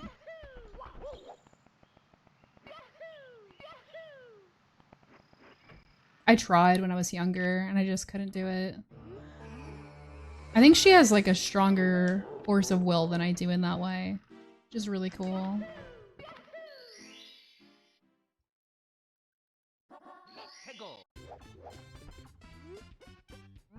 Yeah, I mean, I think, like, looking up to people is okay. It's just, like... I don't know. Hard for me. I don't know. I don't think I want to be someone people ever look up to. I think that there are things that you can really appreciate about me. And that's fine. But... I just don't think I'm, like, that caliber of person. Not that you should really, like, put anybody over anyone else, but... I don't know. Probably Kapos. That seems to happen sometimes.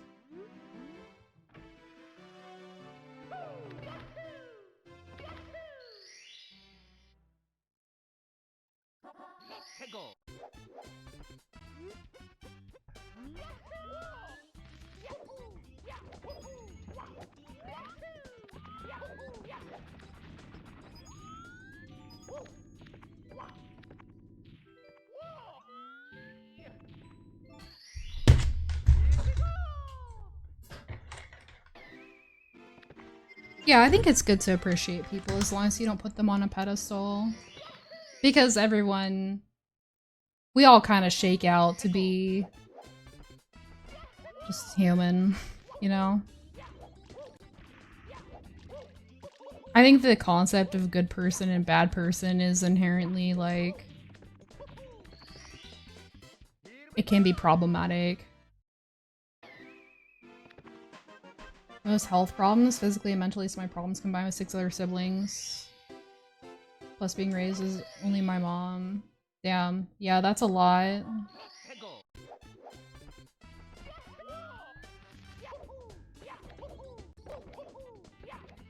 That's really tough. I'm sorry you went through that.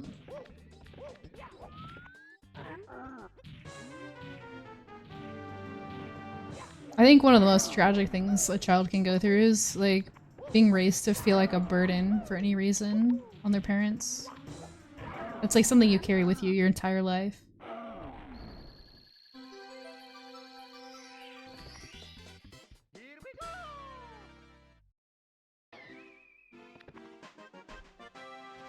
I'm glad it was decent.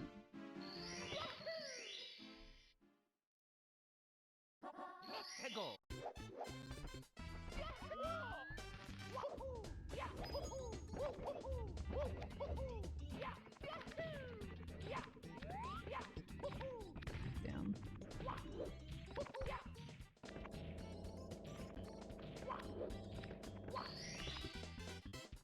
You feel like you treated your mom like shit?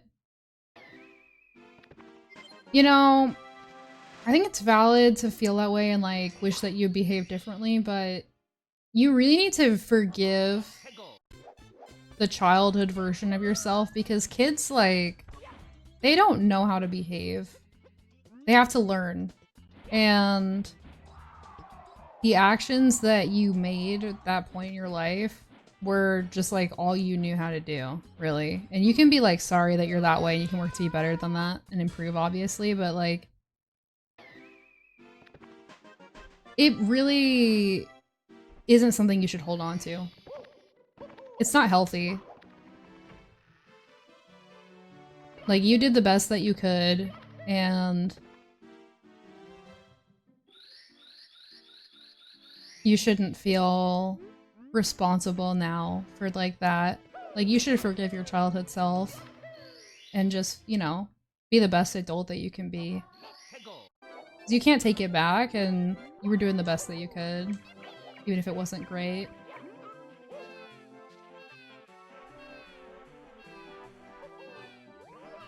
It's really hard as a child to process emotions appropriately. That's, like, something that takes a lot of time, and usually parents are supposed to help you teach you that, and if they didn't, then you have to learn as an adult.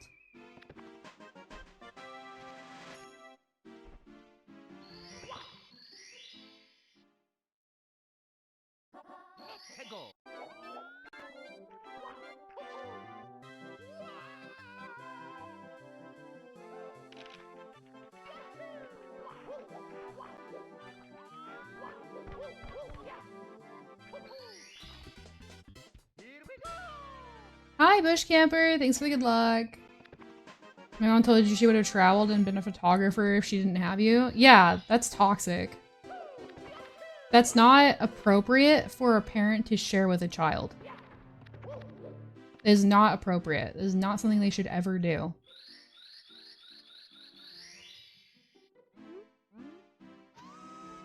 It's not okay. I'm sorry that she told you that. But you can't blame yourself, and you hopefully don't feel bad because you did not choose to come into your mother's life. And a lot of things like that, like, it was ultimately her choice. It's ridiculous to blame a child.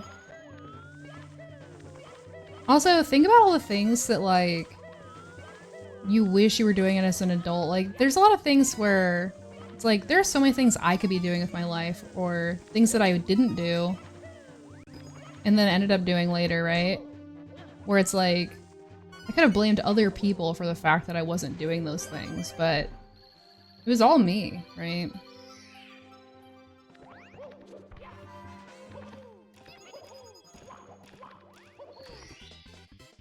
Like, it's so easy, I think, for a parent to be like, well, I had a kid, so I couldn't, like, travel, and I couldn't do this career, and I couldn't do that and the other. But it's like, how do they even know they would have done those things if they hadn't had a kid?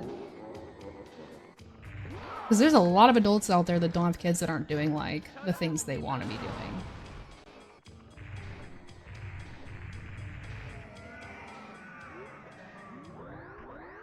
So, I don't know. It's fucked up to blame your kid in the first place, but it's also just probably inaccurate.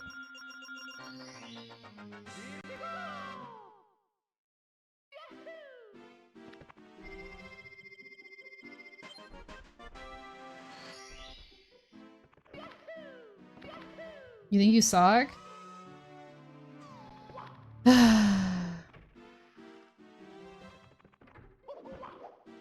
You need to get over that. I'm sorry. Which is not gonna be something you want to hear, because that's probably what you were told. Growing up, that's what I was told. I need to get over myself. But you don't. And I think it's disrespectful to the people that do like you to say that you suck because you're saying they have bad taste. You're telling those people that they're wrong. And if you have good people in your life that you like and you value, don't you think that they try to surround themselves with people they feel are of similar caliber? So, like, wouldn't that just logically then be factually incorrect? I mean, that's just, like, how that works. We surround ourselves with, like, people that are similar, right? Usually. You don't suck, but you suck? But no, you don't. It's just, like, the part of your brain that is like, I'm a piece of shit, blah, blah, blah. That part sucks. And it's toxic.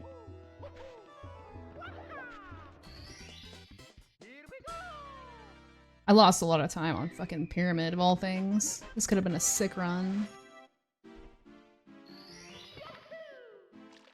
Devaluing yourself does a disservice to you and to the people that care about you.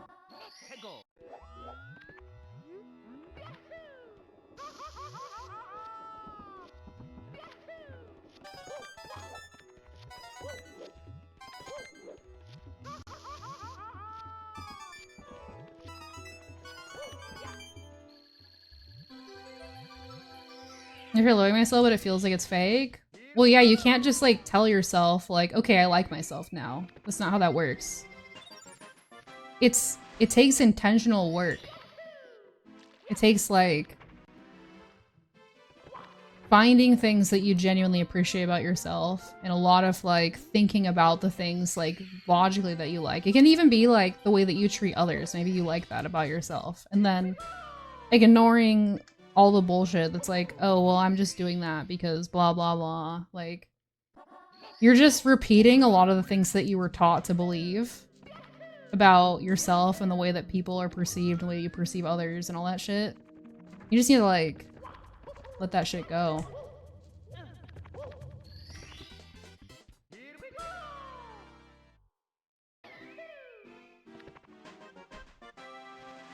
Well, Kappas, I think that what happens for me, at least, because, like, I can relate a lot to this feeling, is I will tell myself, okay, yeah, these people that I like me, but it's because they don't know me that well. And if they really knew how I was, or once they eventually get to know me, I'm gonna piss them off, they're not gonna like something I do, and then they're gonna leave me behind. It's all, like, rooted in a fear of abandonment, for me at least. So I think, like, that is really tough to, like, get through. But you have to think about the people that you like that are flawed. And, like, for me personally, I don't like people that aren't flawed. Like, everyone that I'm friends with, there are things about them that I'm like, God, that's so annoying. Doesn't mean I don't like them.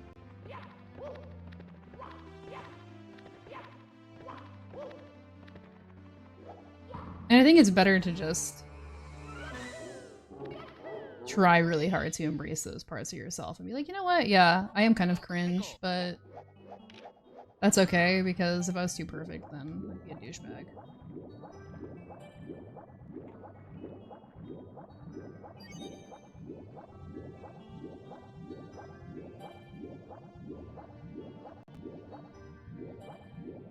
I don't know. Still something I'm working through myself, to be honest.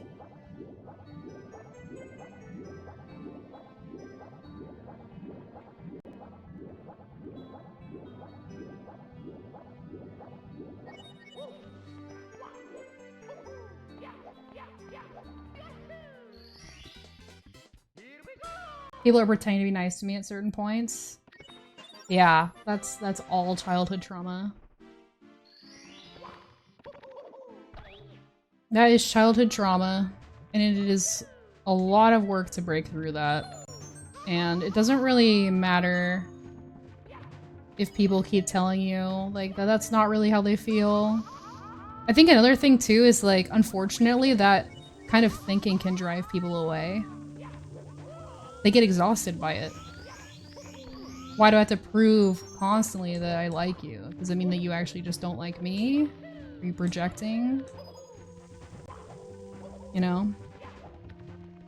But then when that becomes a problem, then it's like a self-fulfilling prophecy, right? Because then it's like, oh yeah, they did eventually end up hating me.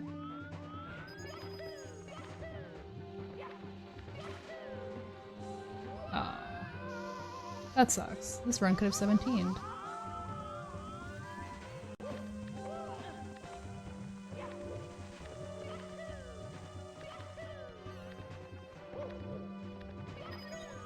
Ooh, we're gonna fall off.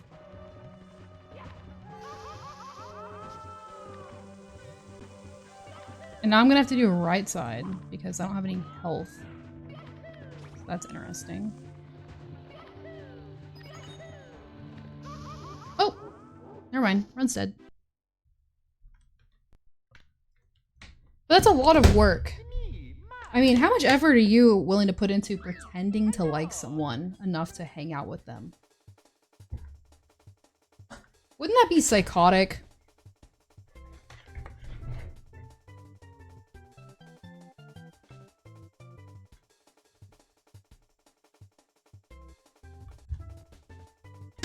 What's the point? Yeah. What's the point in pretending to like someone? Like, obviously, you know, there's some people that have like family values or whatever, and like family and shit, whatever.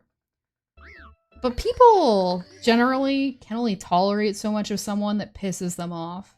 Dear Mario, please come to the castle. I have baked a cake for you. Yours truly, Princess But yeah, I mean, Peach. it's hard. Like, it's one thing to know logically that that's not how most people think, and that that's not really the case, right? It's another to actually be able to fully feel and believe that inside. Right?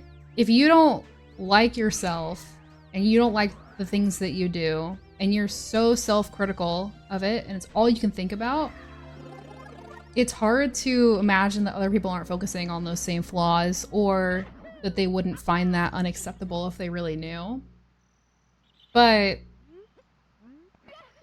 I mean, we all have shit like that. Everyone has something, I mean, I would assume, that they're like, you know, things about themselves that they don't like. Behaviors, ways that they act, things that they've done, where they're like, God, I wish I was not like that. That's so fucking... Please come to the I hate that, right? I baked a cake for you. Yours truly, Princess Toadstool. Peach. But that doesn't mean you don't still care about those people and don't still like them. And for me, I'm much more compelled to like people that have flaws that they're actively working through. I find that really... I like that a lot. People that have like worked on themselves and are continuing to work on themselves, it's like, okay, they're trying to be better. I want to be better. I want to like grow in the same direction as that person. Therefore, I want that kind of person in my life. This has been useful. GG's, BDF. Have a good night. Thanks for staying up. Sorry about that. Good chat. Glad to hear it was helpful. Free therapy. I'm not a licensed professional. I don't know shit. I'm a fucked up person. Don't make too many life decisions based on the things that I say. I do dumb shit all the time. Have a good night. Good morning, Flap. Inspiring? Good. A lot of people have inspired me.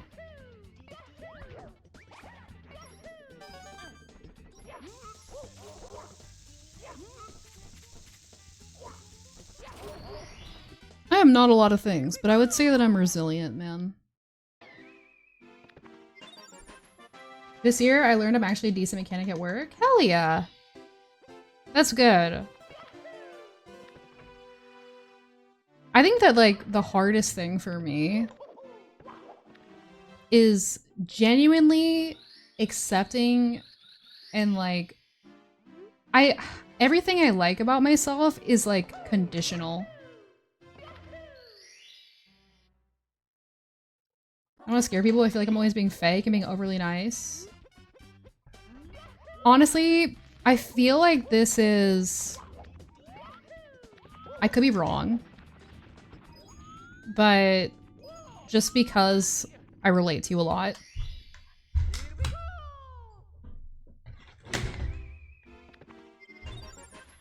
I would say I get the impression, Beeve, that you are not the most emotionally self-aware, and not in a cognitive way. I think that you're probably pretty good at, like, identifying logically and cognitively how you feel about things. But feeling your emotions is, I think, something you struggle with, so I think it'd be hard for you to tell if you're really genuine or not. Because you're very focused on the cognitive aspect and, like, the anxiety of, like, does this person like me? Do I like this person? Blah, blah, blah, blah, blah, blah, blah. It's just words. And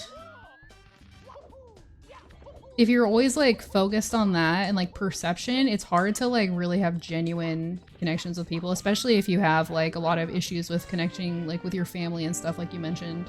They were not supportive. They didn't teach you how to, like, have those genuine connections. I struggle with that a lot, too. I'm, like, a hard person to be close with because my feelings towards people, I hate to say this, can be very intense and then gone. I hate to say it, it's like a big red flag, but I can care a lot about people and then I can disconnect. Usually because something happens. But, like, I mean, I completely cut out my dad, right? Like, that's my family. I almost never miss him. I don't, like, I have a very, like, cold feeling towards him most of the time. That's, like, not normal. And I've had a lot of friends that I've, like, had to distance myself from, right? My life. It's made it hard to feel like I can have genuine connections with people. But I can. And I do. I have, you know, lifelong friends. I have my sister, like, she's family, right? It's just hard for me. I do take extreme sometimes. Yeah, me too.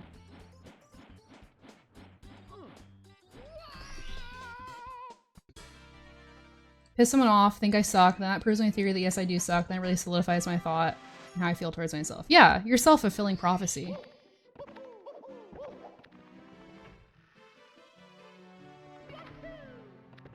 But part of that thing is that you do something to upset someone, right? Which is very normal. In a normal household, you would have had times where your parents were, like, annoyed with something you did. Right? Maybe you didn't do your homework on time. Maybe you, like, missed whatever, and you failed. Maybe you didn't do a chore. A normal parent would have been like, hey, you didn't do that thing. You should have done that. That was not good. And then, like, if it happened again, then they'd be like, why is this happening? And like ask, right? Like maybe they'd punish you or whatever, but like generally they'd probably be like trying to understand why. Like if you started like not wanting to go to school anymore, they'd be like, what's wrong? Why do you not want to go to school? And then you'd like have to emotionally figure out why. You'd have a conversation with them and like they would help you and support you. But if you instead have parents that are like, you didn't do your homework that one time. You are such an ungrateful piece of shit. Why did you do that? Why don't you respect how hard we work for you? Do you know how much money we paid for you to get registered and for your sports and for your band and blah, blah, blah, blah, blah. And then you're like, oh my God, I am the worst. I am such a bad fucking person. Oh my God, you're right. I am so sorry. I am a piece of shit. Because they had a very unnatural response to a very small human thing that you did. That's not normal. So they taught you from a really young age that you were not allowed to make mistakes. And that if you did make mistakes, it was because you were a shitty person. And you were not respectful of them and their feelings. And you internalized that. But a normal person, a normal parent, would have been like, hey man, it's okay, don't do it again. Hey, why is this happening a lot? That's not good. Are you okay? And like, they would have encouraged you to open up and communicate with them. And you would have, you know, grown as a person and learned to have healthy relationships with people where they can make mistakes. That's something I struggled with.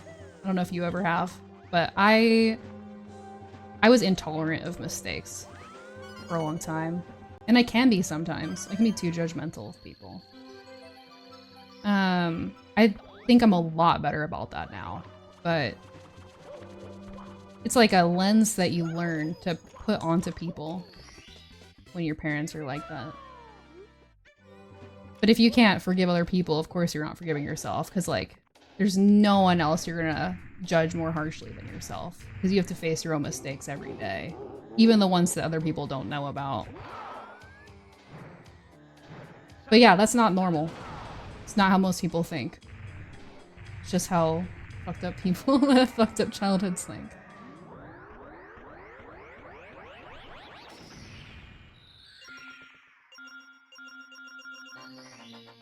Expect their kids to be perfect, even though their kids are human. Yes, my parents expected me to be perfect.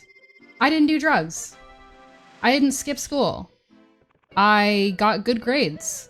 I did extra activities. I did my chores every day. I did my homework most of the time. I was treated like a criminal. I was treated like I hated them. I was actually called abusive because like they were not happy. So any little thing that I did was seen as like a slight to them intentionally to make their lives harder.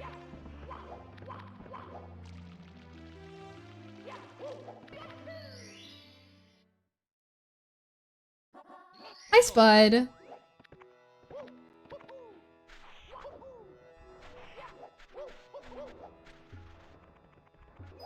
Damn it.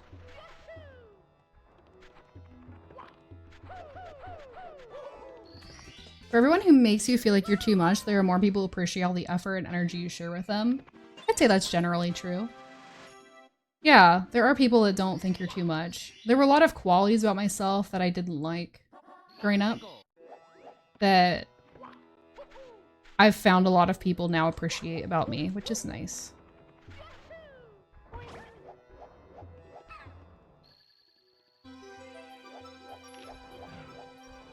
I always felt like I didn't know how to human growing up. I was so bad at it. I was so bad at it. I just never felt like I fit in as a kid at all.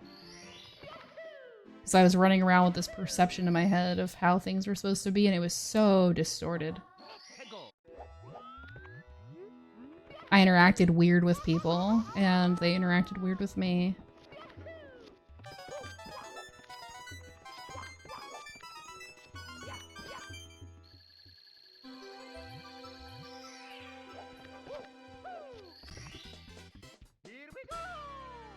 My friends got told they were annoying and overbearing as a kid, but they just love others with their whole self. Yeah. A lot of people are told they're too much and have to like repress a lot of themselves because their parents also were treated that way. There's some stuff I think about and can go, yeah, I see why I'm like this. Yeah, I think there's an important duality to like, one is understanding and holding space for yourself and not hating yourself for the mistakes that you make. And then also committing to changing if it's something that is actually a problem, which I think is an important distinction to make, because sometimes there are just things about us that are a little bit annoying to some people and not to others, and that's fine. And you should just let yourself be annoying, I think. You don't need to be perfect. No one is like everyone's cup of tea. Like, I don't like everyone, but it doesn't mean that all people I don't like are bad people, right? So I don't need to be universally liked. But the things that you do that are genuinely harmful, like, forgive yourself for your past actions and then commit to being better so it doesn't happen again. And even if you're like 10% better the next time, that's still progress. It's me, Mario. Hello. Yeah, we'll keep talking. No worries.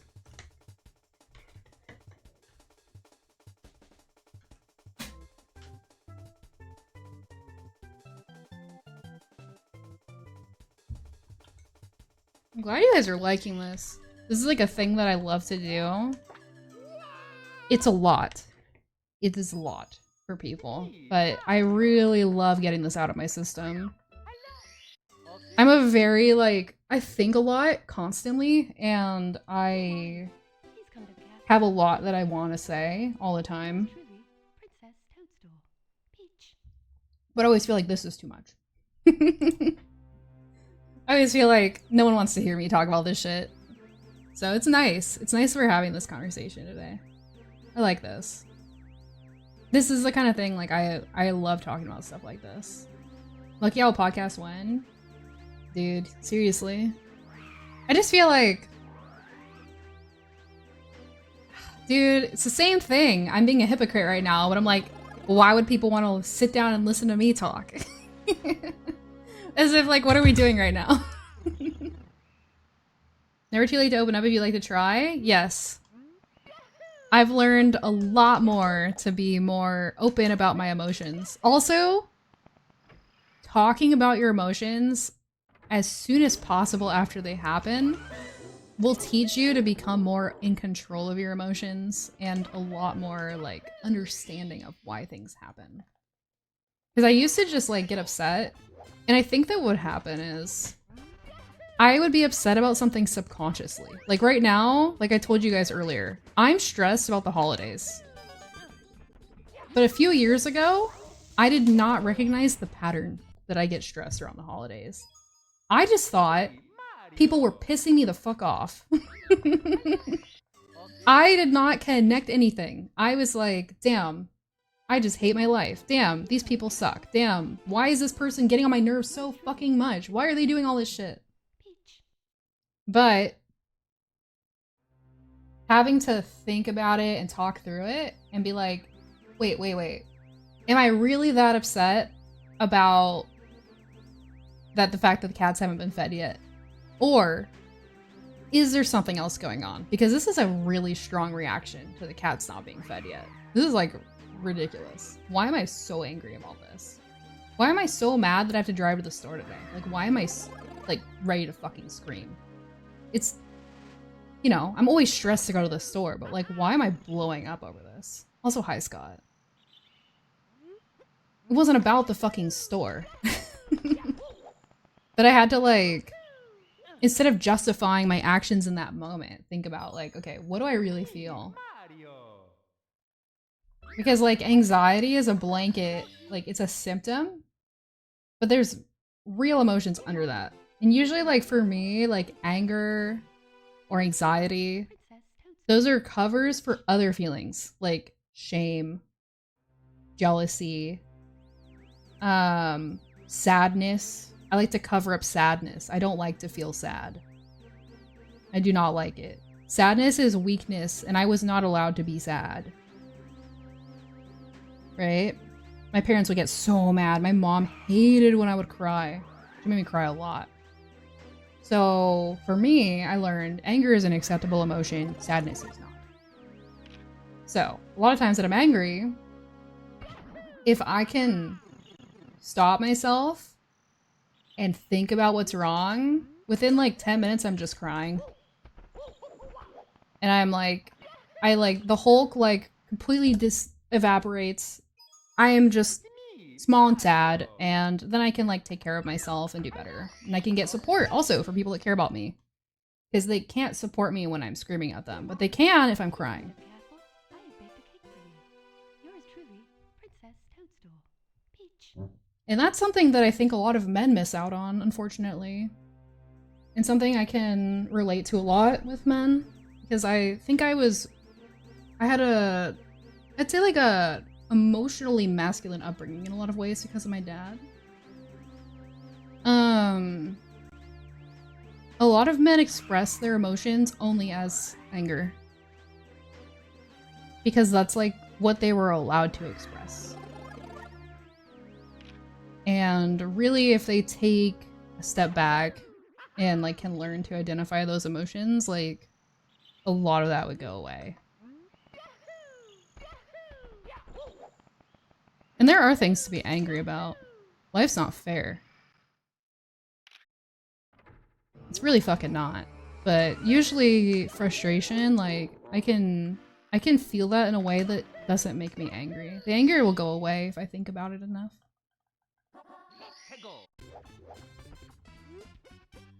But yeah, you're encouraged to like, you know, go hit shit. If you're angry. Like that's how you're supposed to process physical labor. And I think that there are healthy ways to do that. And I think sometimes it's important to have anger and allow yourself to be angry and process it just in a healthy way.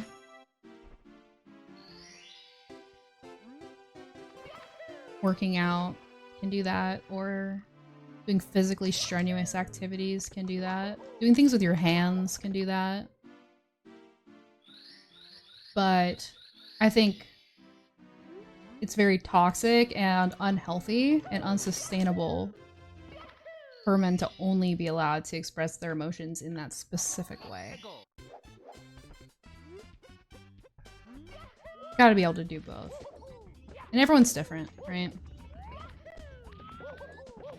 I like to verbally process things. Some people just don't. That's okay.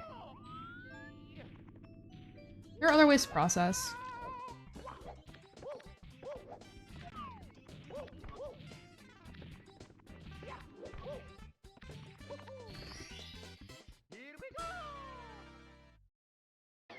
Man provides. You're always angry for another reason. You're sad, you're hurt. Yeah. Yeah, it's a symptomatic feeling.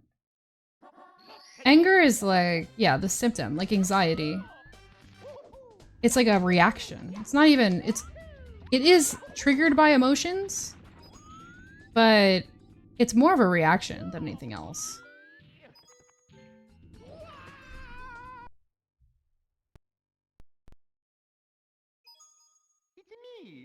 My dad loves to get on my nerves because I'm a tomboy.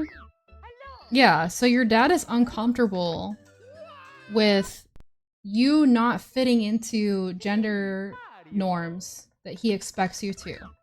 And he expresses that discomfort by teasing you because he was taught and teased into acting a certain way. Most likely. Yours truly, Princess Peach. Holidays suck. I hate them every year. I'm sorry you're going through it. Yeah. I'm sorry you're going through it too, Scott. I think the hardest thing for me about the holidays is I have a lot of resentment towards my family because you're supposed to look forward to and enjoy the holidays. And I don't. And I feel like that's very unfair because everyone deserves a break. And for me, that is like the toughest time of the year. I used to work to get out of stuff like that. I used to work to like cover up that kind of stuff. My parents would always be like, "You work so much. Oh my god, do you ever have days off?" And it's like, well, yeah, what you guys don't know is that I use that time off to like feel better about myself and recharge. So I worked a lot around the holidays. Oh, can't do that because I got work. Now, I don't have that. I mean, I kind of do. But... You do that sometimes? Yeah. I found that a lot at my old job. I was in an overachiever corporate job with a lot of hard workers that didn't balance out their family time very well. It's just easier. It's me, Mario. The theater served beer? Hell yeah. My parents were visiting Baltimore. I took them to a 5-hour movie my dad liked just so I could kill time without talking. That's one of the things I liked the most to do with my dad was watch movies. We used to go see movies sometimes. Same thing. Used to love the holidays. I think I still do. Those are the moments where everybody isn't assholes to each other and everybody's really nice. That's good. My parents tried to put in an effort to make the holidays good as an adult because, as my dad told me one day in the car, he knew that I would cut him out if they didn't behave. So they put in a lot of effort. But my siblings fought a lot. My parents talked a lot of shit. They talked a lot of politics. Like, they tried, they just didn't really succeed. If that makes sense. So it was always like okay, but tense, like you never knew. Okay, is something gonna happen?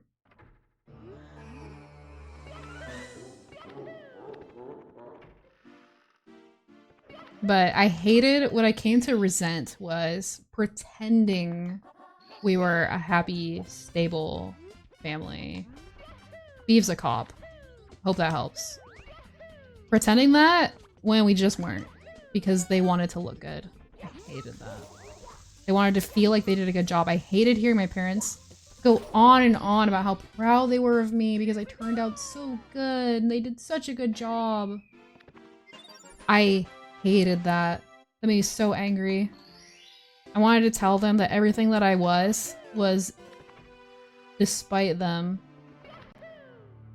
In spite of their best efforts to push me down and make me feel like a worthless piece of shit that would never accomplish anything, I still accomplished a lot. So for them to take credit for it made me extremely angry. I got so sick of it. Hearing my dad like brag about me made me so fucking livid.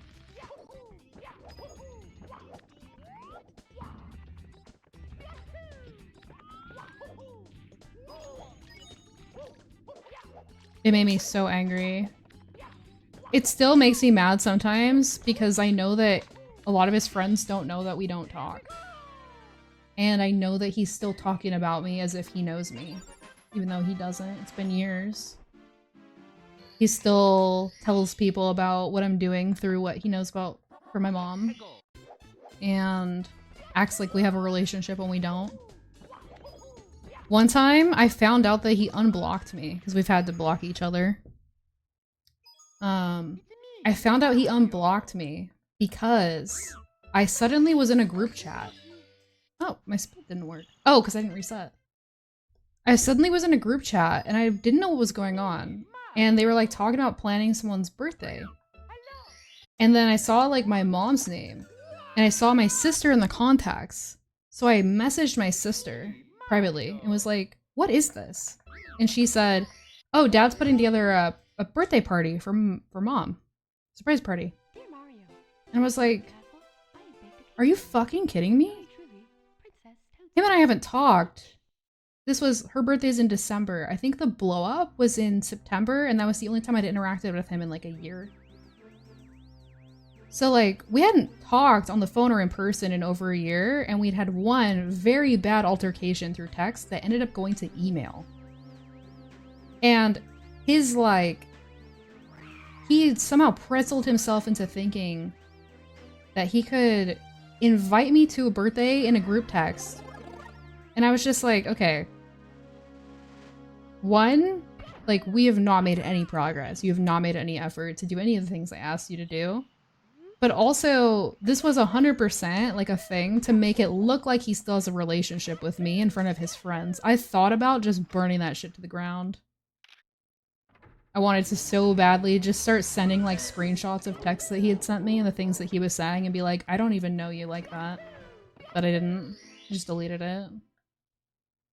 I was so mad. I couldn't believe that he did that. The things that he had said in that last conversation were like so hurtful. So fucking hurtful. He wanted me to be broken. Like, he wanted me to just be ruined because he's like so unhappy that I don't talk to him. So for that to be the next thing that happened, like, I couldn't believe it. Yeah, it was messed up. I was so mad. But it is what it is. He has to live with himself every day, dude. That would be so hard. I actually pity him. Like, because I know how much he hates himself.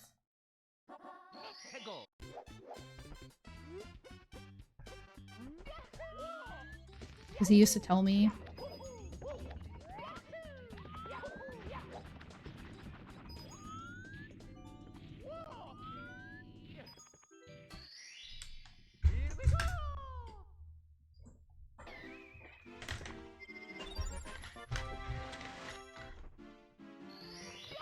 Alright.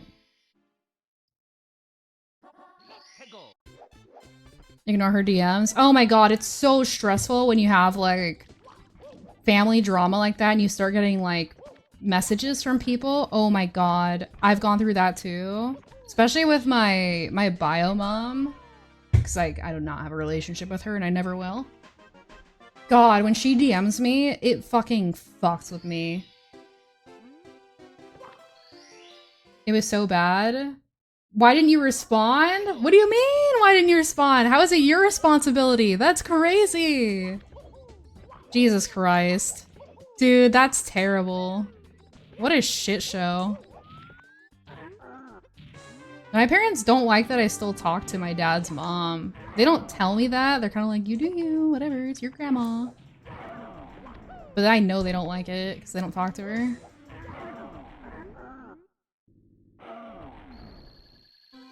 She's like, besides my sister, she's the only one that I am close to anymore.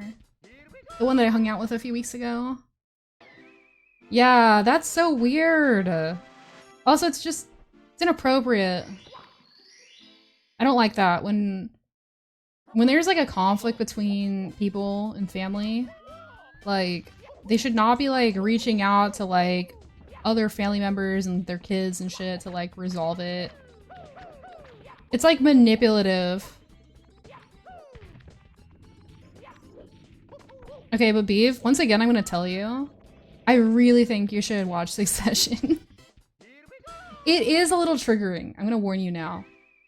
And you might not ever watch it because it's on HBO, but it's so real. It's so real. Succession? Oh my god. It's crazy. Also, it's really funny because Leo in Love is Blind reminded me so much of one of the main characters, Kendall Roy, down to the like, you're so fucking hot, and like thinking he's really cool.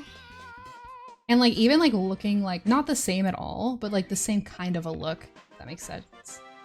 It's a really good fucking show. The thing is, sometimes it really fucks with me. Because the dad in that show is exactly like my dad. down to the whole business bullshit and like holding it over people's heads and like intentionally pitting kids against each other and intentionally manipulating people and like playing favorites and then acting like he doesn't and judging them for the way that they like have their relationships and all that shit. Like, oh my god. It's insane. It's crazy. It's a really good show. Extremely well-written characters. Acting is fucking phenomenal. People are all so fucked up. It's so good. Really, really good show. I need to get back into it. I can only watch it in phases because sometimes something will happen and it like genuinely triggers me, unfortunately. And then I won't be able to watch for a while. But it's so good, it's worth it. Yeah, the dad drama.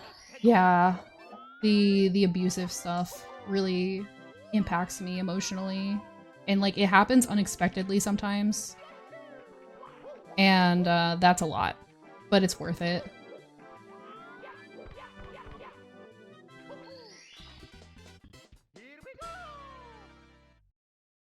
Get it for a month and cancel? Yeah, that's the way. You can just try it and see if you like it. You might not. It is like sometimes it's hard to watch shows that are like kind of depressing, and that's like my hardest thing about that show, but it's so fucking good, dude. It's hilarious too. It's really funny sometimes. How depressing is it?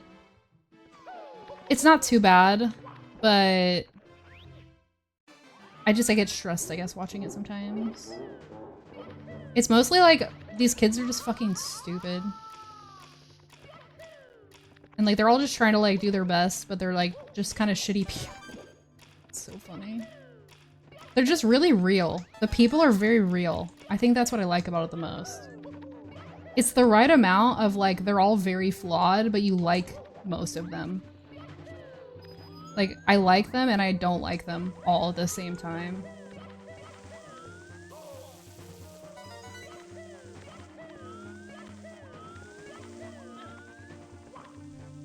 There's no, like, truly good person on that show. They're all, like, very flawed.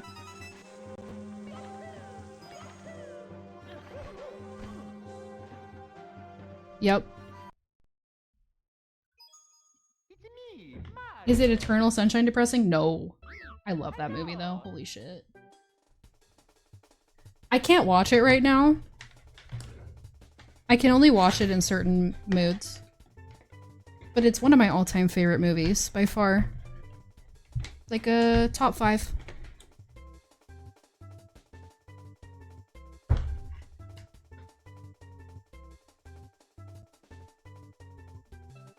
Probably my favorite movie? Yeah, it might be mine as well. I like movies where Jim Carrey has to play a serious character, because another movie I really like is The Truman Show. Me, Mario. Yeah, exactly. I don't normally really like Jim Carrey movies that much, but those two are two of my all-time favorites. Mario. Dude, I don't know. It's the trauma.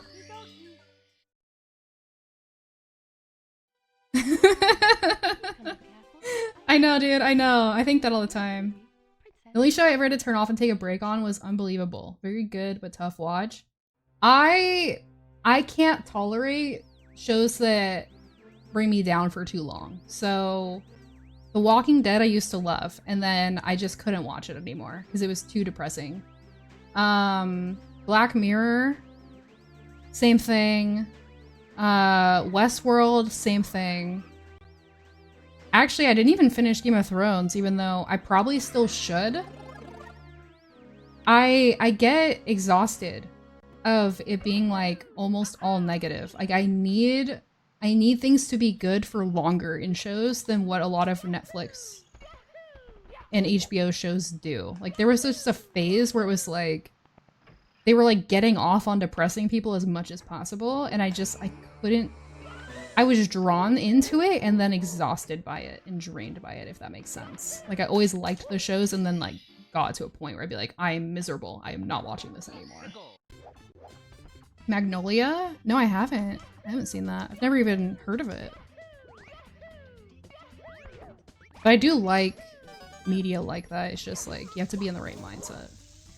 Anyway, I didn't feel that way about Succession, but it is a little bit like that, if that makes sense. Succession is very cerebral. And it's like cerebral, it makes you think, and it's also petty drama at the same exact time, which I really like. God, now I need to start watching it again. Wonder if I might be on my ex's HBO still. I think that's one that hasn't had any like weird device limitation thing or anything like that. I kind of want to get back into it. I was like, I think I made it through the first 2 seasons and then I stopped.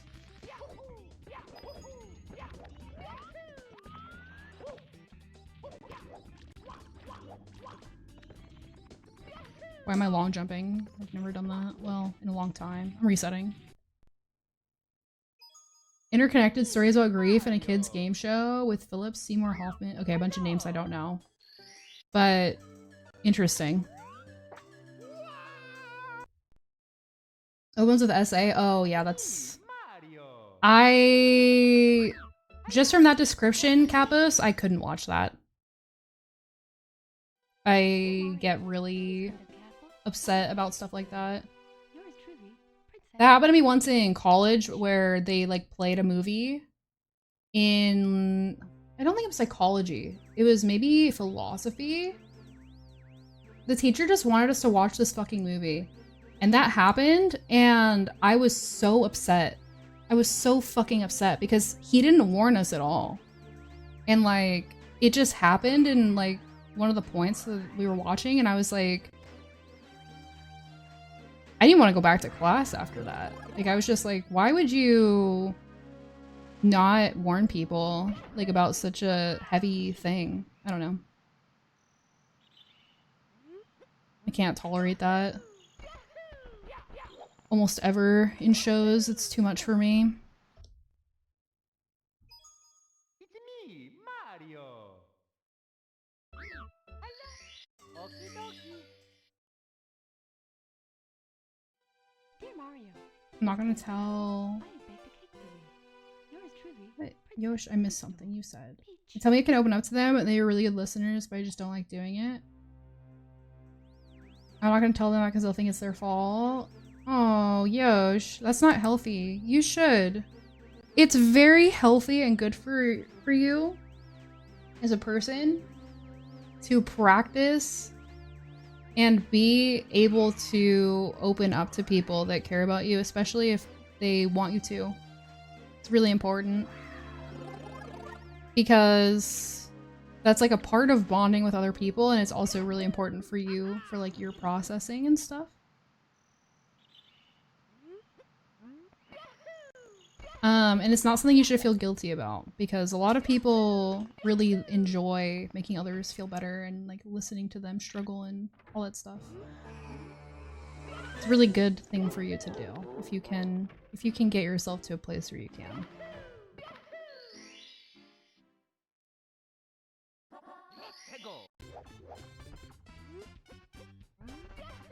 But I really liked another depressing movie that I liked was actually Parasite. But the thing is, like, I think I might have like a limit on how many times I can watch that movie because it bothered me more the last time I watched it than it did the first time. Maybe because I knew it was gonna happen. Parasite is like, I'd say like a must-watch once movie. It's very impactful. Heard that movie's kind of freaky. It is. It's shocking, but it's very good. Like, it's one of the best movies of all time, in my opinion. It is an absolute work of art. Parasite is very good, very compelling.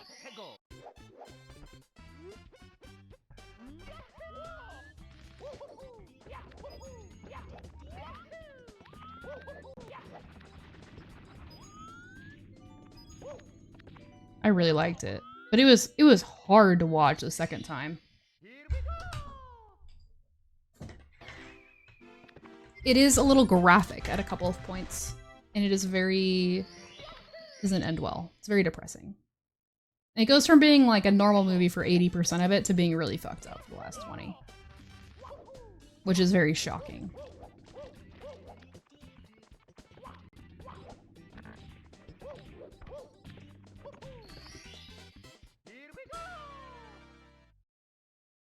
You guys have any positive movies you want to talk about? You guys want to do? Are we traumatized out for today? Should I try to get on an actual run, or there's been a couple with potential. There's been like I think 2 that died in Fire Sea today, at least 1. Oh my god, I keep sliding down this slope. I liked the vibe today. I think it's good to do every now and then. And like, I'm glad that people like it because I have to get this shit out of my system sometimes. But it can't be like a regular thing. It's exhausting for people. Yo, Kersey, good to see you. What do you feel like? Well, yeah, this is what I felt like today. I'm glad. I didn't expect this to happen. I was really quiet and like kind of off all day until I realized what was wrong. And then it ended up becoming this like really good conversation. So I'm glad I just like gave into it and told you guys how I was feeling. Because otherwise, like I was just gonna have a very mediocre stream and it would have been over by now. I didn't barely say shit, but I'm already burned out on it. Yeah, it's a lot. It can be emotionally exhausting. For the LM and you sounded very defeated already? Yeah, I was like... I thought that I was just really tired. Like, that was how I felt. I was like, I feel sleepy. And, like, I'm just not awake. The runs were not going well. Everything was going wrong. Like, I made mistakes that I haven't made in a long time. Multiple. And I was like, okay, well, it's just gonna be a bad day. Maybe Mario will be better. But I could already tell that I was just gonna have a bad time. I wasn't gonna play well. So then I think I went into the thing that I learned, which is, okay, so like, what's wrong? And I started processing out loud. She wrote on her whiteboard, "Deep Family Secret stream yesterday?" Oh my god. Yeah, you caught me. Couldn't tell people how I felt or recognize it before therapy? Yeah, same. Yep, something I've learned how to do. And that's like, I applied that skill today. It was like, okay, what the fuck is wrong? And we figured it out. And now I feel a lot better. I feel way better. Which is good, because I'm like really stressed out this week. I have to leave the house twice and fuck dude, I don't want to. You know how you feel until time passes? Yeah, I have to notice that I'm having an emotion, which isn't natural for me, because I repress them. And then I have to figure out why. In that order. Which is a lot.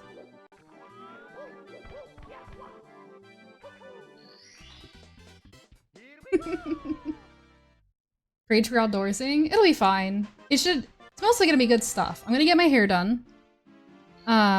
Which is twofold good, because like self-care, and I'll feel better about myself, because like I go through phases where I'm like not the most happiest with my appearance. I have not felt good about how I look lately. So that'll help. And then my hairstylist actually doubles as a great therapist. I relate to her a lot. She's really easy to talk to. So that'll be good for me. And then I have a doctor's appointment the next day. I might not stream Thursday, guys. Because it's in the morning. And that's good because like I'm finally getting a primary care physician for the first time since moving here. Something I've been putting off a long time. And hopefully starting to figure out some of the shit that's wrong with me, make sure that my medications don't get cut off, etc. A lot of like things like that I need to work on. And then I also might, if I have the fucking capacity for it, I might try to get some lows for pace so I feel good about my pace fit. It's me, Mario. feel like we gotta talk more on this because this is helping me. Absolutely, we should.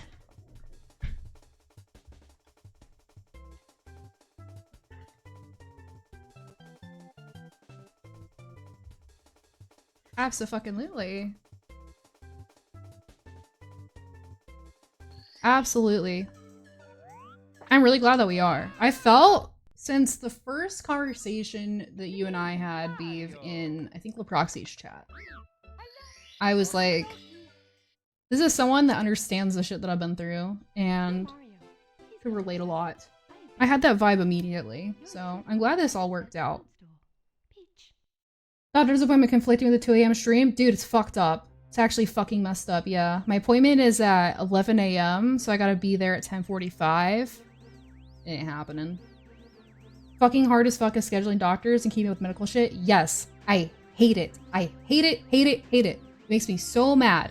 It makes me so mad. If we want to get into the emotional shit that goes with that too, I was raised to not go to the doctor. My parents, they took us to get our shots, which is good. They took us like sometimes to do appointments and stuff, but they hated going to the doctor themselves. My mom, she could literally like break her fucking bones and be like, yeah, I don't know. They're just gonna put me in a cast and tell me to rest. So like, I'm just gonna wrap my arm and I'm just gonna not move for a few weeks, you know? Like, they do not like going to the doctor. They do not believe in mental health. I have a lot of problems. A lot of it I haven't even sorted out, which is the worst part. But the parts that I have also, like, it's like every 30 days I need more medication. Every fucking 30 days, right? Some of my medications have to be approved by my psychiatrist also every month. Every month they want me to wait until it's almost completely out, and then they want me to schedule it for a refill, and then they contact my prescriber or my insurance because one of those is fucked up. And then I'm like, oh my god, I'm running out, and if I run out, I'm gonna go crazy. I'm gonna do something crazy. You guys need to get this so I don't fucking die because withdrawal's really bad. And then they're like, oh, okay, well, I guess we'll move it up because right now it says it's gonna be ready next week. You'll have to go to this other location, and it may or may not be in your network, blah, blah, blah, blah, blah, blah, blah. So much bullshit. And then I go there, and then I wait behind some lady that's fucking coughing, and some other lady that's, you know, old, and she needs like 30 fucking minutes, and I have shit to do because if I'm gonna leave the house, I might as well leave the house and do all the stuff I need to do because I hate leaving the house. And then I go to the doctor, and the doctor's like, what's wrong? And I'm like, got everything. And they're like, can you be more specific? Because I only have time for like one thing today. And I'm like, well, maybe this. And they're like, well, have you tried sleeping better and eating better and exercising? And I'm like, no. And they're like, okay, well, it's probably psychosomatic. We'll see you in 6 months. You wear the doctors constantly. Okay. Let's go. Something different. My parents trusted doctors a lot, so they went when they had to. Oh. Mine didn't. Clearly, seeing as they got me diagnoses and then didn't tell me.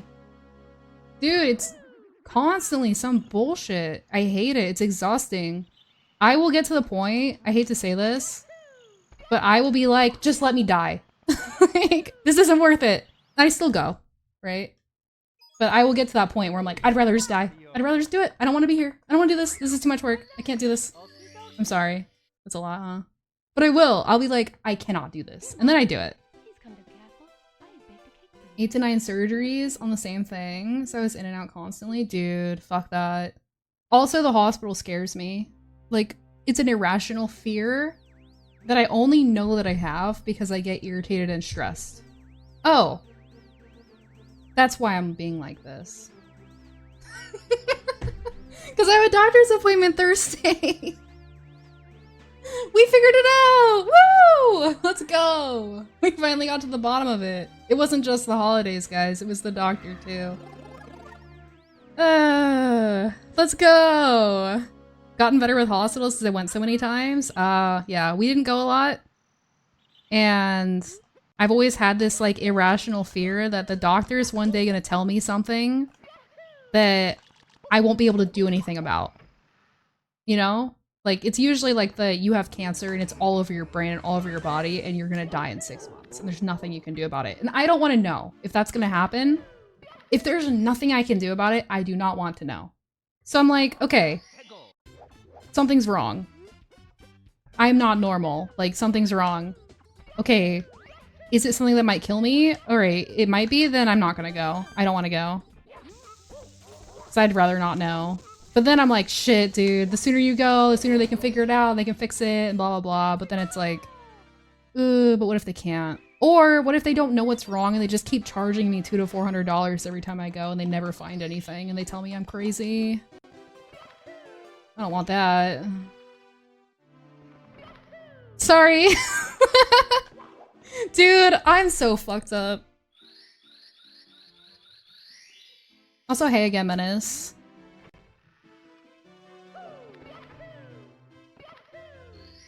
Yeah. Sorry, it's a lot.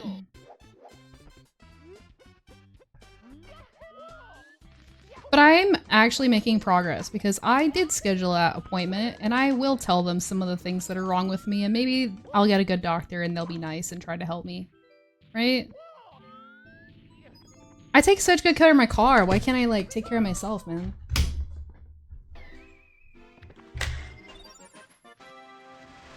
I actually haven't been taking good care of my car recently since I moved.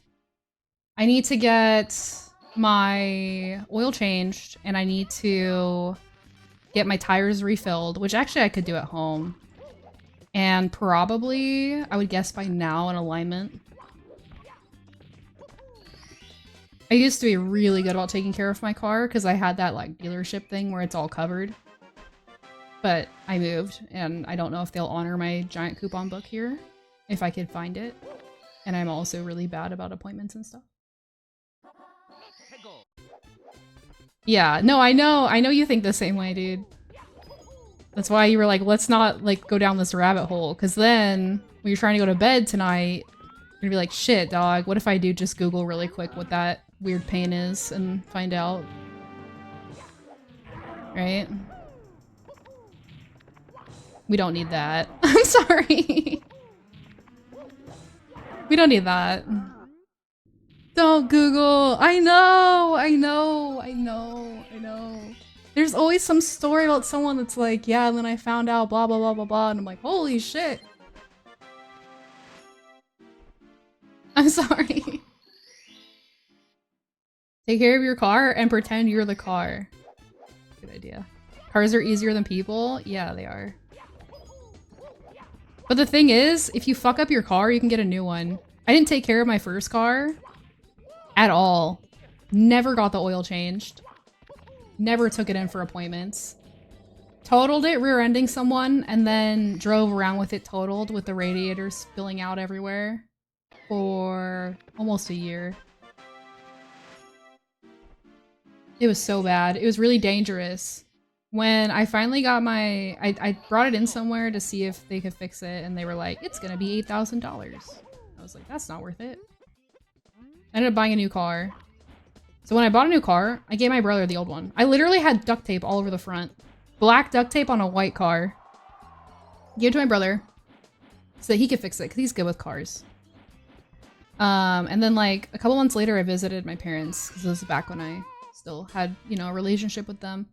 And they didn't have the car anymore. And I was like, what happened? And they were like, yeah, we took it to the mechanic. He said, your daughter's been driving this? It is totaled. It is a safety hazard. And you should not have it. Scrap it. They sold it.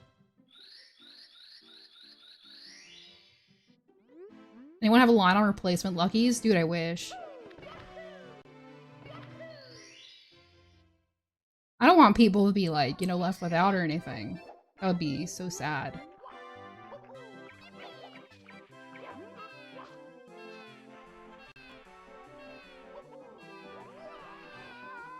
But yeah, no, I did not take good care of that car. So the next car I had, which is the one I have to this day, I bought it new, had less than 10 miles on it. I took really good care of it. All my appointments, all the shit that I need to do. Even sometimes fucking getting it washed. Took really good care of my car. And I wouldn't let anyone drive it ever, which I didn't let anyone drive my other car either, but I was like, hell no, no one's driving this car. My my ex of like 7 years, I think I let them drive it with me in the car. Maybe 2 times in total. And they were all my insurance. It wasn't like an insurance issue. I just was like, nope, that's my car. This is your car. We do not swap. Are you a good driver?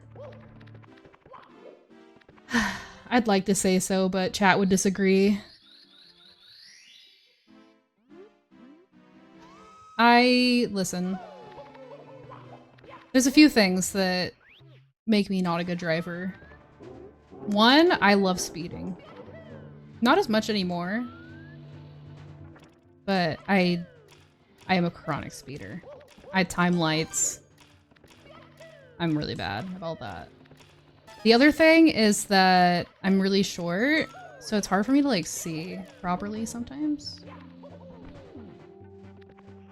And I may or may not hit curbs a bit more than I should. And I also ran over a hammer once. But I'd say overall, I'm decent. I had a good driving score when I had to use Snapshot for my insurance. I had above average. They lowered my rate considerably. But nowadays, I don't drive like at all because I hate driving. So I'm a lot worse at it. Also, I think I'm becoming night blind. Because it's like really hard to like see. I feel like I can't pay attention to everything anymore at night if I drive. I wish I just didn't have to. What? Dude, stop. The poor hammer? That's crazy. To be fair, I was making a turn. There was like no way to avoid it. I did once have a really sick maneuver. I was on the highway. The person in front of me had a couch strapped to their truck and it came off. And I was able to swerve into the other lane without hitting anyone in time to avoid it. So I did not die. That was pretty cool. Good morning, Mitzi. Hi. Good to see you. Hope you're good. But yeah, I played Truck Simulator once to prove that I was a good driver during the subathon, and I accidentally made San Francisco to San Francisco an 800-mile drive.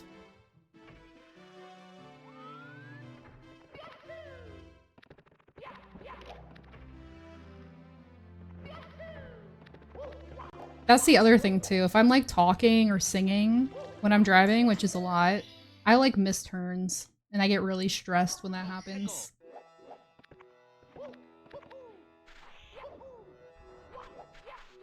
Yeah, so I'd say I'm not a great driver. I'm not, I could be worse. I've only been in a couple of accidents and they were all like when I was young, and they were all minor.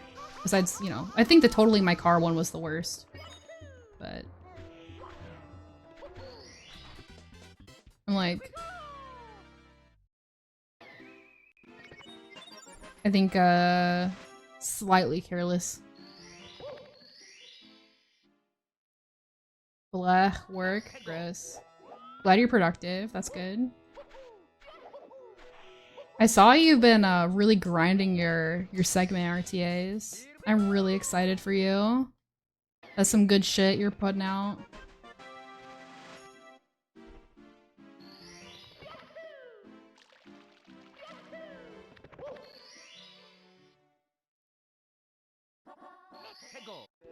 Plowing into the traffic lights was worse. What about when my driver fell asleep?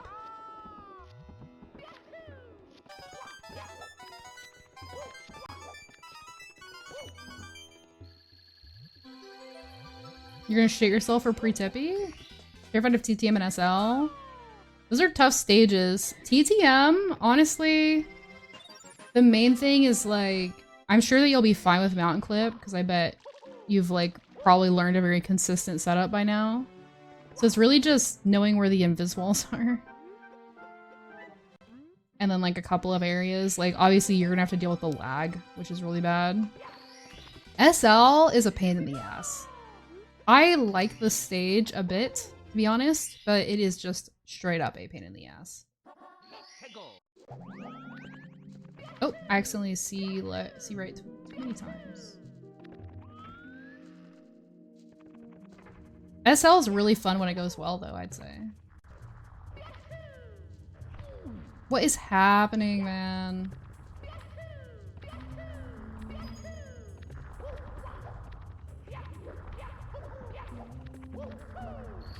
Every time I drove my dad when he lost his license for drinking and driving, he would make it a huge fucking deal if I like stepped on my brakes a little too fast. Dude! Oh my god. Oh, my emulator just crashed. What the hell? That was weird. I mean, the run was already dead anyway. I'm just gonna reset. It's me, Mario. My parents never got busted for drinking and driving. They only got pulled over for speeding.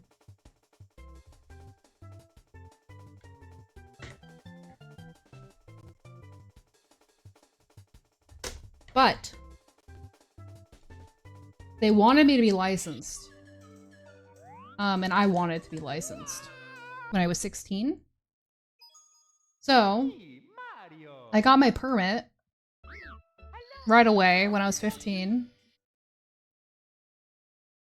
And Mario, he's come to my mom would take me driving to practice, Yours truly, Princess Toadstool. but she was a control freak and she'd be like, you didn't look at that. You didn't do that. You didn't do this. You didn't do that. And like, she'd constantly argue with me about whether or not I like looked or did whatever. Cause like I would look like this. She wanted me to look like this, right? Like full turn my head. And I would be like, I would like slightly turn, like just like look out the corner of my eye. And she'd be like, you didn't really look. But she didn't say that. She'd be like, you didn't look at all. And we'd get into this argument about that. And we'd get into fights every day and she'd be in a bad mood and all this bullshit. And I'd end up crying before school every day. And then I'd have to wait because I didn't want people to know I was crying. It was just a huge pain in the ass. But she was the same way. You're braking too hard. You're doing this. You're doing that. It's like, oh my god, you're just a control freak. Leave me alone. Speed kick landed. I'm bad at speed kicks. Mario. They get easier. They get easier. Dear Mario, he's come to the castle. Drunk driving gets me so paranoid. Yeah, Yours drunk truly, drivers are Princess Toadstool. unfortunately a bit prolific out there sometimes. It's scary. Dad got busted twice. Once when he was 22, the second was 5 years ago. They still have it on his record, even after 30 years. Oh, wow. My parents made me go to a week of driving school over spring break to make insurance cheaper. My parents put me in driver's ed as well. It was the same time. Oh, that's what it was. She wasn't having me drive to school. She was having me drive to driver's ed that summer. And I'd be, yeah, we'd get in a fight. She'd like grill me until I started crying. Then I would stop, and then I'd go to driver's ed, and I would do just fine. I did that and completed it, but then my parents were like, you're not ready for your license. So I didn't get to get it. So we took it for no fucking reason. I got my license when I was 19. Okie dokie. New Year's, I'm hella paranoid. Yeah, it's legitimately scary to go out on New Year's. Yours truly, And St. Patrick's Day. Peach. It's actually, yeah, it's a problem. My parents, really liked driving drunk during the holidays. They didn't do it a lot. Like, my dad... Yo, thanks for the follow. Appreciate it. He pretty much just drove like that after, like, we'd go to, like, friends' 4th of July cookout, whatever the fuck, right? And then he would, like, have, like, a few beers and then drive us home. But he was always like, I'm not drunk. Ha ha ha. I have no blah blah blah. My alcohol tolerance is perfect. But it's like, I have memories of us driving home, like, and it being, like, going so fast. Like, just going so fucking fast. But we were on a back road, so no one saw us.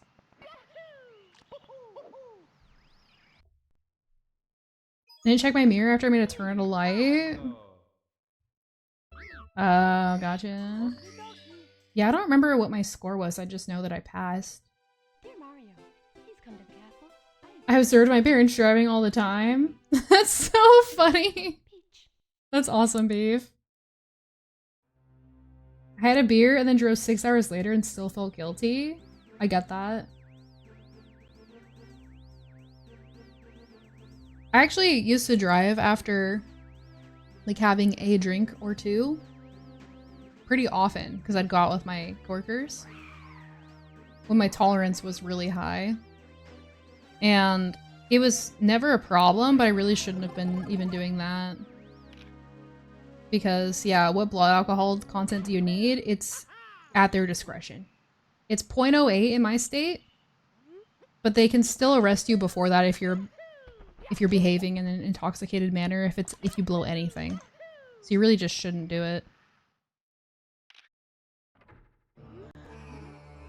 But yeah, I used to do that. Now I'm like, my limit is one drink a few hours in advance. Like, I won't do that anymore. Because I was definitely overconfident. And like, I was fine. I'd argue that I was still fine, but I shouldn't have been doing that.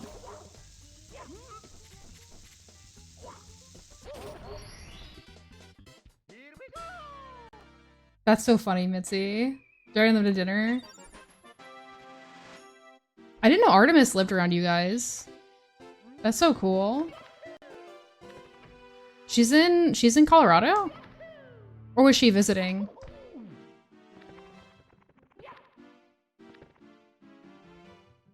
Visiting for work? That makes sense.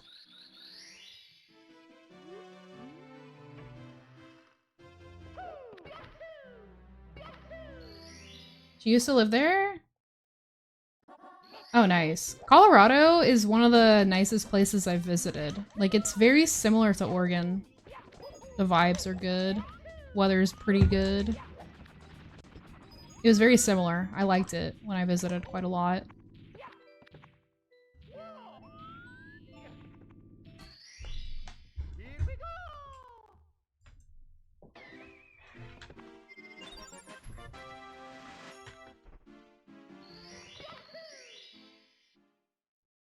That's so awesome, Mitzi. That's so fucking dope.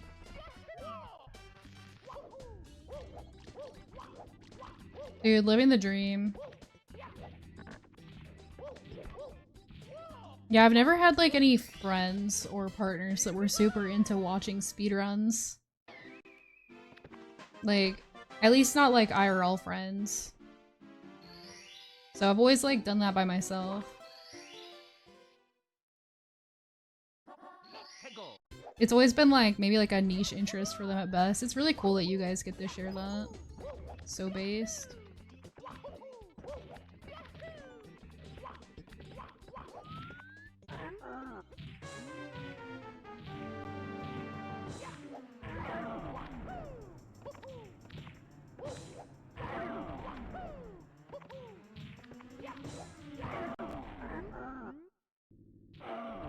I like one person who's into speedruns IRL. Yeah, same. I have like a friend of a friend, and then like I got my friend Maddie into speedrunning for a little bit, which was cool. I baited Miss Menace, got into speedrunning after we got together, so now she's stuck with it. That's funny. Yeah, I've never had a partner that was like, that would ever be interested in speedrunning at all. They were like perfectly tolerant of me having that hobby, but wanted nothing to do with it, which is totally fine. But it is cool.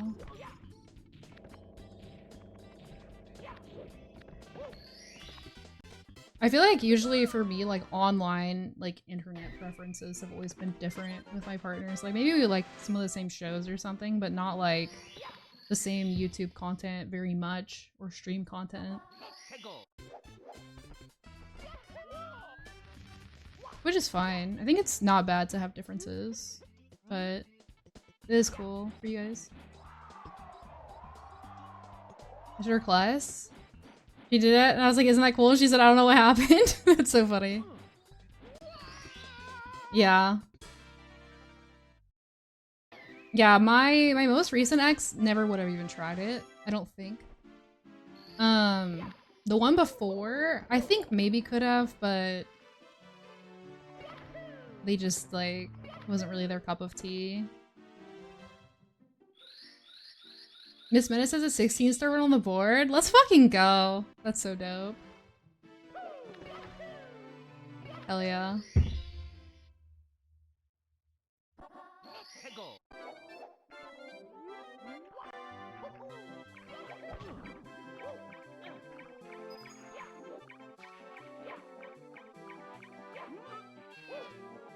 I like it because it's like, it's a good, it's so easy to like, just like hang out and practice with somebody even. I like that. As long as you're not like too competitive with your significant other. I think it's like really fun to have like something like that. You're gonna sub 2 hours? Let's go. That's so funny. What a good sport. Miss Menace bopping Menace when? That's what I'm saying.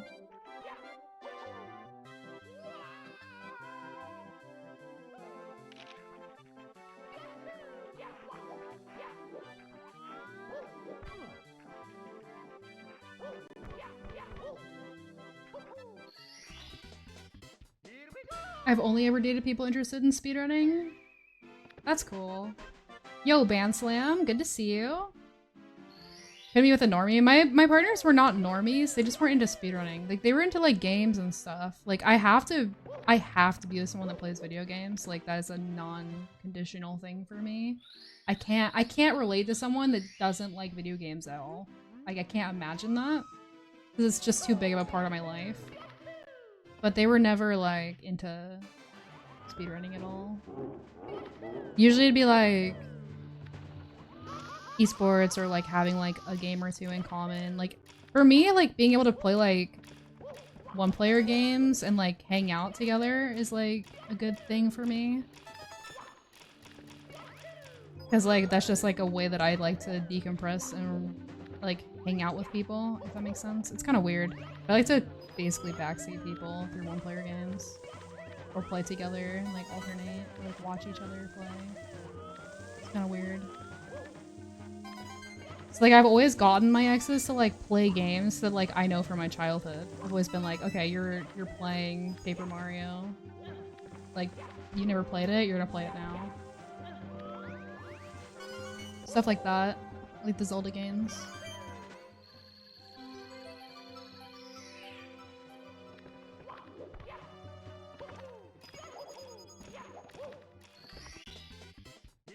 My girlfriend's the opposite of normie. She'd screw my face as a whisper. Go tissue like that, wasn't that attractive? That's hilarious.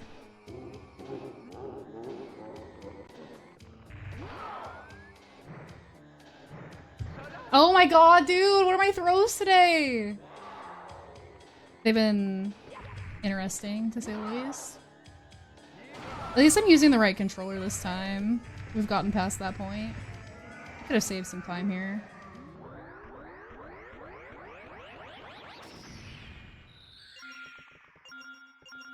I know I'm annoying about my interests, so having someone equally interested negates that risk. That, yeah, makes a lot of sense. That makes a lot of sense. I get that. It's a good, like, way around it. Because, like, you know you're gonna just overshare, so, like, they have to be interested too. I think I'm kind of the same way.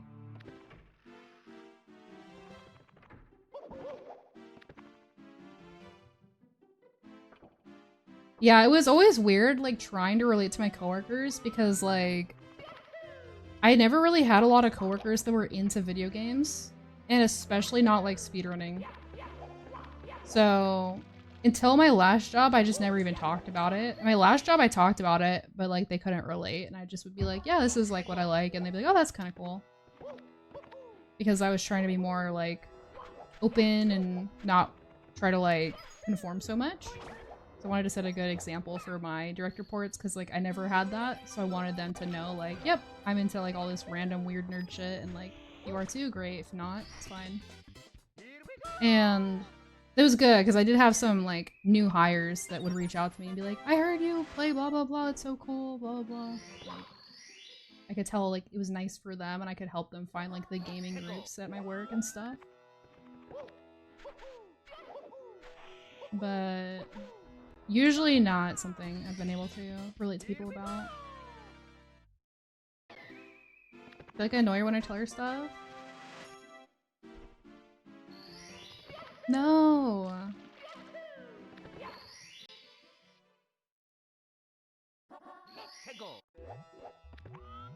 Oh, yeah. You know what? That's really hard about that?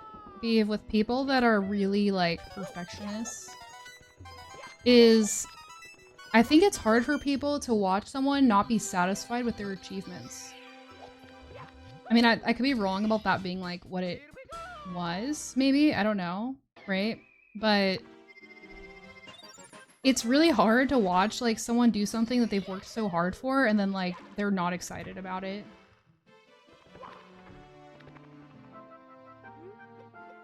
And like still like they don't feel like it was good enough. I think that's hard for people.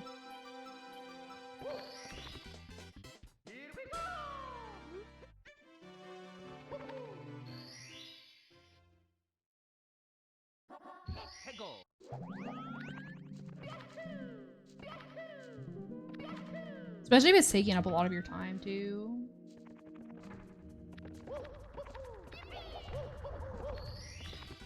I did the dive. I actually felt good about the dive this time. I might as well. I'm fucking so red. Might as well try to go fast, right?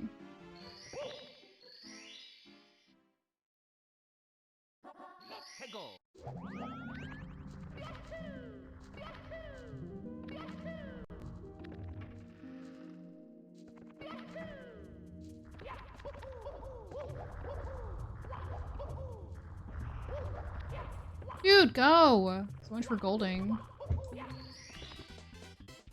I think I could have if I didn't fuck all that up at the end. Yeah, almost definitely. I definitely lost more than a second there. Shit. That's okay. Alright, let's just die right now. Yep. Cool. It's me, Mario. Yeah, it's hard to watch people suffer. And speedrunning is a lot. It takes up a lot of time. It takes up a lot of your bandwidth.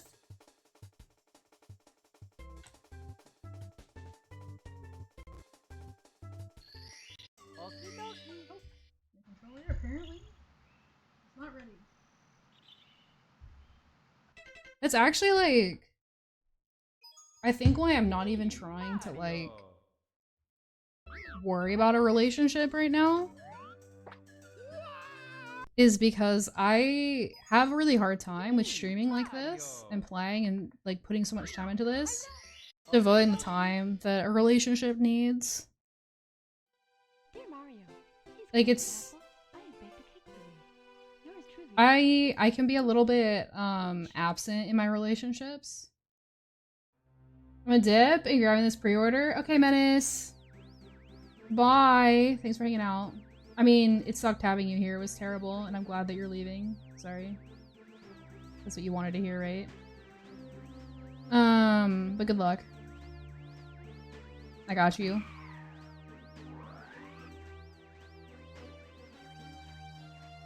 We just do our own thing most of the time. Yeah, that can be good. If you're on the same page about that, that can be good. It wasn't healthy for me, personally, but I think it can be for a lot of people. I think that, like, if you're still spending time together and stuff, then it's good. You have, like, your own separate thing. Yeah. That's perfect. That's perfect. But yeah, I'm just, like, Dear Mario, please come to the castle. I have baked Yours I'm truly, Princess very Daisy. busy right now. So I just don't. I'm not putting time into that. Right now. It would just be too much. I have no interest in putting time into somebody else right now, to be honest. I'm gonna be around, let's hang out. That's perfect. That's good. I'm glad that you guys have that balance. That's really important. That's very valuable in a long-term relationship. To be able to like spend time apart and together and like have a healthy balance between the two is very, very, very important. Definitely not something to take for granted, that's for sure.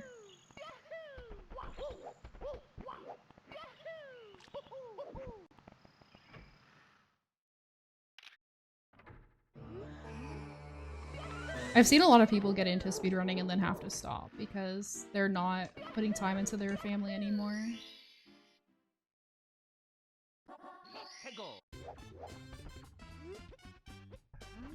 Yeah, and I think that like, it's a balance, right? Because like, on one hand, There are some people that don't like want their partners to have like any sense of individualism, and they need to spend like all their time together.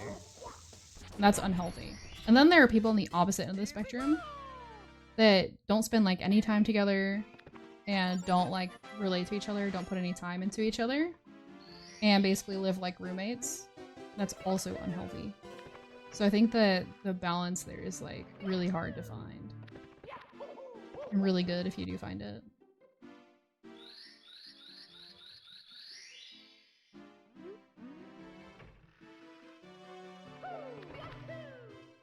And mostly it's a matter of just being compatible with each other on that. Like some people like more and some people like less.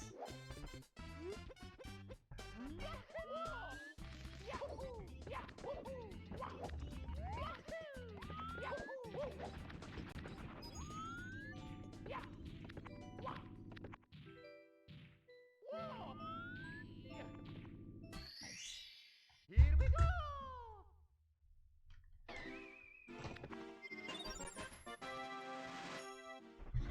Guys, I think I'm running out of steam, to be honest. I think I'm getting tired now. I think we're getting towards the end for me. I can't yap much more. My voice actually fucking hurts. I have talked so fucking much today. And I actually didn't think I was going to. We took a break and got Taco Bell midday. Let's go! After 11 hours playing Baldur's Gate. That's great. Yeah, Max. Yeah. Yeah. Callie and Mitzi, S tier.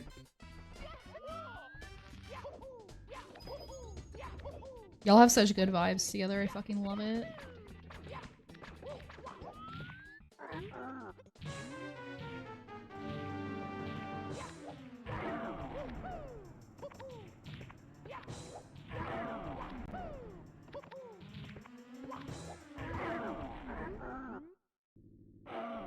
Oh, Mitzi, that makes me so fucking happy. Oh my god, you fucking deserve that. You deserve that so much. It's so cool, especially because like you guys started out like living apart, you know, for a while, and then like moving in together and everything just like working out beautifully like that makes me so fucking happy. That's a big commitment. But y'all are just so compatible. It's really sweet. Makes me very happy. You so fucking deserve that. You are like a little ray of sunshine. Like, you were one of the funnest streamers to watch. Probably a good dude. So I'm surprised? Oh shit. Yeah, not surprised.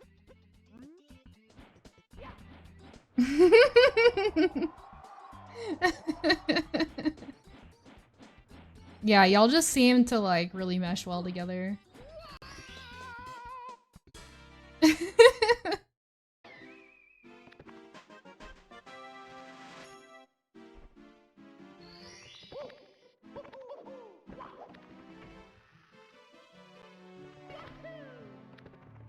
Yay, sub 5 again. I'm glad it's become like very common for me to sub 5 womps, because I remember when that used to be so hard just a few months ago, being like grinding to get sub 5s and runs, and now it's like it happens pretty often.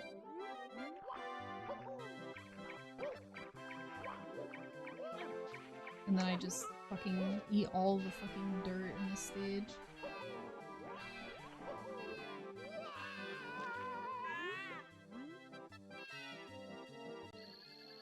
And that was a pop-off? Yeah, now it's like, okay, good. Alright, the run's okay. Now it's like, not great if I don't sub 5.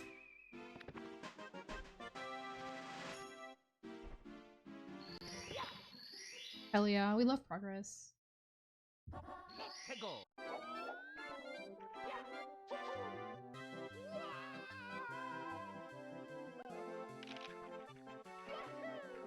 Okay, Yosh, well I was gonna say ass and then I censored myself because I didn't want to say eating ass. Does that make you feel any better? Does that satisfy you? I remember when I'd pop off or Lakitu skip. Dude, same. I'm still like sometimes happy when I get Lakitu if I'm having a bad time with it. But yeah, it's crazy. I was grinding for sub 20, you know, the start of this year. We take those. We fucking do. In line? What are you pre-ordering? I saw you and Menace yapping about it, but I didn't, like, really pay attention. What are you guys getting?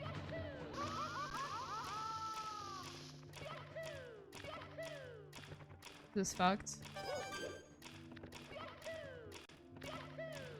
Analog? Oh, shit. Okay, Prage.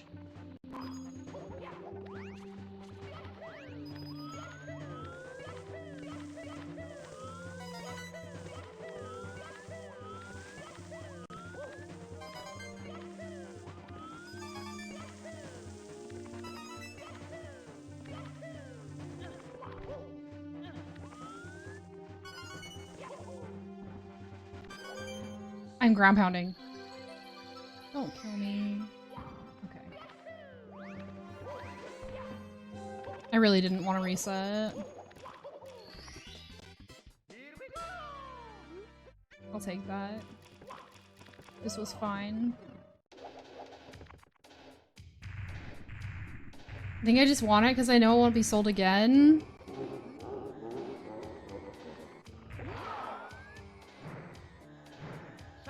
Well, hopefully you get it then.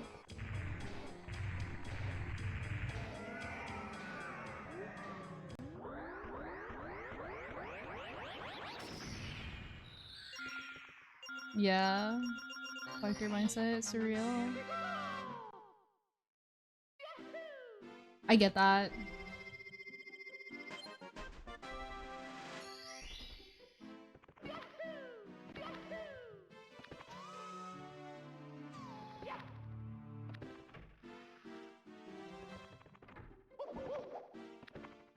Can we like... Okay. Open the door. That'd be cool. It's actually a better basement entry than I expected.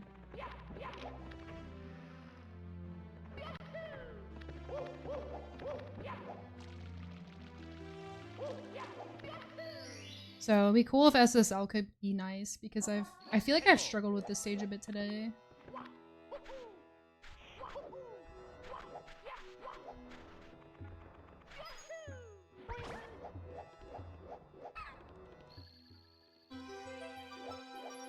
Let's go, Menace. Congrats. I used to think collecting these was stupid, but now I'm just like, yes, get your trinkets, we die at the end of this. Hell yeah, Mitzi. We call that growth. Fuck yeah. I feel like the only thing I really collect anymore is like, I like to have games from my childhood. Which is really hard because a lot of them are fucking expensive. But like, I need that nostalgia. I need like to be able to play them if I really want to. So I've repurchased a lot of games that I grew up with as an adult.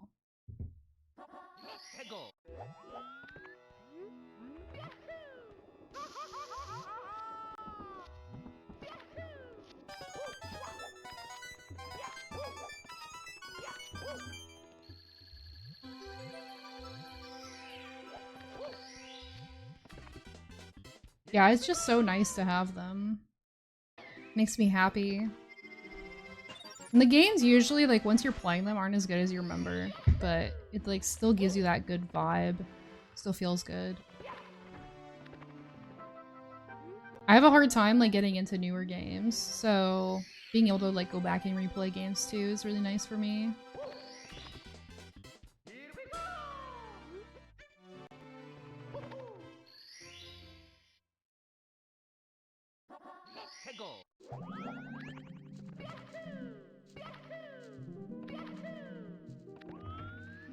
Yeah, I only want games that I actually played. I don't have any, like, attachment to just having all of them for the sake of it, personally. Nothing wrong with people that do that, though. I think it's cool. Like, I like looking at that kind of stuff. It's just like not for me worth the investment, especially because I'm like an anti-hoarder. Because my family was like very hoardy and very like materialistic. So like I have a really hard time forming attachments to objects for the most part. There's like a few exceptions. And I'll just get rid of shit.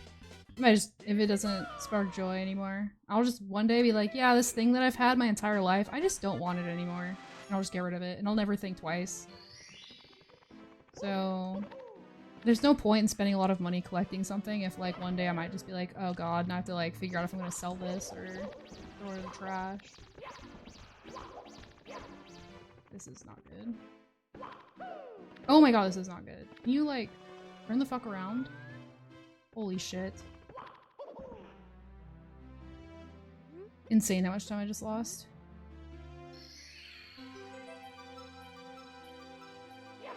Yeah, selling things is like very anxiety inducing to me though, which is my only problem. Because I have a lot of shit that I could and should sell. I'm gonna have to figure that out. It's just like daunting. I wish that someone could just do it for me. But I'll figure it out. It's just a lot. You got it too? Let's go. I lost so much time.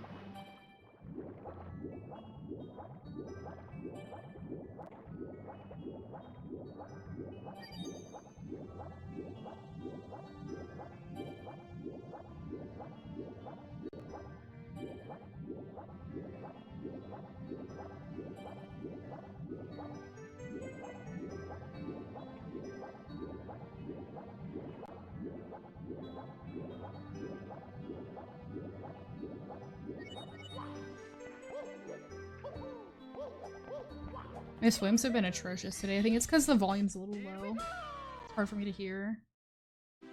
So bad. I should be able to save like a couple of seconds there. I didn't. Pretty consistently too, normally.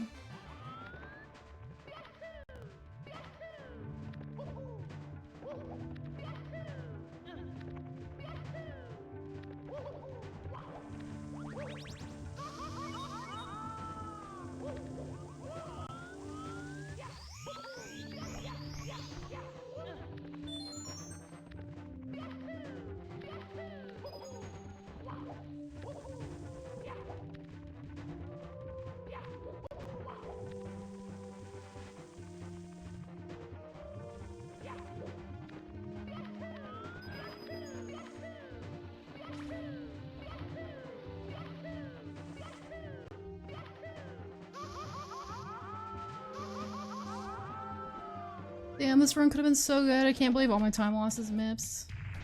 Pain. Yeah, if you like think pretty strongly that you want something, it's better to get it now than before it's a billion gajillion dollars.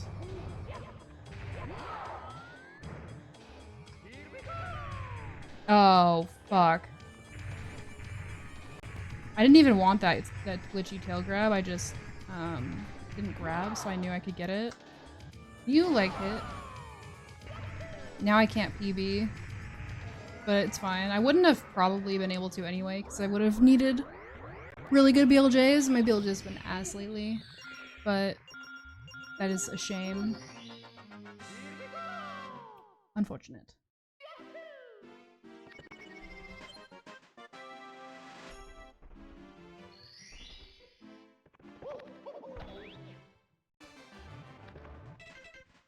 Yeah, the stress of like the customer interaction and then like selling for the right price, and it's just really freaky. That's why I don't like to sell stuff. It's just too anxiety inducing for me. I really should though. I have a lot of things to sell that I don't need or want anymore. So it'd be very helpful to get rid of some of that stuff. Pillar fucking ate my speed. I don't think I can. Yep.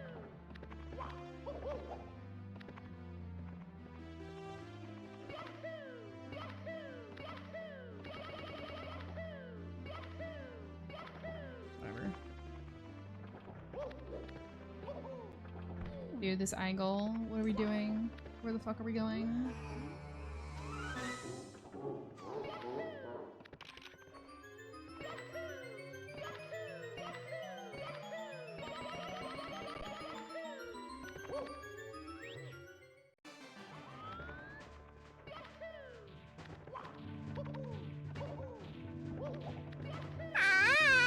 Hi! Thanks for the follow. Appreciate it.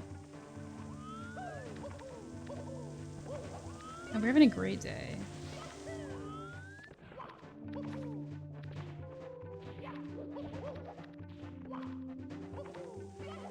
I need to start playing for that cycle. I didn't even try for it yet. It's like very rare for me to get it. I should be able to.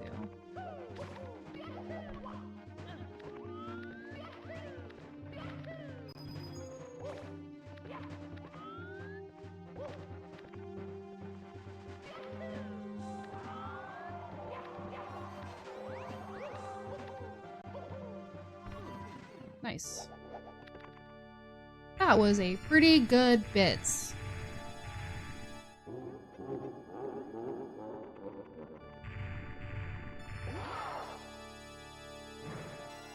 So long, Bowser.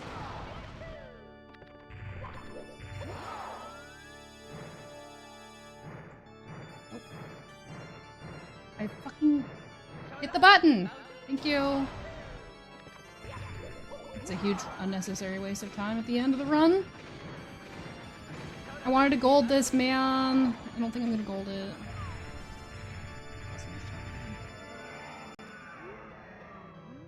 Oh wait, I'm gonna gold it.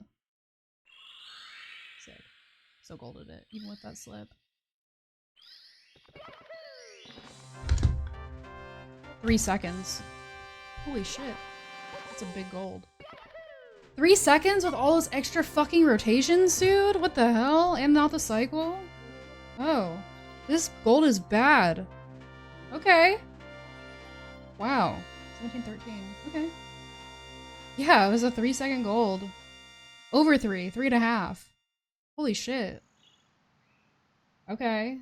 That's cool. Yo, Durka. Hi. Oh, God. Why'd we ban Durka? Why'd the run die the moment I got here? I'm bad luck, I hadn't even typed in chat yet. Oh god. Durka, I'm gonna ban you. Don't be that kind of person.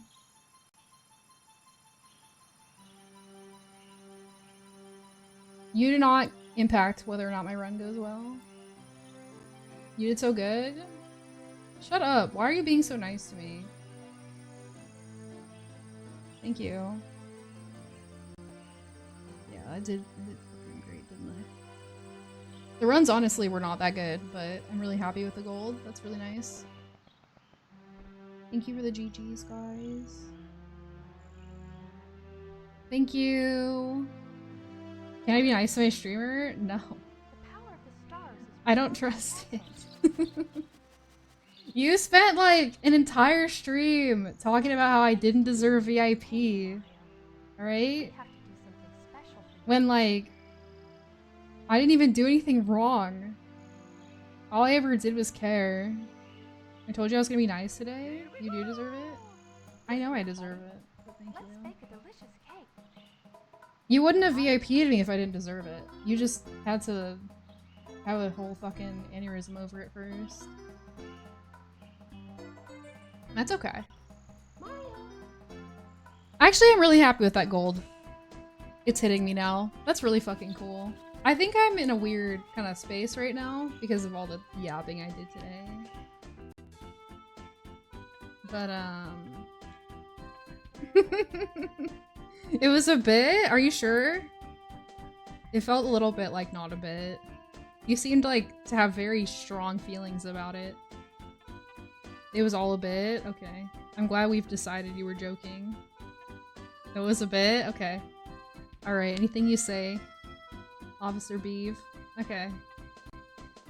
Let's find a place to raid. Oh, it's obvious we're raiding. It's obvious where we're going. I'll revoke it. I mean, you do whatever you feel is right, buddy. I can't tell you how to stream. Wait, before you raid? What? What? I'll cancel it if I need to. Before I raid what?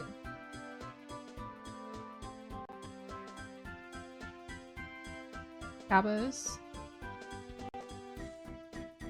You said wanted to remember to do the cat reveal if you want to do it now. Oh.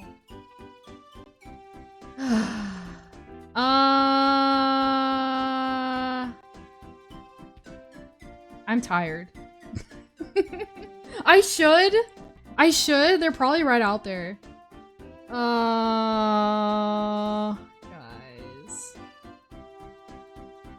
Okay. Hold on. Fine. If they're like easy to obtain, which they probably will be. They always love attention. I'll be right back. Give me 1 second. I'm gonna turn off my cam really quick and go get them. I'll be right back. And then we're gonna be done. Shit, I need to cancel the raid. There we go. Be right back.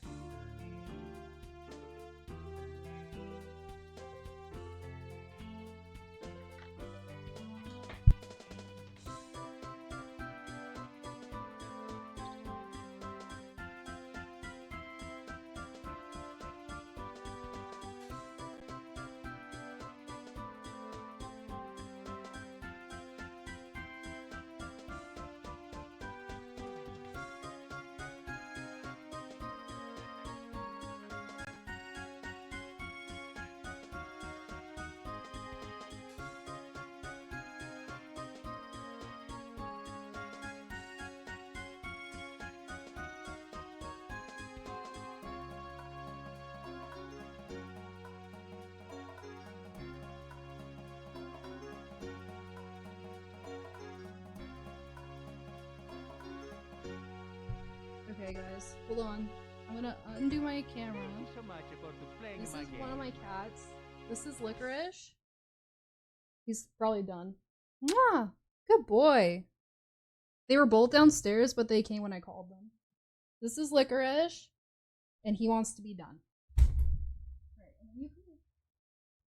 Hi, T'Challa. This is T'Challa, and he's huge. And he loves being held, and he never gets over it. Yeah, say hi. This is T'Challa.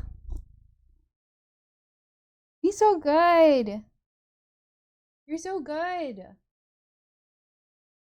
You're so good. These are the cats. He's so good.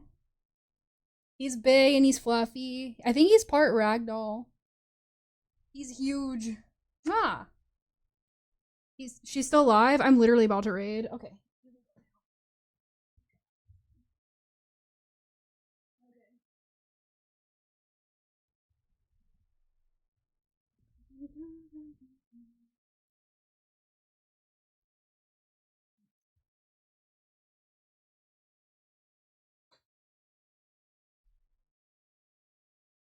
There you guys go. Congrats. Those are cats. Hold on. There's cat hair on my mouth now. Okay.